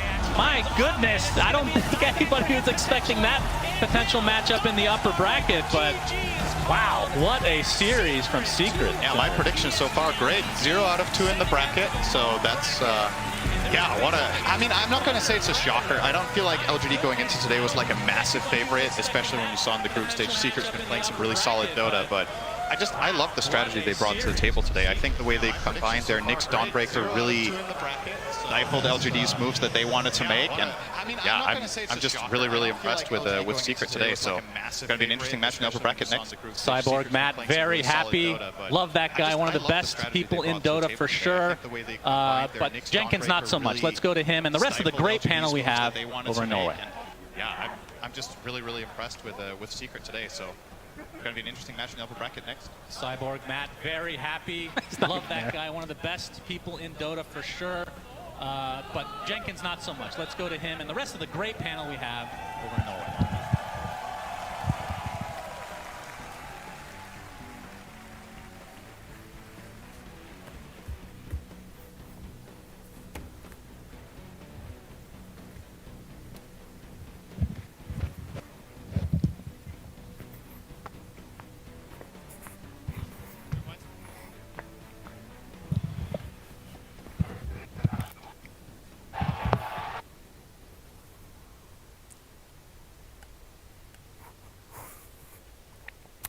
It's a good year. Welcome back to the International. I'm your host, James Too Good Harding, and I'm sorry I'm not Shiva. We've had problems with, well, no, wait, wrong time. We're getting ready to go into talking about the next game soon. My adrenaline is killing me. I haven't been on camera for 8 years since I hosted the International, and I'm very, very excited to be back. If you wonder where I was, it was low prio. Not sure who reported me, but I'm here now. And we're going to be introducing our draft soon with the next game. But first, we're going to go and introduce the panel. Oh my God, guys. I can't believe I'm back. I'm so... Welcome back. But introducing you in an order of popularity, undisclosed. Next to me, T Governor, welcome to the panel. Welcome to TI. How are you?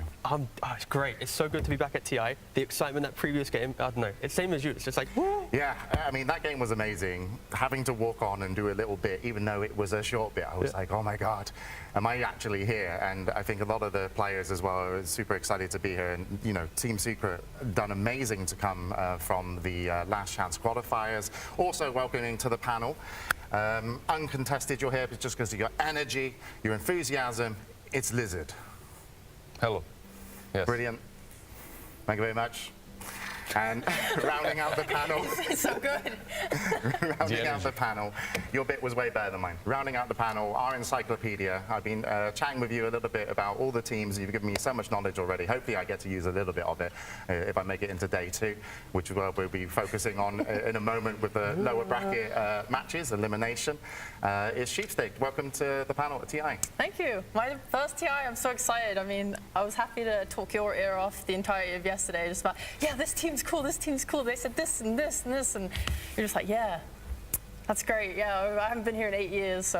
Well, I've got a lot of catching up to do, and actually that's okay, because some of the members who join us in this stage, this is the main stage, right? Not everybody got to see the group stages. You know, you come in for the main stage, and, you know, that's really where, you know, the stories kind of get told. But to learn, you know, from the pre-stories of the group stages, you know, how they've played, and also the 3 seasons that they had to play to get into this tournament, it's been, you know, a hell of a year for some of these players. And, you know, unironically, you know, we will just wrap up this secret game in a moment, but I want to say, unironically, Bruno, yes, you put me on the elimination matches. Very funny, but I do have a lot of empathy for those teams that are fighting for day 2, as you can imagine. But let's go into the highlights and kind of talk a little bit about Secret versus LGD. Did people predict that Secret should come out 2-0 going into this? Because PSG LGD looked fantastic. I know Secret had a great group as well, though. I don't think anyone predicted this game to go as easily for Secret as it went, right? Yeah, 100%. Like, this is the first time in the last 4 years that the PSG LGD organization hasn't made it to the round 2 of upper bracket. They've always been that kind of staple in recent TI history, and now they're in the lower bracket trying to, get Armory that TI win. It's honestly, like, super rough to see them drop this far. I think a lot, or most people would have predicted them to go further, but Secret, I mean, if there's a team that was going to take them out this early, I think Secret is that team. They've been really exciting coming up and running through the open quals the way they did. Yeah, even though they went through the qualifiers, they actually have taken a series off of the team that's kind of the GOAT, right? The PSG LGD, they're the team that everyone is looking for the grand finals. They're the ones that should be winning the upper bracket, but Secret came in, said no, pretty much. Yeah, and one of the members of Secret that's been playing so well is Chrysalis. He came out with the Dawnbreaker twice here, but we're going to go over and actually have a chat with him as Casey has a winner's interview. We're here with Chrysalis. Chrysalis, congratulations. Thank you, thank you. So exciting to watch, and I know that you guys came in from Last Chance qualifier after a pretty tough season. When you joined, when Puppy asked you to join, did you anticipate this would be the road to TI, and why do you think you guys have been able to turn things around so easily? I mean, when Puppy invited me, I think TI was definitely still the main goal, right? We wanted to come here to win TI. That's why I joined. That was our plan from the beginning. And although DPC went kind of bad, we did in the end, I think sort everything out. And now that we're at TI, we're feeling very, very good. And 2 of the shortest games ever, I swear. Yeah, I mean, one of the shortest games, right? The second one was pretty long. The second one was a bit more fun to watch, I'd say as well. That's true, that's true. Thank you so much, and good luck. Thunder Awaken was hoping to face PSG LGD, so... Uh-oh. Bad luck for them. See you later, thanks so much. Thank you. Back to you guys. Once again, congratulations to Team Secret moving on into the upper bracket. A full packed day today. We've got 4 lower bracket games, and we're going to be getting ready to bring out the teams momentarily. But, these matches just mean so much. One best of one, and then that's it. Classic TI. It's the scary games. Tomorrow, back to normal, but today, whew. And yeah, it's terrifying. You look at the group stages and how many of these series went 1-1, right? Looks like the teams are ready to come out, and it's going to be Beast Coast.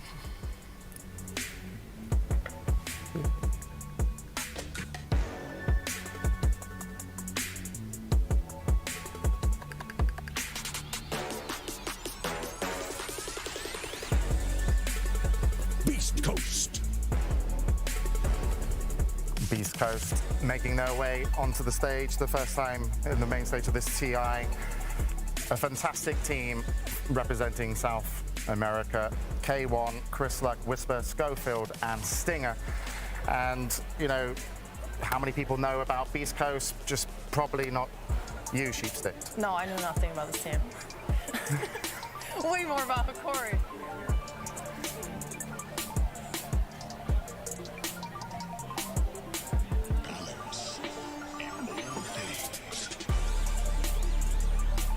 Hakori!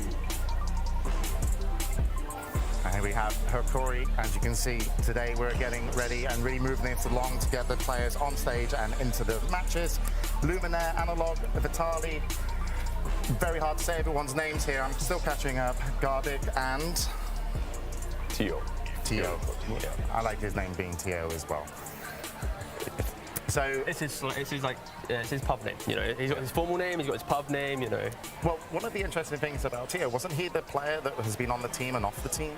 So Fiolacore Hakori's had some changes for sure. I think the main ones carry at least was Lumiere. He wasn't playing in the final season DPC. That was actually Yuma, who's a Belgium/South American player, really cool. But yeah, they're a team that made roster changes coming into last chance qualifier. They didn't have any real good results in throughout DPC, and then suddenly they just make this undefeated lower bracket run, and here they are. Yeah, and it's really good that you do mention Tio because he's the only one in this team that has been around pretty much forever in SA. He's young, he's 23, but still has been around for 6-7 years. It's amazing. I feel so bad to say he's been around forever and he's 23 years old. Thank you, Lizard. In the Dota world, man, 8 You've just added a couple of more gray hairs. 8 years, that's a century, you know. Luminaire, you know, the carry for Hakori. A lot of people say, like, you know, South America just bring out these amazing carry players, and is he someone to watch? Is that, you know, in this best of one, is his performance going to, you know, really matter, so to speak? Yeah, he is a very, very improved player. In the past, he was very much this 4P1 Ricer type carry, and since then he's expanded his playstyle incredibly. It was even in sort of the span of like 4 months. He's very like dedicated, hard worker, trying to get to this point, and I think he's showing it off really hard here on this TI stage. Yeah, there he is. Only 21 years of age, and it's interesting to see how they evolve. You know, playing behind your team in that 4v1 kind of position as a carry, and now having to get more and more involved. But is that what you've seen? Is the meta kind of like this big team fight? You can't really protect a, you know, anti-mage for a long time or a PA? Is it really just like we need to, you know, we all have to participate if we're going to push, you know, the other team to their limits? I think it's about finding that balance where you can go for these carries that are more scaling, but they need to be ready to join that 15-minute fight, to have like an earlier timing. So it's why you're seeing, like, for example, anti-mage is non-existent because you see him at 30-45 minutes in the game, right? But these other kind of harder carries, they do have like avenues to get into the game, be it the Morphlings, the Svens, these more kind of greedier cores. And just look at the group stages, look at the games that they've played so far. They won versus OG, versus LGD, versus RNG. They 2-0'd RNG, so Hakori, they're definitely a team that has adjusted to the meta. And I just want to say for Hakori though, they're the only team now with Brazilian players on it. With Sonnets going out, that was one Brazilian player gone. Now they have 2 players with Analog and Fiolacore. If this team gets eliminated, then Brazil, a historical, very prominent, you know, nation to bring Dota players into, you know, TI and DPC, they're going to be completely out. So, you know, a whole nation now is going to be watching this game, trying to support Hakori through the lower bracket. Yeah, they went 2-5-2 in the group stages. Their opponents, Beast Coast, we're going to spend a little time introducing them. They went 2-4-3. Wins, the only wins they got were over TSM and Talon, which were both eliminated teams from the group. So they haven't kind of been able to have that big victory yet over maybe an opponent that, you know, pushes them to their limits. So, Sheep, you're looking at me like, something. Come on. All right, Sheepstick, let's go. Okay. Get your money's worth. They've talked about it. They've been like, okay, at the beginning of this tournament, we lost. They feel to themselves. They felt like this new patch has come in. They all have different ideas. This is a team that's very feeling based. They all, you know, really feel their Dota. It's not so much methodically planned out. We're going to do this and this. So they felt that in the group stage at the beginning, we have different ideas. They're clashing with each other. They're not in cohesion and sync together, and as a result, they really struggled. They had disagreements. What kind of clashes? I mean, we Some don't wanted have to win, privy and to others that. were like, nah. It's the sort of idea of like we see teams coming in with this Leshrac and they think this is the best thing This ever is- with yeah. Bloodstone, and then other teams are like we want to prioritize stuff like Sniper, and when you have a clash of ideas like that, it kind of results in. That's one of the problems with how you scary wanna play. things about group stages is like there's two kind of meta shifts I always find at TI, and it's fascinating to watch. And when I go back and play pubs, it's normally decided what I'm playing from TI. But group stages, people kind of figure each other out, and then younger teams or teams that aren't so confident start trying to copy some of the teams in groups, but it's not necessarily their play style. So some are like, yeah, we should be doing what they're doing. Look, they're winning games, and then that meta gets challenged during the main event. So do you think they, Beast Coast, kind of tried to look at other teams too much rather than, you know, what got them to TI in the first place? I think it's hard to say for them specifically, just because in the past they're a team that's quite stubborn in terms of their drafting. You compare them to another South American team like Thunder Awaken, they are much more malleable to the meta, whereas Beast Coast are like, we're still going to play our Luna, we're still going to play our Bat if it's, you know, even if it's not good. Hey, mention some Raid King, right? Raid King, right, If it's Beast exactly, Coast. yeah. Yeah, but James, things have changed a little bit when it comes to Dota, and teams aren't necessarily looking at these old giants any longer. Like the new blood, the newcomers, they're actually the ones that This is you very have. patronizing, by the way. Please. Hey, old man. Get with the times. Actually, I'm really happy to be up today. You guys are the experts, and that's what you hear. But keep going, yes. But no, seriously, like the young blood, they're the ones everyone is looking at right now. Like the pop stars, they're the ones like Chrysalis. Look at him in the last game. Like he's the one that came up like a few years ago, pretty much, just spamming his Monkey King, and everyone is looking at him and what hero he's playing to copy. Yeah, we saw Bloodseeker come out after, you know, from other teams, I believe it was, after he had great success on it as well, Chrysalis. But who from Beast Coast, you know, should, you know, we kind of look at in a best of one? Where's the kind of rock, you know, who's the person that you expect for Beast Coast to kind of be like, this is who you're going to see perform, but if they don't perform, who's the backup? Because a lot of times, you know, you're not always going to get the perfect game. So when it comes to answer that question outside of the game, to refer to the same interview that Sheeple was talking about, Stinger Sorry, I'm going to have to interrupt you, Lizard. We're ready to go into the game. Pick and bans are coming up. I got revenge. Beast Coast versus Hokori. Game 1.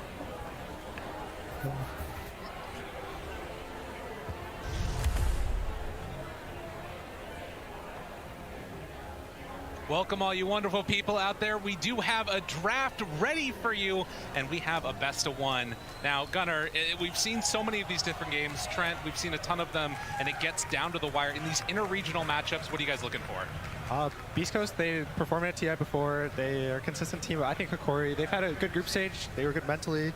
I've talked to a lot of players. They feel good, so it should be a good match.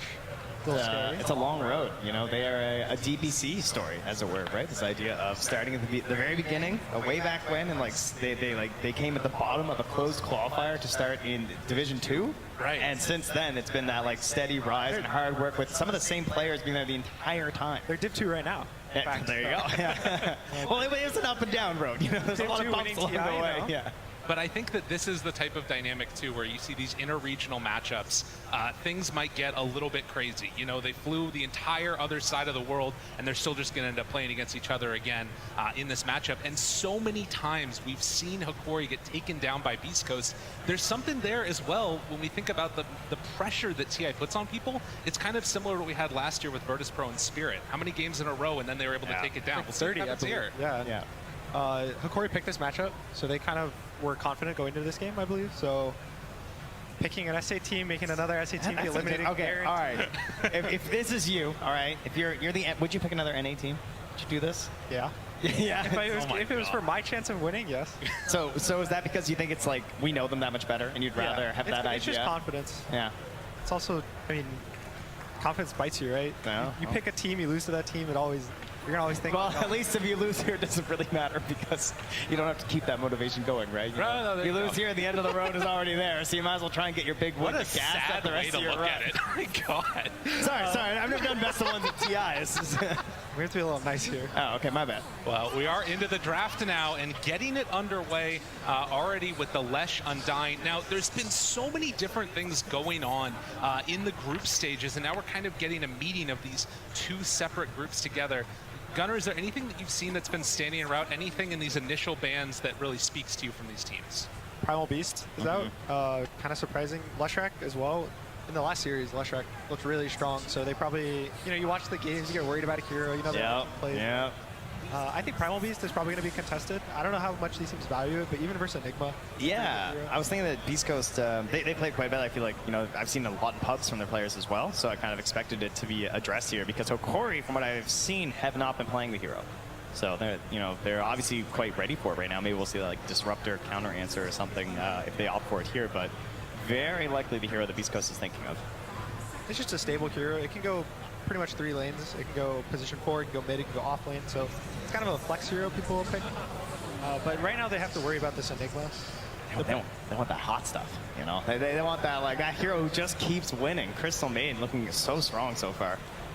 This one is scary. I think that the thing that's so interesting to me is seeing what it is that each of these different groups prioritizes as well. I want to see if Dawnbreaker comes in. Obviously been something of an interesting answer to Enigma at various points, but the Tiny that now gets taken for Beast Coast, I mean, they can play this in so many different positions as well. Yeah, it gives them, they can even play carry if they want to. Yeah. I don't know if they will, but it gives them a way to kind of have something to deal with the Eidolons. Enigma's just a Zoo hero. Zoos are pretty strong right now, Visage, Enigma. And being able to deal with it kind of fixes your draft. So right now they already have 2 supports. If you're going to assume these are supports, they can deal with lanes, they can shove lanes. So it's kind of going to counter push that. And then the Hokori Shadow Fiend. Okay, it's coming back. Didn't have a very good morning, the Shadow Fiend, of course. No. Was something that EG had been leaning on pretty hard throughout the group stage, took them to the top. I think a lot of teams have actually been leaning on this hero a lot. Yeah. It gets picked early, and it's just a stable hero. You can go 2 lanes. Partnered with Marcy a lot. I think that's where it's most successful, but it's banned out already. You try to pick it with these melee heroes, Clockwork as well. I think you might see a ban. The Tiny's already picked, so they're going to aim for one of these heroes. And again, to prep for that, they're probably going to ban these Visages, the Zoos, because that's generally what beats the Clockworks of the world. Yeah, Hokori only having dropped 2 games so far with the Shadow Fiend. As I said, almost always taking it in the first phase. In fact, they're taking every single time in the first phase, and they've already found themselves 5 wins. So looking pretty good. I mean, that does also give a certain amount of confidence, right? If you are Beast Coast here, you're saying, we're going to let you have what you want, and we're going to try and come up with the counter. Very curious if that Morph lane that we saw have a ton of success earlier is going to get taken by Beast Coast, or if Hokori are going to even let it get through. Gunnar, you're something of a Morph lane player yourself. Thoughts on that matchup? So we've seen the Morph versus Enigma. That lane, I've actually seen it go pretty heavy both ways, so it's kind of a risk when you pick it, but especially when they already have this Crystal Maiden who's good. I think an 18 Morph could be a little scary. Hokori might want to ban it. And on the side of Beast Coast, they want to ban all the kind of go-in heroes. Both of these 2 heroes right now don't go in. They're waiting for the best opportunity to go in. He's waiting for the black hole. Shadow Fiend doesn't want to insta-BKB, so they need something that goes in, which is why the Pango gets banned. Yeah, I like those support heroes that go in. I feel like Liquid have done a really good job so far showing why those can be strong, like the Clockworks and the Tusks. But of course, maybe finding that mid laner potentially here, depending on what they want to do with their Shadow Fiend, to do that instead. I think Beast Coast might be aiming for their Shadow Fiend response on 15. A lot of teams have been picking Zeus. Just having a lot of damage to kill this hero. He feels very strong when he can't. When he feels like he won't die, he's just standing there. You always have to deal with him. So if you can outrange him, Sniper as well was in the last chance a lot for Shadow Fiend. Still in the pool. So I would see some long-range heroes probably come out for Beast Coast, which is, again, the Tiny sets up for it. The other thing that we always have to think about in these best of ones is those cheese picks, those picks that can come out and just ruin your game. That's something to watch for. I haven't really seen anything banned out that sort of speaks to that yet, but it probably would come later in the draft. I have been hearing tales of the Beast Coast Brood. Tails. Hubs recently, so maybe a Whisper Brood might be coming There out. it is, and it's banned immediately. I feel like, Whisper also seeing all these off-lane silencers, and just like, I was there. He's like, I made that. Yeah, see, the Nyx is banned out. I wouldn't be surprised if they ban Clock and just they try to get all the melee heroes that going out. Yeah. And the issue is the Tusk is still in the pool, which I think is a very strong hero right now. It's interesting as well. Beast Coast chose to pick 2 supports in the first phase. Yeah. Ooh. Oh, nice one. They take it away. Interesting. So banning out that Zeus first and then picking up the Clockwork. So that does reveal more about where this Tiny is going to go, into at least a core role most likely. But likewise, Clockwork has been one of the strongest supports, giving that vision. If you can get up towards an Aghanim Scepter, it's like map hacks for a little bit. It's absolutely insane. So this is where Hikori kind of gets the choice. The Enigma has seen support play in some games. So right now it's kind of where they're going to choose. Are they going to pick 2 supports? Are they going to put the Enigma as a 5? They could pick a carry, but he doesn't see much. So this is kind of going to be showing all their cards. And the 23 pick is just going to be like the final, we're going to win the game with this hero. Curious what their response is to the Tiny as well. And so yeah, they will just grab the Tusk. Couldn't ban them all out, so pick one and leave the Tusk in instead. I wouldn't be surprised if they just end up picking a position 5 here.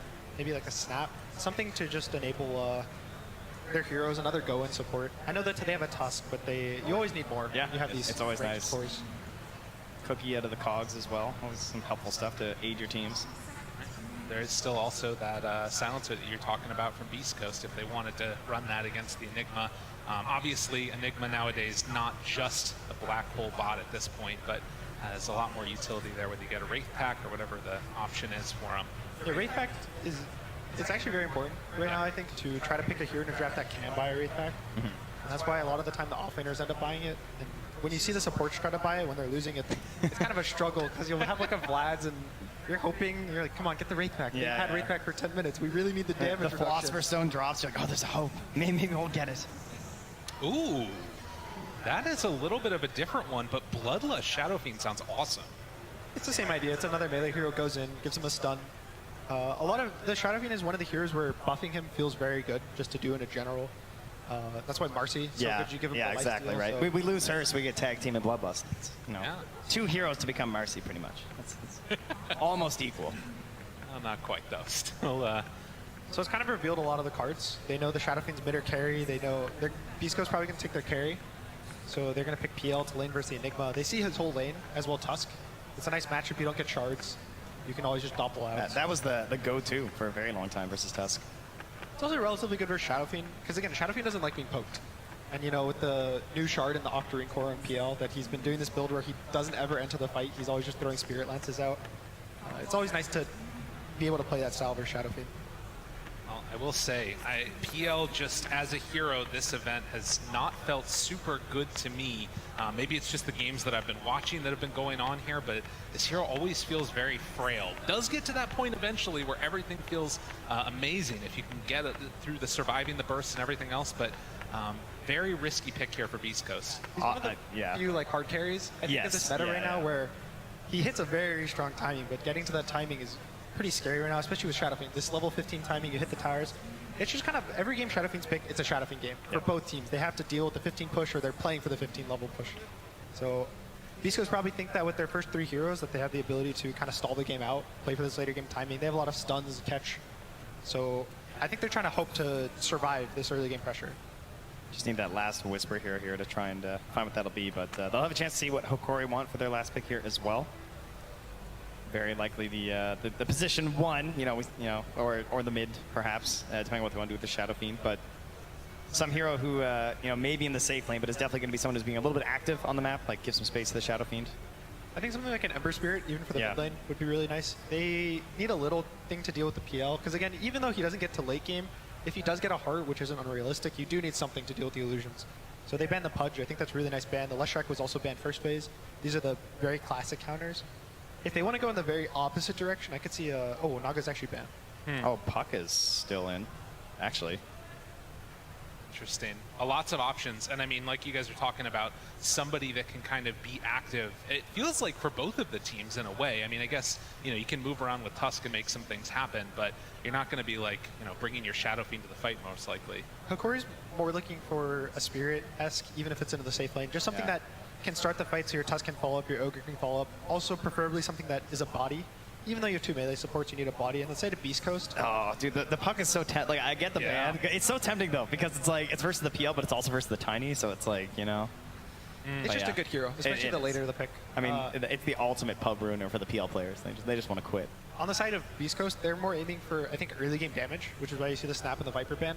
They have all these catch from Tiny Clock, but when you start to feel forced to bring your carry, it's a little scary.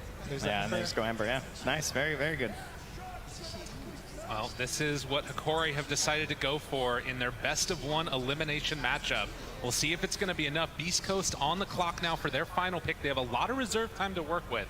What is it that they really need with the thought that Tiny could also still be a little bit flex if they wanted it? Yeah, there's a couple directions. The Tiny could go offlane. Oh, we get the morph mid. Huh? Morph versus Ember. Yeah, yeah.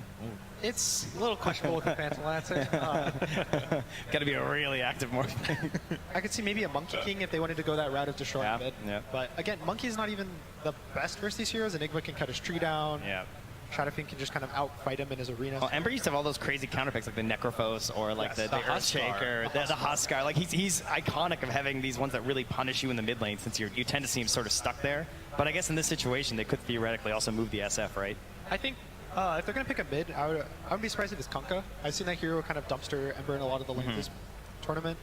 It gives them team fight. It lets them survive the black hole. Obviously, Tusky is a pretty nice hero. You can dodge a lot of X combos, but I think it kind of gives them what they need for Beast Coast in terms of damage. Really spending the time going through it. Beast Coast talking it out amongst each other. And with 40 seconds left, I mean, this is those moments where it's like it can make or break your entire run, your entire year, it feels like. And it's all down to one last pick. There's also just the Death Prophet, just some stable laner to go to the offlane. They can pick a ranged safe hero. answer, you know? Yeah, it's kind of the safe answer. You just pick you have a Clockwork, pick a ranged hero, you'll go 50-50 in the lane.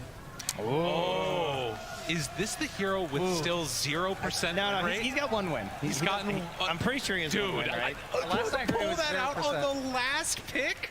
Whisper believes in it, and Whisper, one of the best players, one of the best offlaners in the world right now. Everybody loves this guy. If he thinks it's a good Batrider game, what is he seeing here? It's good versus Tusk, it's good versus Shadowfiend. The BKB disables are very good versus this hero. He probably also thinks the lane is going to be very favored. I've seen bad offlane have mixed success. I've seen some people still do the cutting from a long time ago where they get Firefly level 1, they go to the trees, get the cut level 1. He's got a couple wins. It's single digits. But how many wins, how many picks? Oh, I see OG had it in a win versus GG. Okay. Gladiators. RNG had a win over Sonics, and Enely had a win over Aster. And then there's a lot of in the L category. A few more. Perhaps double digits. Well, an impressive last pick here. We'll see if it works out for them or not. But again, the interregional matchup going on here. Hakori facing off against Beast Coast. One of these teams is going home. Hakori picked them, said, we want to play against you in this elimination match. See if they got what it takes. So get ready to go into game number 1, the only game for them. Actually feels like such a betrayal. To fight your own region like this. Yeah, and maybe it's not betrayal. Maybe it's just like guaranteeing that one of us makes it through, right? It was the friendly maneuver there as well. It goes. Someone's going to win. Yeah, exactly. Guaranteed. Yeah. Very smart. Well, as we head into this one, Beast Coast, see if they decide to smoke out, look for a first blood. Hakori already heading across the map. And the drawing is made. We'll see if it looks like they're set to run right into each other. Level 1 potential. We've seen some of those level 1 raises get some early kills here. We got stuff on both sides. We got Shards, right? Got a little bit of Ogre just getting in there. We got Crystal Maiden. Yeah, this is pretty scary. Yeah. I think Beast Coast, the Dire jungle is really scary to walk into. There's so many of these high grounds that you just have 3 different hills looking at you, but they kind of just pass each other. Yeah, they're looking for that safe lane right now on Beast Coast. Get a ward back behind the tower. We'll go for some courier snipes. And it looks like the battle might be up on the top side of the map. They did catch a quick little sight there. It looks like the PL. Yeah, I see Hector. He's just checking the ward, but he doesn't know too much. Yeah. This could be scary for Hakori. They might drop their guard, assume everyone's in the bottom jungle, which is usually what the raiding teams do. They'll sit in their own jungle, hold hands, wait for the bounty together, get 2, walk away. So, you know, the Shadowfiend might walk up alone. Very last second. We will see. And heading down to the rune spot, they will show C Smile. Pierre throws out a raise. They're on to 1, hits a second, in some trouble. The Shards pushes them to the side. Everybody getting hit. A really good avalanche from C Smile, and he gets a little bit of separation. The Clockwork, body blocking, finding the kill. First blood taken by Whisper. C Smile's still running. He's still getting chased and will go down, yeah. Gardic also chased back behind the tower. 5 stacks, 6 stacks, and it will be enough. So denied for nothing. Oh, well, that was close. Well, Gojira also grabbing the bounty rune right there as well, and got that battery assault off too. So that looking great for Beast Coast. Could be worse. Lumiere died at least, so we got the mana back from the raises. It's always rough when you fight the bounty runes. You lose a kill or two. You don't have mana on the Shadow Fiend, but the lane's kind of reset. The bat is very high net worth though. Yeah, if there's a way that you wanted to start off the game, it's, particularly with the Bat Rider, this hero that's been so up and down, getting First Blood helps a lot. As everybody heads off to their respective lanes, we'll also probably want to keep an eye on this bottom lane, how Vitali deals with K1. They just get everything denied out from him or not. So the scary thing right now is Beast Coast, in their minds, they counterpick 2 lanes. They got to pick the PL into the Enigma, they got to pick the Bat into the Shadow Fiend. So the side lane should be, draft-wise, Beast Coast favored. But again, Corey picks these heroes just because they're stable. You pick them, you always go even, you always have a good lane. And then, like, on top of that as well, I feel like mirroring in terms of, like, the game plans, there's a lot of very similar things happening here. We have, like, Ember and Tiny. They have a similar idea and concept of how they want to play, but everything's just, like, a little bit faster on Hokori's side. If all things go even. I mean, I'm seeing Shadow Fiend right now with more last hits than the entire Beast Coast team for a second. That's a pretty good way to start the game for him. Yeah, I actually think a lot of the, at least mid and top, are pretty good for Hokori. The Ember versus Tiny matchup's pretty nice for the Ember. The Tiny doesn't have any armor. The Shadow Fiend is generally just a good hero right now. The slow on the raises, especially with this Ogre stun, just lets him kind of build up at least 2 raises, if not 3 every time. Of course, does need to be careful, like you said, with that Bat Rider. You can start stacking up that sticky napalm. That's when things can go south very quickly. I'm also surprised to see what Whisper does with skill build. We've seen some Bats start experimenting with going for Flame Break early. I've seen some 4-2-0 skill builds on Bat where they don't even get Firefly. Oh yeah. I could see him doing it for Shadow Fiend because it makes it so he doesn't have to commit his hero. When you have to commit your hero on Shadow Fiend, that's when it gets a little sketchy or slow, and one of you is dying. So at least if you go Flame Break, you can be happy if neither of you die. And then you have an Ogre just sitting there the entire time with a stick as well. So unless Gojira gets like the full lockdown, a very frustrating hero to try and deal with when it costs you all your mana pool. So you can see, at least at this early going, K1 getting a lot of his creeps denied out by the Enigma, as you would expect. While up here, they're able to do some pretty good zoning. Lumiere, the lane in a very nice spot, as they're just forced back and off the lane here. We'll see if they can maintain that equilibrium. As down bottom, Stinger caught in the shards and a couple quick punches. That's going to be death of the CM. That is the Crystal Maiden experience right there. Like, she throws out a Crystal Nova on the Eidolons, and they start whittling them down. And PL just sees that one moment where she's too close to the trees, you're just dead. Like, PL's, you know, PL can get out, you can't. Yeah, I think this PL pick isn't so much of a we're going to crush the lane with the hero. It's more, it's good versus Enigma in the game because you don't have to commit, and it's also, he'll survive the lane. And sometimes just surviving is enough. Ooh, they don't get the bottom. He didn't get it, no. Stinger comes in, throws out a Crystal Nova, not able to get the pass back in time. Second mouse. Clearly the mouse, that was the issue apparently.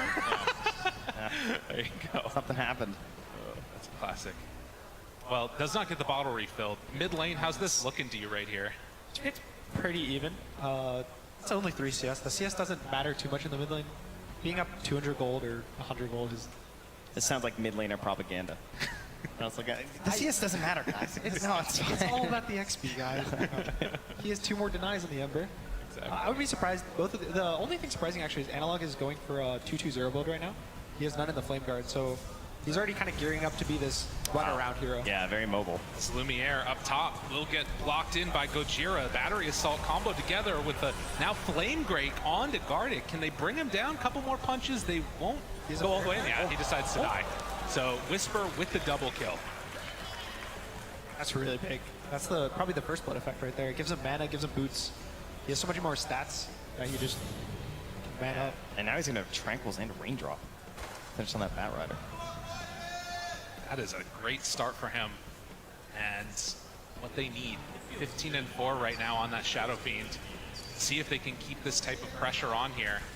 As each time they've walked up to that lane top, it's been looking kind of rough for them. Beast Coast already off to a hot start. Yeah, there's so much pressure in this game too, right? Just on the players themselves. It's a best-of-1 elimination. You don't want to go out and one at TI. Yeah, that is actually something we haven't really talked too much in terms of like the pacing that a game often takes when it gets these best of ones. You know, it's kind of the same thing as a game 3, occasionally TI for elimination, where the game will often stall out. Like those riskier moves aren't necessarily made, but in a matchup like this, where they know each other so well, they've played together a lot, and they both have this sort of, you know, slightly faster paced tempo, I would say. I don't know if we're going to get that. I feel like we might still be playing some pretty fast Dota. You're saying the team with the black hole is going to win at some point. That's usually what happens. Let's see if it happens here again. And Gartic caught underneath those cogs, couple more punches, and he is dead. Whisper dominating. He saw what he liked early, called for the pick, and is running it. I love the drums too right after, right? Keep that pressure up. This is, he can also go the berry, which is really nice, but this is the scary part of Shadowfiend. This hero, we see it a lot as he sits in his lane for 12 minutes, but now it looks like he's gonna get kicked out probably relatively soon, and he doesn't really want to jungle. He doesn't want to rotate to the enemy lane, so it's gonna be a little scary to try to find a game for Lumiere. That was something you were just talking about back when watching that EG game that happened. They were up there and staying for a very long time. And if they can sort of elongate this laning stage and the Batrider keeps this type of momentum, things could start looking very scary indeed. Yeah, there were no stacks here for Lumiere. Thankfully, he's able to make his own just in time. Kills one camp, gonna stack up as well, so will start getting back on the board. And see Smile caught in no man's land, slowed down Avalanche to try and get a little bit of separation, but in the end, with everybody walking forward, see Smile, he's gonna go down. It's a pretty big kill. This starts the Ember, you know, snowball right now. You always get started with one kill, and I think a lot of this pressure is gonna be on Analog to kind of step up, just because of how safe lane's going. Yeah. But that Cogs pushback is really nice. That could have turned into something big with the haste and then also level 6 on Analog. And now, if he gets caught here, this could be really bad. Does not have a ton of mana. Gets pushed back, the flame break. They're bringing in people to try and help, but Stinger there as well. Gartic underneath the Cogs is dead again. But that does make sure that Ember can get out of there. Beats his Ogre a little. He's in the situation where he wants to press Slight, but he has no mana. He doesn't want to stick because he's full health, but his stick is full. It just feels a little awkward. I think they might be feeling a little pressure right now. They probably want to start playing to the Enigma bot and try to pressure this tower, because if they don't kick the PL out, he's going to be comfortably sitting in a safe lane where the Shadowfiend's already kicked out, and you kind of want to break up these lanes as fast as possible for Hikori. Yeah, for now they're even, but if it stays this way, it's certainly going to be start moving in towards Hector's favor in this situation. So likely getting Theolokor on the move as well, right? Like trying to get up to that level 6 perhaps. Obviously Tusk is one of the heroes that thankfully can get a lot done before level 6, but does have a big up on the damage there. Now we see Hector already has all his items queued for the next 20 minutes. He's got his Diffusal Yasha Heart. He knows what he wants. He's going to buy what he wants. And it's kind of what he needs this game. He just needs to be able to tank up at some point. The Tiny will go in at least in the early game, but he needs to be a strong hero on his own. Well, Theolokor really wanted that bounty rune. He's not able to get it. Be denied out of there. Can't get it in time. And you can see these movements that keep on coming in. Clockwork being such a thorn in their side. Gartic just has to try and play bodyguard right now, but you know, if they bring the Batrider in tow, both of those heroes will die. So props to Hikori to be able to keep it this close with how well this Batrider lane is doing. And now Analog moving into position, finds him with the root, gets him inside. Spur making the move over, wants to try and play aggro here. The root, the lasso, they brought everybody. They take him down and now chase for more. That was not the thing that they were hoping to happen with that Invis rune. As the Ogre will burn, no neutral need deny, okay. That's a little something, but they will catch the Theolokor on the backside of this.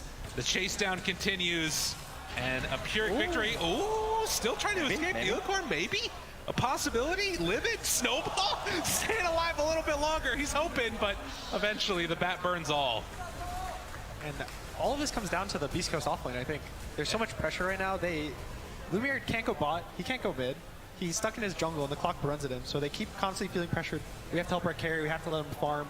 They keep making these moves, and when you make moves to your losing lane, it puts a lot of pressure on your team, because now everyone feels they have to go because you're not strong enough in a 3v3. That all started with them moving up to try and do that, to get there to Lumiere, and instead he just like TP's mid. He's like, oh, disaster.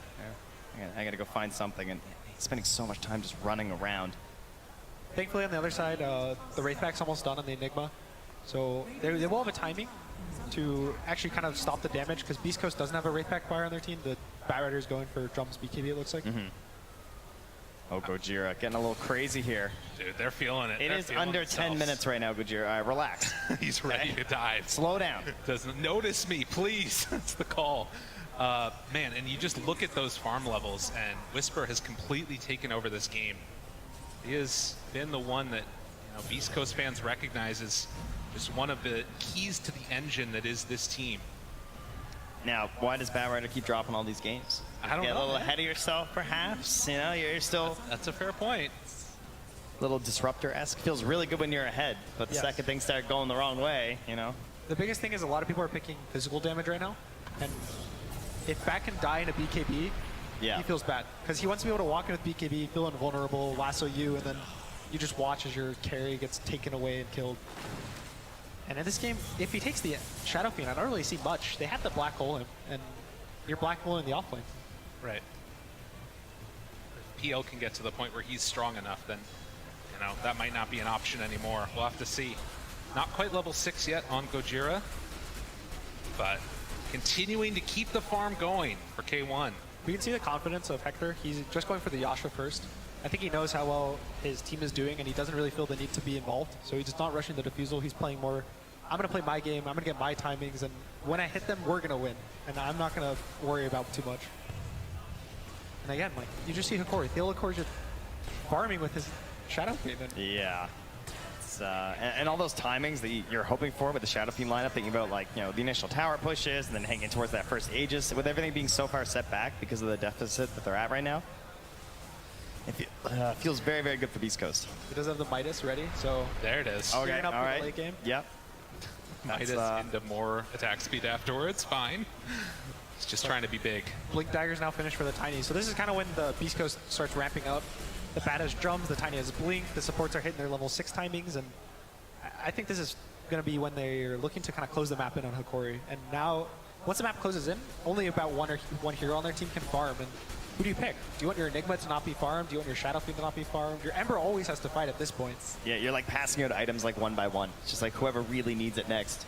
I think the other thing to consider here is if you're Hikori, you know that this timing is coming, but also, are you going to be able to deal with it? Analog gets pushed back. They're keeping a little bit of separation here as he stole that DD away from the Ember. Slowed down, still chasing. They're throwing out the Avalanche, trying to elongate this fight a little bit longer. Stinger up on the high ground, throwing out the CM ulti, not doing that much damage. And Gojira is just going to be the one that ends up going down. If this fight keeps going, they still have a lot left in the tank on Hikori. But Whisper moves in, and that stops the aggression. Wraithback putting in work, helping out there, making sure nothing got turned around on them. Slowly advancing to the tower. And he probably can't go to the tower. Even Hector's going to show up. Oh, he finished the defusal, actually. Okay. There's a casual Band of the Elven skin. Okay. Interesting. Someone made the call. Someone saw the inventory. Just slow down. We kind of need you. I actually think Hector is kind of... I think when he plays Wraith King, he goes a casual Belt of Strength. Yeah. So, something about these items. The 6 agility, 6 strength. Well, and what I was going to say is that in this type of a game, too, Beast Coast has been here before many times in elimination matches on the international stage in front of a crowd. For Hikori, a lot of players that haven't had that type of experience, and I want to see how they react to that pressure. Can they deal with this sort of strong timing that's going to come out with Beast Coast?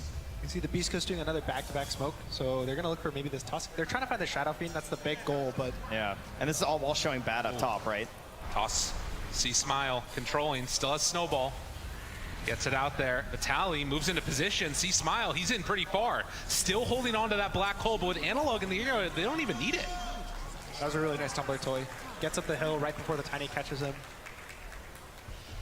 I think it's a little forcing of the play. He feels a little bad that the Tusk survives, so he blinks on the high ground. And anytime you commit a little too far, especially versus the Ember and the Enigma, it's just so much damage when you provide them a body. I mean, Analog now sitting still with 2 more remnants as well as they pressure this tower, so very hard to grab. They only have to really watch for the Gojira angles, but he gets right in there instead. Interrupts, nicely played. Connection for the kill, and Hikori, all of a sudden, they are looking at like a crisp team.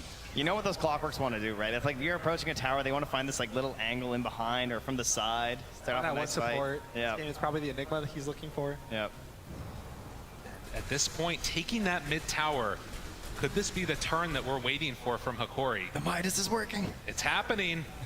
We'll see if they can deal with it. You still have an incredibly farmed Batrider and PL, though.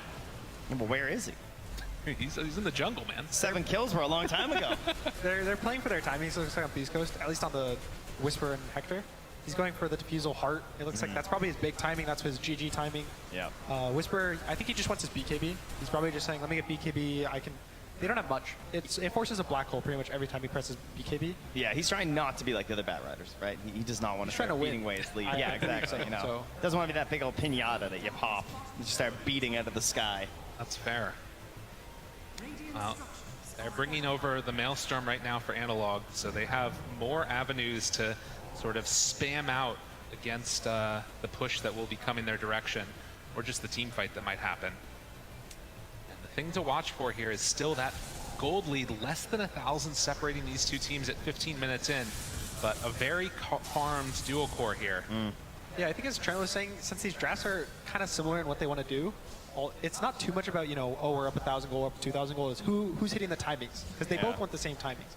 Both these offlaners want their BKBs or blinks. Both the mids kind of want these items that let you fight the Maelstrom, the blink on the Tiny. So right now, I think this bad BKB, they're going to instantly smoke on the side of Beast Coast. They're going to look for these kills, and this is the Beast Coast timing. So now we're going to look for a big fight. And you can tell like how passive it is for Hokori, because he's also just running around with his Haste Rune. You know what I mean? Like they had Haste Rune, fresh Maelstrom, and he's just like, yeah, we got to farm. Like everyone else isn't ready, and they do get the 60-minute rune though, which is really nice. They found him right away. Catch, Ava, toss, dead, Gardic. Trying to salvage something here, running in brazenly. That's a juicy shards though. Can they do this? Shards, block, Stinger there, control, a lot of damage. They do manage to take off that freezing field. Analog hoping to get something done. A double kill from Whisper with that BKB. But can they get out after? Will Analog keep chasing this DD going? Connection onto C-Smile. Whisper still in the area. Vitaly has that black hole ready to go. Push back onto 2, and C-Smile in some trouble. Gojira's off to the side. They don't even need it still. Wait, maybe a turn? Okay, K1, he's decided to show up. A couple quick punches. Can they clean him up? It looks like they will. So another trade, 2 apiece. They feel so strong. They're like, oh, we can't die. We can kill them. And it's not wrong, but sometimes when you chase a little too far, that's when the other team turns it around again. Hector even shows up, so Beast Coast 5 heroes together in 1 lane. Yeah. Hokori loses 1. They can't be 5. Their Shadow Fiend died instantly. And it wasn't too bad for Vitaly too, because he still gained like a decent amount of gold there at the end. So take a look at the replay here. Just immediate jump, and they were ready. Just straight up gone at that point too. And I mean, I like the TPs though, because they know that they can fight in these situations, right? Like that's a great situation for Analog. From the high ground, as an Ember with the DD rune, you can see he starts cutting through them like that, but they couldn't get Vitaly in quite at the start, and then he just ends up like walking after them because he was so close to his blink. Yeah, you can see Hokori, they literally just want to hit their timing. That's all they need. Yeah. They need the BKB on the Shadow Fiend, I think, is their next big one. He's about 2,000 gold away, a little more. The Ember is also going for a BKB, but I don't know if they can wait for his. His is about 3,000. And Beast Coast that was their timings. Right. That was their BKB on bat, so you see how strong they are. They just walk up into the tri-count, or the duo count, rather. And in a way, it feels like, you know, you're building up this armor on Hokori, and before it's fully finished, they're just trying to kind of poke them in the eye a little bit and start slowing them down as much as possible. And they're kind of making it happen right now, you can see. But still, incredibly close game. We're going to have to watch if Beast Coast can keep hitting these timings, find a couple more pickoffs, and slow down Hokori a bit more. And one of the cool things about Bat versus Tusk is actually if you're lassoed, you can't get snowballed by the Tusk. True. So if Theo, he's rushing a blink, he has it already, so if he tries to save on these lasso initiations, it'll do nothing. Yeah, this hero's guaranteed stun. We got Lasso, we got Black Hole, the 2 things, and Chrono, the 3 things he can't pull you out of. So there you go. Marcy can't either now. Her hands. That's right. Her hands are not strong enough to get through. To go through. They were pretty magical before, apparently. No longer. Smoke up. Hokori, they feel like they want to get going right now. Who are they going to run into? Illusions out first. Smoke does not break. Hokori going to run past it. It looks like Beast Coast are in position. Smoke breaks now. They find him. Snowball follow-up, chase down, but the cogs, the pushback, interrupting Vitaly before the black hole comes down. Wraith Pack is there, but are they in too far now? Avatos from C-Smile can't get it off that black hole. It was not what they needed. Analog will manage to disengage, but they lose their Enigma and Gardic. He is likely to fall yet again. Chase down. Yeah, they got him. Beast Coast. They just read it perfectly. That was really nice positioning from Hector. kind of stopped believing in himself for half a second, but he was perfectly in the trees trying to break the smoke with this ward.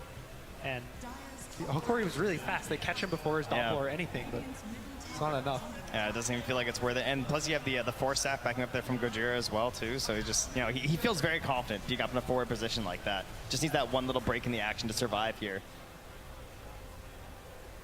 Unreal. And you can see, think about how different that would be if you just find that black hole on Hector. To be honest, they still might have been able to interrupt it pretty quickly afterwards. Tali's going to need to get that BKB. Really nice cogs. Just stops pushes the Ember, pushes the Enigma, kind of breaks up the fight. Anytime the Clockwork gets like very directly in the middle and pushes heroes out, the fights kind of get scary.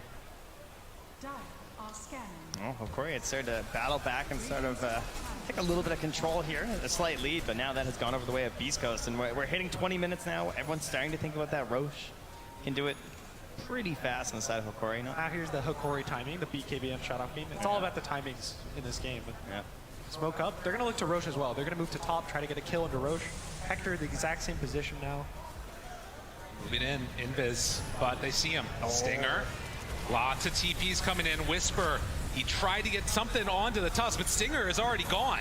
Helio Core, they throw out the Requiem, trying to disengage with that Tusk. So support for support, getting Blink dead. Tiny, he's thinking about it. See Smile won't jump for that one. Bit too dangerous. It's kind of where it hurts to do Black Hole in the last play. Yeah. Black Hole maybe catches Hector, maybe catches the Bat. But it's not the worst. They get a Crystal Maiden, they trade 1 for 1. Anytime you trade kills and you're behind, you're always going to be happy. You're going to get more from them. This is some best of one Dota. It really is. It's just like a little bit scrappy. Everything's a little bit off, you know. There's like that one bad black hole, and so it throws off that timing. Everyone's a little bit full of the nerves here. They know this is your one chance, but also it just means that you only need that one single game. Yeah, I think you can also see everyone's kind of just gearing up for the late game. Yep. Yeah. Everyone's ready for some 40, 50-minute game where you just, at some point, you either win or lose. Lumiere knew. That's why he bought the Midas. Yeah. It was the time. Meanwhile, Whisper's looking at his Tranquils just like, ugh. You know? It's a travel. Yeah, I could have been a bad. We'll see. As the game goes later, it can be very dangerous giving up the, obviously, Shadow Fiend and Enigma against that. So Beast Coast likely to try and make some action happen. That flare just hit all of them. It's like full vision of what they're up to. Helio Core comes in, steals away that DD, but then loses his life for it. Guarding. Chase. Hook shot onto Analog. Push back into the lasso. Catches him. K1 trying to bring him down. Sleight of fist. Can he escape? No. Analog goes down. A perfect fight. And K1 just running in brazenly. Won't have to face any other retribution. Black Hole again. Just coming back off cooldown now. This is the timing we talked about. It's the heart on the PL. Yep. They're just going to kind of walk down lanes, walk at towers. They don't have the damage. This Ember, you pick him to deal with the PL, and then he has a bad game. You pick him to deal with the PL, he has a BKB. He doesn't really have the tools right now to deal with him, and there's too much HP. Oh, God. All right. I can't even handle that. 4K gold lead right now for Beast Coast. And with Gojira queuing up that shard here very soon. And as you guys said, the part done. It's going to be time pretty soon for another salvo of aggression from Beast Coast with the top tier 1 tower taken and mid out of play. We'll either see if they want to go in towards Roche or just take a fight and take another tier 2. Gojira plays a lot of Clockwork. I think this is one of his favorite heroes, and the way he uses the shard is really nice. It gives you so much vision. And I think for Hokori, all you need is vision. You need to know where the Enigma is for Black Hole. All you need to do is catch the Shadow Fiend once at the start of a fight. Even the Ember will just die to a lasso. That's what we just saw, right? Like that one flare, just saw everything. They move in, they get the ward up on the high ground after that. It doesn't afterwards get dewarded by Hokori, but it doesn't matter. Right. You want to fight with it, right? Well, heading up to the top side of the map now is Beast Coast. They don't have their Tiny with them, but they can still make some plays. And Dire anticipating that this might be the move that they're making. Scanning that little Death Valley area over there. Where are they going to find? Analog can Remnant in onto Gojira if they want. Spot him at the beginning. They have so many Force Staffs though. Alephis, see Smile, big avalanche. Where are they looking next? They're doing a disengage. Little poke, little prod, little runaway. It's the classic. Same time, Hector is not going to show up to these. He's farming, he has Manta finish now. He's just going to keep hitting the timing after timing. And if you're inside of Beast Coast, you pick this hero on, I think, 23, and you're just feeling good. That was a nice little illusion rune spawn for C Smile. Could have taken a little bit more damage. Was likely going to be fine no matter what, but gets him out of trouble. And Beast Coast still feeling incredibly confident in this game. Force staff done. They pushed them all downward. They watched them all run to that part of the map. They're all sitting around the Rosh pit right now, but not exactly the easiest thing for Beast Coast to take.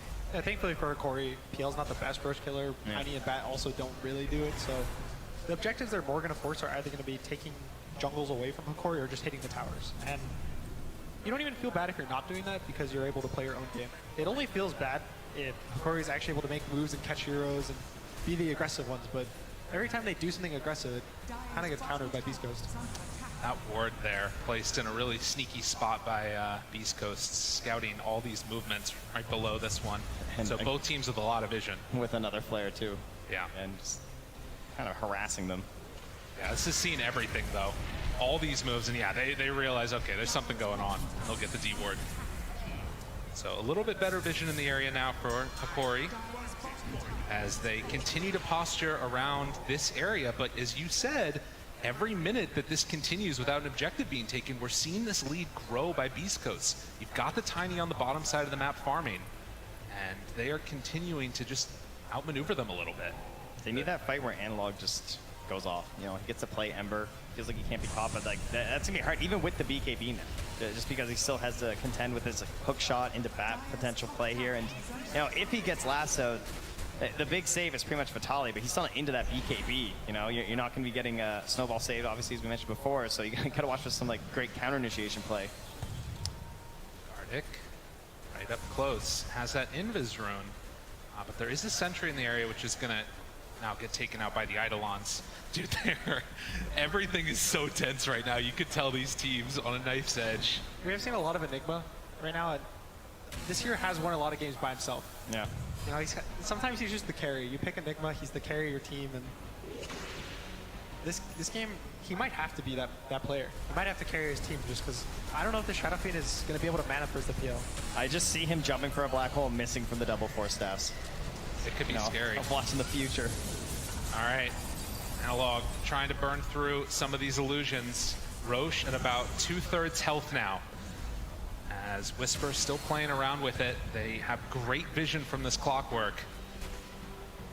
The Rosh dance now begins.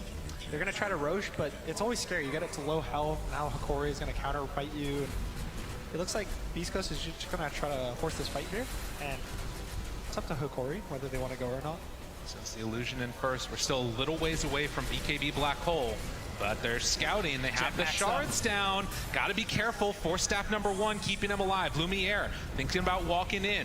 Good flame break, pushback control. SF gonna pop that BKB. They got to get something out of this. And it's over on the other side. Heliocor controlling and trying to take down Whisper. He's fine. He's out of there. But now no BKB SF.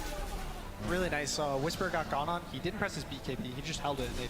He gets out. I think that kind of secures the Rosh for Beast Coast now. Hikori, they can't fight without Shadow Fiend BKB. No, Vitali got forced back as well. Had to like blink out of there, so unable to find a counter initiation play and just needs to power up his own BKB so he can try and get involved here. But Aegis now coming down, and man, Hector is a problem. This guy, after that heart, has been just buying some ultimate orbs, juicing up his hero a little bit, adding some stats, some steroids, and now gets an Aegis to boot. I want to see how much damage he's taken later on, because I feel like he has not been touched this game at all. Just left completely alone. 300 damage? Yeah. At laning stage? Yeah. Honestly. You give a game like that to a player like that, it's a problem. Whisper, they find him. Do they have enough to bring him down, though? Cogs, no. BKB is out, and instead, he might just turn and kill off Gojira. We'll see. Oh, remnanting around a little bit awkward there. Is he going to die? No. Gets away. Analog just barely able to escape from that one.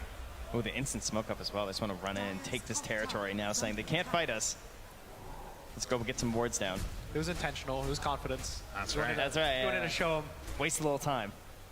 No BKB now for the Ember too, which is another thing to give Beast Coast that little bit of flavor at this point. It's 4 minutes left on the Aegis. They're doing the cross map rotation. Won't go for that courier snipe, and instead wanting to follow it. Just gonna dodge, right? Try and lose as little as possible to this Aegis and get the BKB on Enigma. They're literally following the courier. It brings them right to Heliocor. And we'll see if they can bring him down here. The chase is out, but actually they find Vitali. The Enigma goes down to Whisper as the Tusk will get the blink out. Oh, Gojira. Oh, he's so good. He's actually so good on the clock. Okay, so here's what happened. So they run into Dilgor, and he's like, okay, well, we might want top spot. I'm going to go make sure that we get the Enigma kill, right? Yeah. So he runs over, make sure Vitaly dies, and then he's in between the two. K1 turns, Lumiere down low, still trying to pay him. He gets the punches off the BKB, out and away. Can he dodge through the trees? Might be able to. No! Hector chases him down, and now Gartic on top gives him the tip. Just like that, Hakori lose everybody across the map in the space of 2 minutes. That's the PL special right there, you know. It's not even... He's Aegis. Even if you win that match fight, there's not much. Well, Hakori maybe feeling the nerves here in this best of one. 9K up, and Beast Coast still with Aegis in hands for the PL. They're going to pressure for this tier 2 tower. What is the response? I mean, it still feels like it has to be that BKB Black Hole once Aegis is down. It's been waiting for so long as well. Just like trying to get this recipe done. It's all on the Enigma at this point. See Smile, they find another. Theliocor, body dropping. And everybody else needs to just run away because this is a heck of a gang squad he got with this Batrider. And you can see Gojira, he knows Black Hole is the way for them to win the game. So he's buying a Blink Dagger next. So he can always blink, always hook drop the Black Hole. So your kind of situations to win the game are kind of getting limited with every single item that Beast Coast gets. Whoa, and look at this. Tier 3 tower. Hector, he's saying, I'm just ready to go. K1 takes down that tier 3 tower, and oh, look at it. Chase jumps in, doppelgangers forward onto this ogre. They do find the real one, but I don't know if they have enough to deal with them at all. He's still got the Aegis afterwards. The rest of his team is off on the other side, and just keeps this chase going, taking down building after building, and Beast Coast wanting to remain the dominant team here. They have faced him so many spots and been able to take down the Hakori lineup. Wanting to make it happen just one more time again. This is actually absurd, like how far all his allies are, but it's just, there's nothing they can do, right? Yeah. Look at that HP pool. Scotty's finished, Bachelor's gonna come out soon. Keep chasing, building after building falling. They have to deal with this guy. All right, it's there. The smoke is ready. KB, oh, the illusion's on him. But it's difficult. He's got no blink for 12 seconds. You don't want to Black Hole this. There's an Aegis. Yeah. They need to wait another minute. We got a minute. You know? He needs a lot of prep time, okay? Yeah, he's got to get all the way around. They have 3 sets of racks. Yeah, there you go. That's a minute of time. Yeah. I mean, they're just not stopping. There's no reason to stop. Hector will not be denied another set of racks going down, and they still have 45 seconds left. I mean, they have to get something out of this. Hakori looking for an answer. Vitaly in the back, he's smoked. They need to kill him before they drop that black hole. Hector, Diffusal onto Analog. They just can't touch him. No damage on this PL at all. See Smile spamming the notice me. We'll see if they stick around for the third set, but if they want, they can just back here. Brilliant play from Beast Coast as they are closing this one out in style. The spacing, the angles they have covered as well between their backline heroes. This is the PL, I think. Just the PL pick by itself is good for Shadowfiend, good versus Enigma. It feels so hard to find the real one, and when you only have limited amount of spells. Yeah, and so much of what they did in the laning stage too, just like bringing this all together for them as well, making sure that they ruined Lumiere's game, forcing him into this Midas, forcing him to the jungle, and slowing down the initial timing of that Rosh. Because I mean, we saw when even they were like well ahead, Beast Coast still couldn't Rosh, right? And that could have been such a great path for Hakori in this match. Well, they do know that Aegis is down now, so Hakori ready to smoke out and move across the map. But there is another creep wave that's going to be coming in bottom, and it just looks like Beast Coast are ready. They know this is the only path that they can take. I'm not sure if it's going to be enough for them. Drop down the ward, CM in place. Sees that fresh ward just runs. Yeah, you see that little timer, and it's like full. You're just like, oh, I'm out of here. Everyone, both teams know right now that Beast Coast wins with next Aegis. You can't black hole him 2 times. You don't have refresher. So both sides are going to only care about Roshan right now. And for Beast Coast, they could sit in their fountain and chill 3 minutes, wait for Rosh. Once it's up, take it, win the game. But Hakori's always stressed. They're like, are they Roshing? Are they holding our jungle? Where are they doing? Are they jumping us in our base? And where are these clockwork flares coming from? Right. Calculating the angle where they flew from. A little bit of trigonometry happening there, trying to figure out what's happening, what's going on. Does have the blink with the 4-step, so even Gojira's ready. You see him smiling and laughing. Yeah, they're feeling good. And why not? East Coast They do not like these best of ones, I don't believe. None of the players do, but it's one of those moments where it's so much tension on the line and feeling like they've got this one potentially in the bag. We'll see if that's true or not, though, because this next Roche fight is going to be where so much of this is decided, if Hakori can make any type of a comeback happen. I think C-Smile's choice. He was originally going to go Ags after his Blink Echo, but he goes back for BKB and AC, it looks like. So I think he kind of realized that Hector is going to just 1v5. All he has to do is be a body, buff up his boy. Yeah, if you miss the tree volley, it feels pretty bad. Yeah, and so he's just buying items for his team. Make it safe. Well, K1 going in without the Aegis, a little bit of a bold choice here. Again, the danger. Oh my God, Gojira is way back there though. He's ready for the backline jump. Analog, not there. And the lasso, they find and kill Theliocor. He has buyback. Lumiere, they need it. They have everybody. I mean, even without the Aegis, they're right on top of him. Kox pushback on Vitaly. They're like, wait, there's a clockwork over here. And in the meantime, he jetpacks away from him. Hector keeps sending these illusions in one by one. Hakori. The smoke is there again. They gotta find an answer. Theliocor again scouted. The smoke breaks. Abba toss. Connection. Gardic throws out a stun. Good punches from Lumiere. Can they bring down the Tiny? They will. C-Smile dies. Analog jumps in. Tries to find a couple more. Lumiere looking, hunting. They want to find that PL, but it's not an easy ask to get it. Oh no. My God. Homie, that was an illusion. Oh, jeez. Oh, God, that's not how it's supposed to go. Hector, he's shown up now. They have everything on top of him. K1 chase down Abyssal Blade there. And Beast Coast, they're just too strong. So they run on through. 19K gold lead, one last Rax, and GG is called. Beast Coast take the best of one and are going to eliminate Hakori. Sending home their friends in the same region, but also their rivals, of course. A Korean team that's been doing so well lately, really impressing everyone. But Beast Coast say, you know, we were known as the gatekeepers once for region. You want to come and challenge us in Singapore? We'll do it again. Thunder, we're coming for you too. They're doing it, man. Impressive showing from Beast Coast. Hakori, in the group stage, they made such a huge name for themselves. I think they impressed so many people, and their journey will end here, but I'm sure that they've gained a lot of fans around the world. Gunnar, looking at this Beast Coast draft and the way that they've been able to handle things, what are you sort of looking at? What's the key dynamic that this team brings to the table, and what are EG going to have to look out for? I think the Whisper. Whisper's always their player. Every time they kind of show up, it's always this guy, crushes his lane, runs around, kills everyone. He had 7 kills, I think, in 10 minutes. With Batrider. Right. Such a low win rate. He just comes in, elimination. Guys, if we're going to be eliminated, I'm going to be eliminated playing Bat. Well, it's poetic, right? I mean, Beast Coast, you know, they've been saying, rumors, whispers. You know, they brought EG to TI. Now they're going to send them home. Well, we'll see if that's indeed going to happen as we head on back to the studio and break down the action. Thank you very much, Lyrical, Gunnar, and Trent. And yeah, one of the storylines that we really have to highlight was Batrider, Whisper, and of course Beast Coast winning. But that, you know, it's signature for them. But this tournament, it hasn't, you know, you were mentioning in our break, T-Gov, you know, it just hasn't been picked up. No, yeah, this is a scenario where stats actually do lie. At TI, it's 18 games played, 16.6% win rate. It is a terrible hero so far at TI.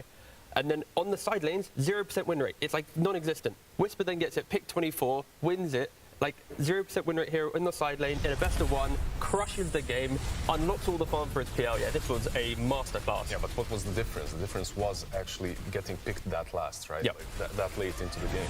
Usually he gets picked up earlier and gets countered, pretty much just gets destroyed. Even though the hero, in my opinion, looks pretty broken.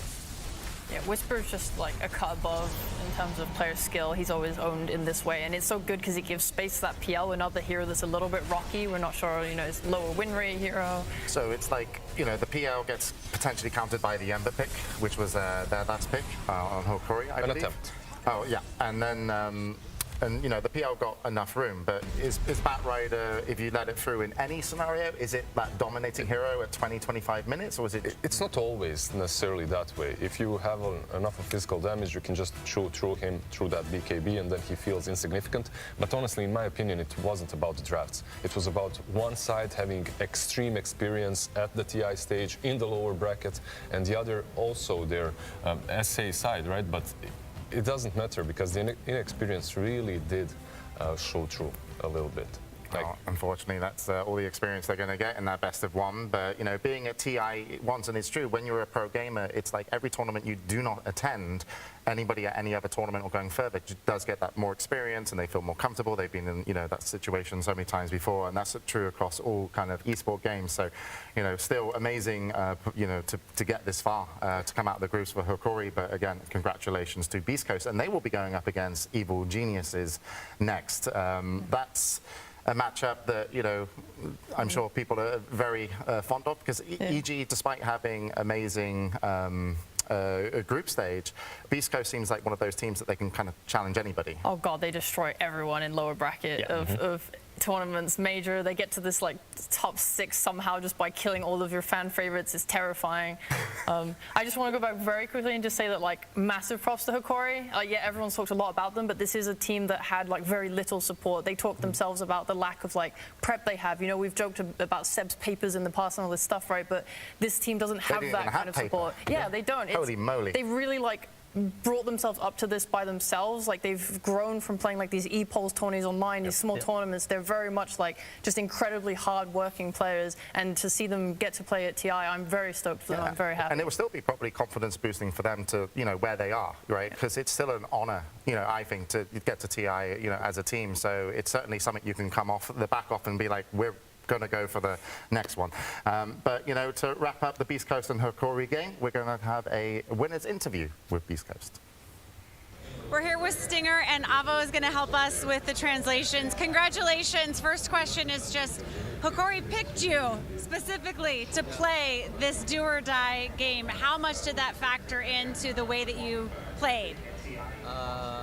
¿Cuánto importó el hecho de que te escogiese Hokori en la manera en que jugasteis?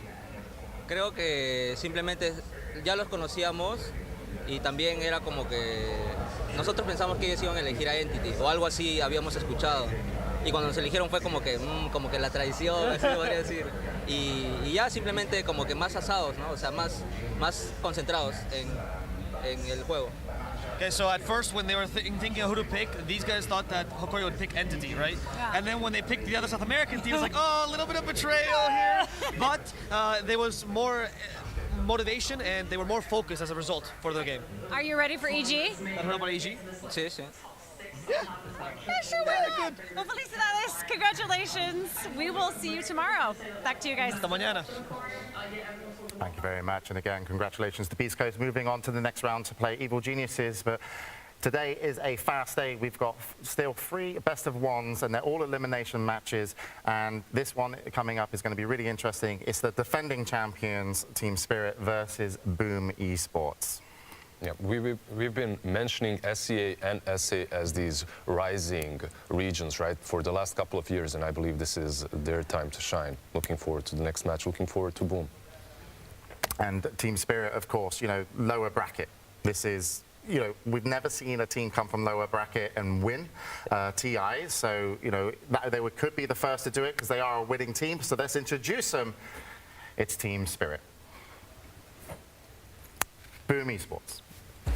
Amazing.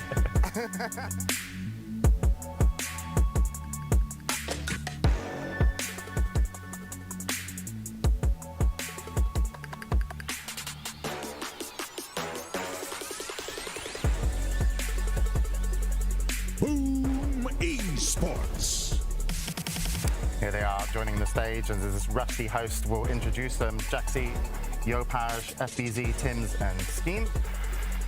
Boom Esports, a huge challenge, quite dangerous to go against the defending champions, and here they are. It's Team Spirit.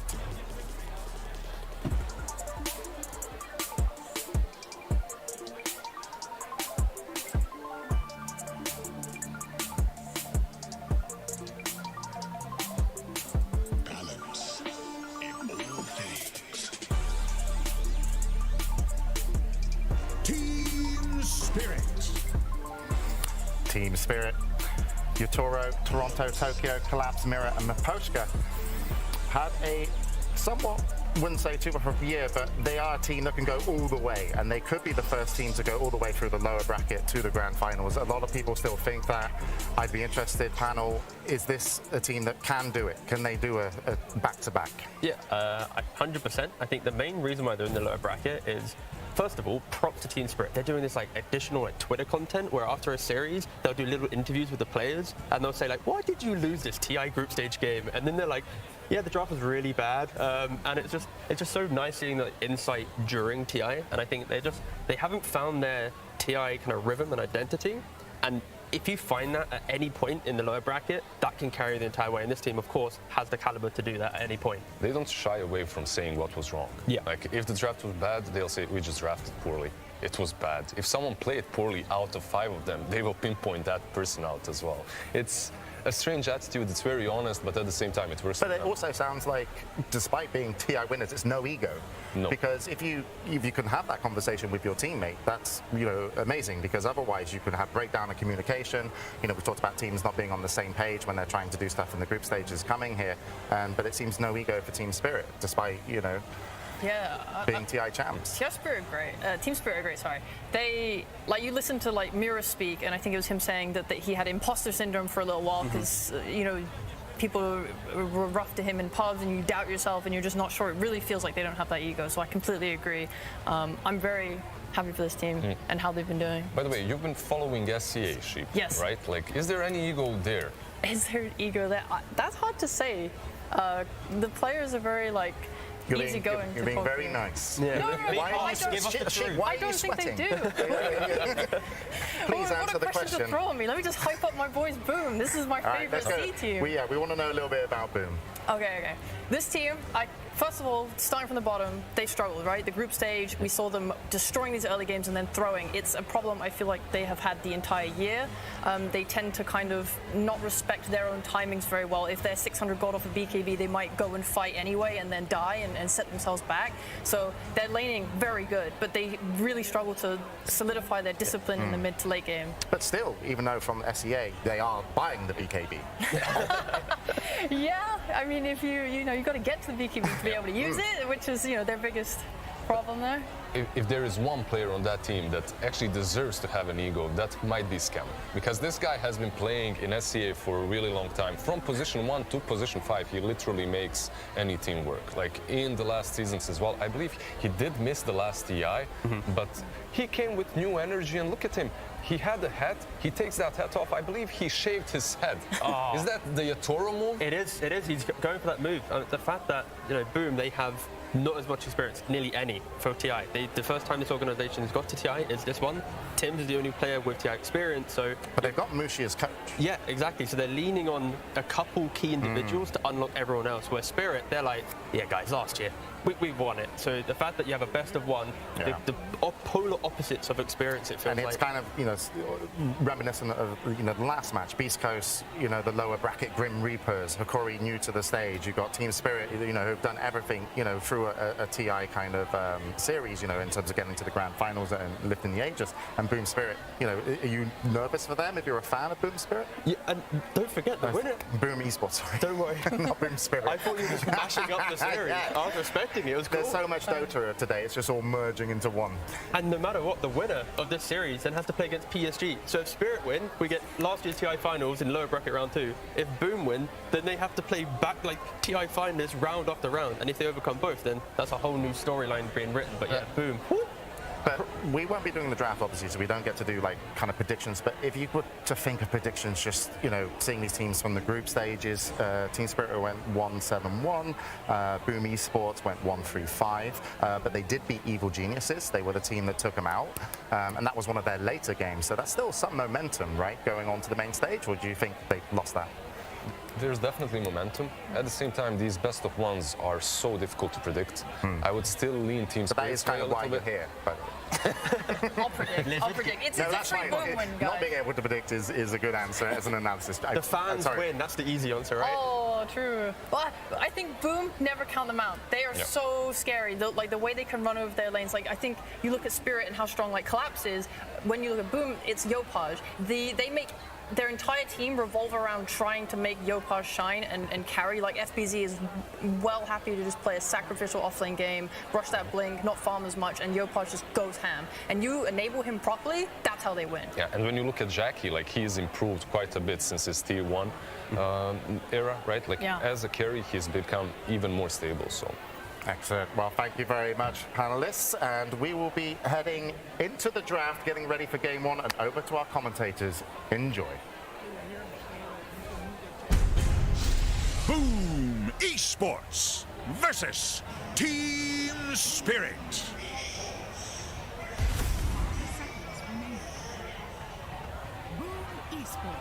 Thank you so much again, you wonderful panel all the way out there. Now we have another elimination match right on our hands here, and it's the crowd favorite, the home favorite, Boom, from Southeast Asia. They have looked like the best team out of this region this entire year, but at this TI, it's been a little bit of struggle, a little bit of back and forth from them. 1% to make it here? 1%. They are the 1%, turns out. Yeah, it was Boom all along. That's crazy. So for anybody that doesn't know, in group stages, it was down to the very last day for them, and they had 1% chance of moving on. They were able to close it out with a little bit of help from their friends, and now they're here. Looking at this draft, do you think that they've got what it takes to take down the defending champions, Team Spirit? They have momentum. I think they're like tweeting. They're like, "Oh, GG guys, sorry." And they're here now. They're feeling good. You climb up from the grave. You're ready to win. I think they're going to go into this with a really good mentality. Oh, you know what's cooking? It's Boom. That's right. That's right.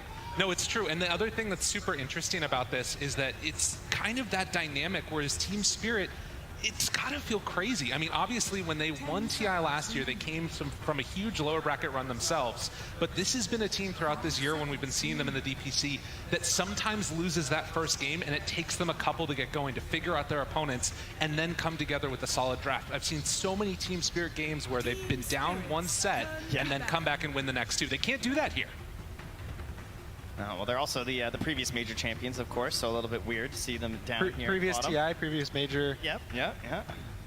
It's everything, and it's going to take a Herculean effort from Boom to take them down here. But already into this one, we've got a collection of bans. Doom, and then into the Enigma. Primal Beast taken out, left untouched last game.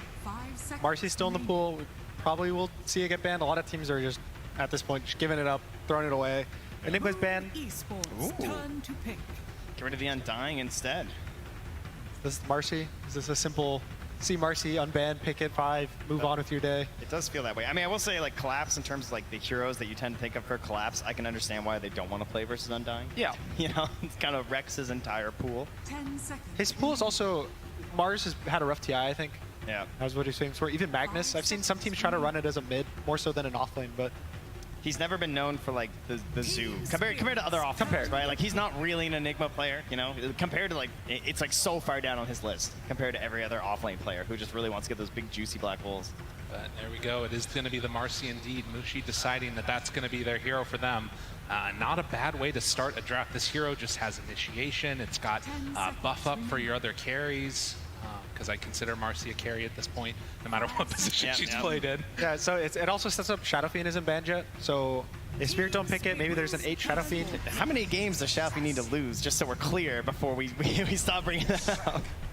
Ooh. Well, this is I think Secret did this, right? Earlier today, the Nyx Lush. Yeah, good success. They 2-0 LGD. Really stable heroes, especially when you 6-7 it can flex between mid and carry.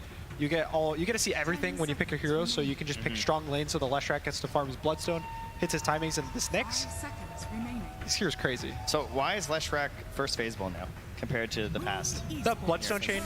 Yeah. There's the Shadow Fiend. The Bloodstone change kind of makes it so you have a timing where you don't die in the fights. Yeah. It's so early too. People buy Arcane Boots now instead of the Boots of Travel, so then they can break their Arcane Boots, build this Bloodstone, and it has this really strong mid-game timing, where it kind of gets on top of all these ranged heroes that people want to pick, like the Shadow Fiend, and just kills them instantly. Well, we talked a little bit about, this being an option that Secret ran, but also Nyx Assassin has just been a menace in these group stages. I think it had something like a 30 some odd, maybe 40 picks with a 70% win rate roughly. Kind of unheard of at these stages, but just an incredibly strong hero, and we'll be looking to set up those Spike Carapace hits likely onto the Shadow Fiend at later dates. We'll have to watch for that. Yeah, the stun got buffed, so it has more range, so you're always getting caught out. There's been so many 3-man stuns. Yeah, every day I see at least like 2 or 3 clips of a Nyx, and they're like, Nyx Ravage. Yeah, right. 3 heroes dead, and so they're gonna ban the Morph. We saw Morph for Shadow Fiend. Looks really hard matchup. They're banning it as well. The 18 Morph, really scary slot to pick this hero in. Team Spirit's gonna pick more heroes that walk at them. They're gonna probably ban, I'd see a Pango ban, the Kunkka ban for the similar reason. They want the Lesh to be able to walk in and not kind of hit a wall. Yeah, it felt like in the past you had to protect your Leshrac so much. You know, you're like finding like your oracles or something like that to try and enable the hero. But with the strength the hero seems to have now, you just kind of want to watch it for a couple counter picks, and it still feels so good. On the flip side, generally Shadow Fiend's a pretty strong hero versus Lesh when people put it in the mid lane. So I would be surprised if they put in the safe lane, but it doesn't really feel like a Yotaro hero. I feel like he wants to play more. That'd be pretty weird. Like right clickers, less spellcasters rather, and although to be fair, it doesn't really strike me as a Toronto Tokyo hero either. You know, in terms of how I imagine him playing Dota the way he's like a spirit, right? He always wants to play Void Ember, get in there, puck. So it'll be interesting to watch, and with another couple of bans out here, I think one of the dynamics that we're going to see different from Shadow Fiend this game is that you actually have that Marcy in tow to buff him up. Whereas before we saw PL able to just sort of out-carry that Shadow Fiend. In this game, you're going to have a sidekick, which the bonus damage, the lifesteal, can just rip people to shreds. So that'll be something to watch for there. The nice thing about Marcy is you pick it early, and you know, some games this Marcy destroys, crushes her lane, she gets a BKB, she kills your carry even though she's a 5. It's like good for you, but even in the worst games, if you pick her with a Shadow Fiend, all she has to do is press sidekick off cooldown, you're happy. Yep. All you need is the sidekick sometimes, and good enough. Well, another round of bans, a lot of mid heroes taken out of the pool, the Terrorblade and the Morphling, and then we saw, of course, the Dawnbreaker, which has been a real menace, and Kunkka Ember. So still a couple of those mid heroes in the pool. With Team Spirit having that last pick, you anticipate that that might be looked at later. Although there's still that question of where is this Leshrac going to go? I think a lot of these bans, it looks like they just did research this morning. The Morph for Shadow Fiend ban, the Dawn with the Lesh ban. Yeah. Watch them Secret, watch them Yuji. They're sitting in here checking out the games, but Team Spirit took care of the Drow themselves. That's a hero they've used versus the Shadow Fiend before as well, and trying to find that little bit of a distance. So they're probably going to try to pick a hero that will deal with the Marcy, unless they want the Nyx to lane the Marcy, which a little iffy. You can die to these Visages even as the Nyx. Yeah. Does anyone deal with Marcy, you know? Any 5, have a fun time. The one thing is Sniper's still in the pool. I could see them trying to go for a Sniper on 18 on the side of Spirit. So maybe they're going to pick something that bodies for this Sniper. It's a good versus Shadow Fiend. Even though Marcy has so much range, I think Sniper just has more. Well, the Lich. I mean, we've seen this as well. And talking about this morning, right? Like you got Marcy, you got Shadow Fiend. So. Shadow Fiend generally just goes physical damage these days. We've seen a couple. I think Nothing to Say did an Arcane Blink SF the other day. Yeah. And I think Last Chance Qualifier had quite a few as well, like more magic based.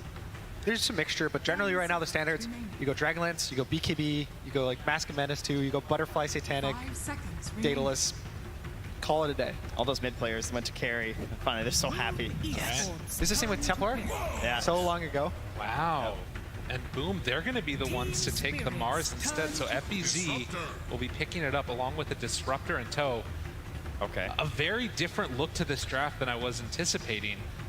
Another one of those heroes that just kind of feels like it's a little bit out of place. What are they seeing that they like about this Mars? I see a sad Leshrac. Okay. They're picking a lot of circles to make the Lesh die when he walks forward. Actually, yeah. Big circle, good. That's what we're hearing. This is the high level analysis you came for. Yeah. Now we just need a Faceless Void in here. We'll chuck that down somewhere. Yeah, the big thing is versus Lesh, you need to make sure he can't run away. Okay. He has to be stationed, because Shadow Fiend will destroy him. If he gets 3 seconds just hitting him, and that's kind of what Mars provides. It provides a fighting ground where you can kill one hero. And the Disruptor is also, I think it's just good versus both of the supports. Nyx, even if it's kind of similar to Puck. You silence the Nyx, and even though you get stunned on the spike, he can't follow up stun on you. So silence is generally good versus the Nyx to the Lich. It'll be interesting to watch. The other dynamic, of course, on top of that sort of physical mitigation that you get with the Lich, that Frost Shield is, we've seen some like really solid Chain Frost games that the spell just looks absolutely insane, particularly if you can get that shard, throwing the Ice Spire down, and then it can just bounce and you can solo kill somebody. I think something really cool with the Mars as well is something we talk about a lot is the Shadow Fiend is just kind of a tower. And so you want to pick, a lot of the time you either have to pick something that gets on top of him and stands on him like a Lifestealer. Right, yeah. Or you pick the opposite, where you pick a Sniper, a Zeus, you pick these long-range heroes that he can never hit. So Mars, I think, kind of, the idea of it is to counter the Sniper. Yeah, it like removes them from the pool. You make it so that they have to be able to fight him, and these mid-range heroes like Gyro, Luna, Shadow Fiend just beats in those fights. So Team Spirit picked the Lifestealer, really nice lane versus Mars. Kind of commits the Lush to mid. We have seen Leshrac offlane, I believe. Yeah. I know Resolution played it at least once. Other nice thing that we can sometimes see there is, you know, Lesh is gained down relatively low HP. Suddenly you infest, gets popped back up, and when you thought you might be able to kill the Lesh, he's able to survive through it. So this is the only question left in the draft is Shadow Fiend going mid or safe lane? Because Team Spirit have the overall last pick. So Boom has to commit, all right, are we okay with Leshrac going off lane and counter picking mid? I would say so, yes. Shadow Fiend is kind of one of the best laners. You just kind of throw them there. They get 2 bans as well. Yeah. Fast one. And generally also the things that beat Shadow Fiend in the lane aren't that happy with a Lesh. They're the longer range spellcasters like a Zeus or a Lina or an Invoker. And Shadow Fiend, or Lesh wants to play with more of a Spirit, a run-in, a stun, like a Mars, a Sand King, an Ember. These heroes that go in for him so he can wait till it's opportune time in the fight. Speaking of that, Boom's lineup looking very well balanced right now. I feel like they check off a lot of boxes. They have good team fight, they have pretty good objective taking, early initiation is there as well from like the Marcy, so they have a lot of options for this last pick. I feel like it is really just like lane secure, that I just want to make sure my lanes are good if I'm Boom. I think that the 2 biggest things right now, I feel like in this game for both teams is, are you strong enough in lanes so you don't get crushed in lanes and feel bad? And are you strong enough to team fight? So when the game goes late, you're not stressed out. Yeah. Because all right now they have to do is just try to not be stressed, try to just play the game. Spirit, we know, they've been there. Yeah. They've probably been very stressed. Boom's team fight looks like so good, and Team Spirit's team fight is just like this kind of like random array of spells right now. The biggest thing is that this Lifestealer looks unkillable to some extent. If he gets Rage off, there's no damage. The Mars does nothing, the supports do nothing, the Shadow Fiend, the Lich, right? The Lich is going to make it so the Shadow Fiend does nothing. They removed our circle. There it is, the one that they needed, the Faceless Void. And you know, you talk about ways to kill a Lifestealer, that traditionally has been a pretty interesting matchup. So taking that away now, and Boom, one last pick for themselves. They did see True Sight, they decided to ban the Magnus. It's not going to get picked up in this last round. I think a nice pick would be a safe lane Slardar. It has been run a little. That would be so sick, actually. They can even go an aggro lane with the Slardar versus the Lifestealer. Yeah, and try and lane versus them. Oh, something a little bit more classic. So it's a either carry Mars or mid Mars. I'm pretty sure that that's a mid Mars. Interesting. We'll see what they decide to go for. Similar idea. It's something to go through BKB, stuns the Lifestealer. Should lane well versus the Lifestealer. I've actually seen that lane go both ways. Now that the boars don't slow through BKB. Yes, yeah. So he can just press Rage, kill the boars. And Spirit, now they get to see everything. They don't know who's playing what, but now they get to say Leshrac's going off lane, Leshrac's going mid. I think this kind of sets up for a Spirit hero. Maybe a Void could be okay, or some sort of like glue here. I don't know. I feel like I want like a Darkseer Escuro or something, some sort of like a team. I don't know if I want Darkseer, but you know, something that nobody wants Darkseer. Yeah, let's be real. That hero's a bit rough, but something like that could be really cool. Very bold one right now, I would say, is OD. Where is that hero? I thought the hero was going to be Collapse has been playing it a little. Yeah, I saw him in pubs. Interesting. Yeah. I don't know if it's not that good, but if there was a crazy hero right now that Team Spirit would pick, it would be OD. It's best one. I will say the switch up here with Beastmaster last. Incredible amount of push, and there you go, Gunnar. You call it out, OD. What do you like about this hero in this instance? What's the big appeal here? It gives save for the Roar, it gives save for the Arena, it gives save for the Disruptor. You can dodge Glimpse with Astral on yourself. Even the Marcy, you can kind of just stop the fights from happening. So it's pretty much, they're playing to be, it's a fight break. Yeah. You pause, it's kind of a mini Song of the Siren in a sense where you kind of slow the fight down. And Boom, when you play with Mars, you play with Shadow Fiend, these heroes have spells. They hit the BKBs, they hit the Arena. That's their fight. They want to win the fight in that duration, those 6 seconds, those 8 seconds. And OD is really good at making the fight last 15 seconds, 20 seconds. And that's where the Lifestealer is going to get multiple rages off. That's where the Leshrac gets stuns off. He's trying to make a long fight happen. Yeah, I feel like Boom want this one moment like you're talking about, whereas like Team Spirit, everything can just be so much more spaced out. They have pick off, right? They have like little setups of Astral into like little Nyx Assassin stuns, the damage there from the Leshrac. You can like sort of make these little pairings from Team Spirit and get these pick offs all over the map right now. Well, you can see the Aegis there. Team Spirit wanting to continue to defend that. If they can maintain their spot in this tournament, Mushi, the team, they have put together the draft, and now he has to walk away as the players will have to play this one out. One match, one of these teams eliminated. Southeast Asia versus Eastern Europe, and it all came down to a last pick Outworld Destroyer, hoping to set their sights onto the future, but we're getting ready to go into this game number 1, the only one that we got. Did you have to check and read just to make sure that was still his name? World Destroyer. It changes around a little bit. That's fair. The spells change around a little bit too, so make sure you're updated on the current spells on that hero. The other thing that stands out to me that I'm really curious about is this Beastmaster pick. Have they upped the tempo of the draft? Like that, this looks like a very aggro draft from the side of Boom. Like they can start moving around the map, taking buildings incredibly quickly. Yeah, the Shadowfiend himself is known. He gets the aura on towers. The towers have -7 armor, but add a Beastmaster to that, you kind of start taking Roche, you take towers.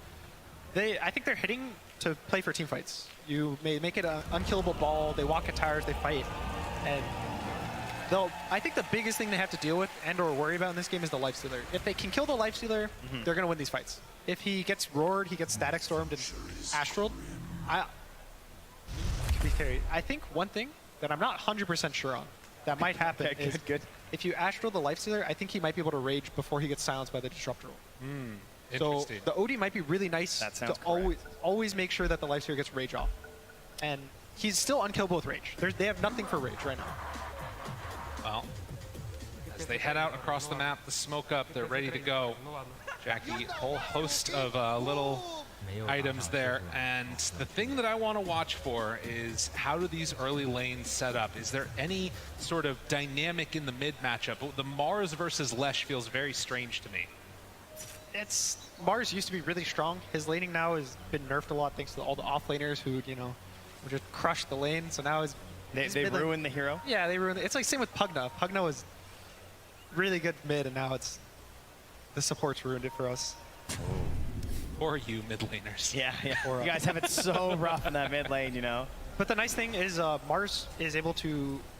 The level 6s on mid are really strong for the supports to come. That's when it's 4, 5, 6 minutes. They come mid, and Arena is one of the best spells to come mid to. And killing the Lush when you hit your tower with Arena is really easy.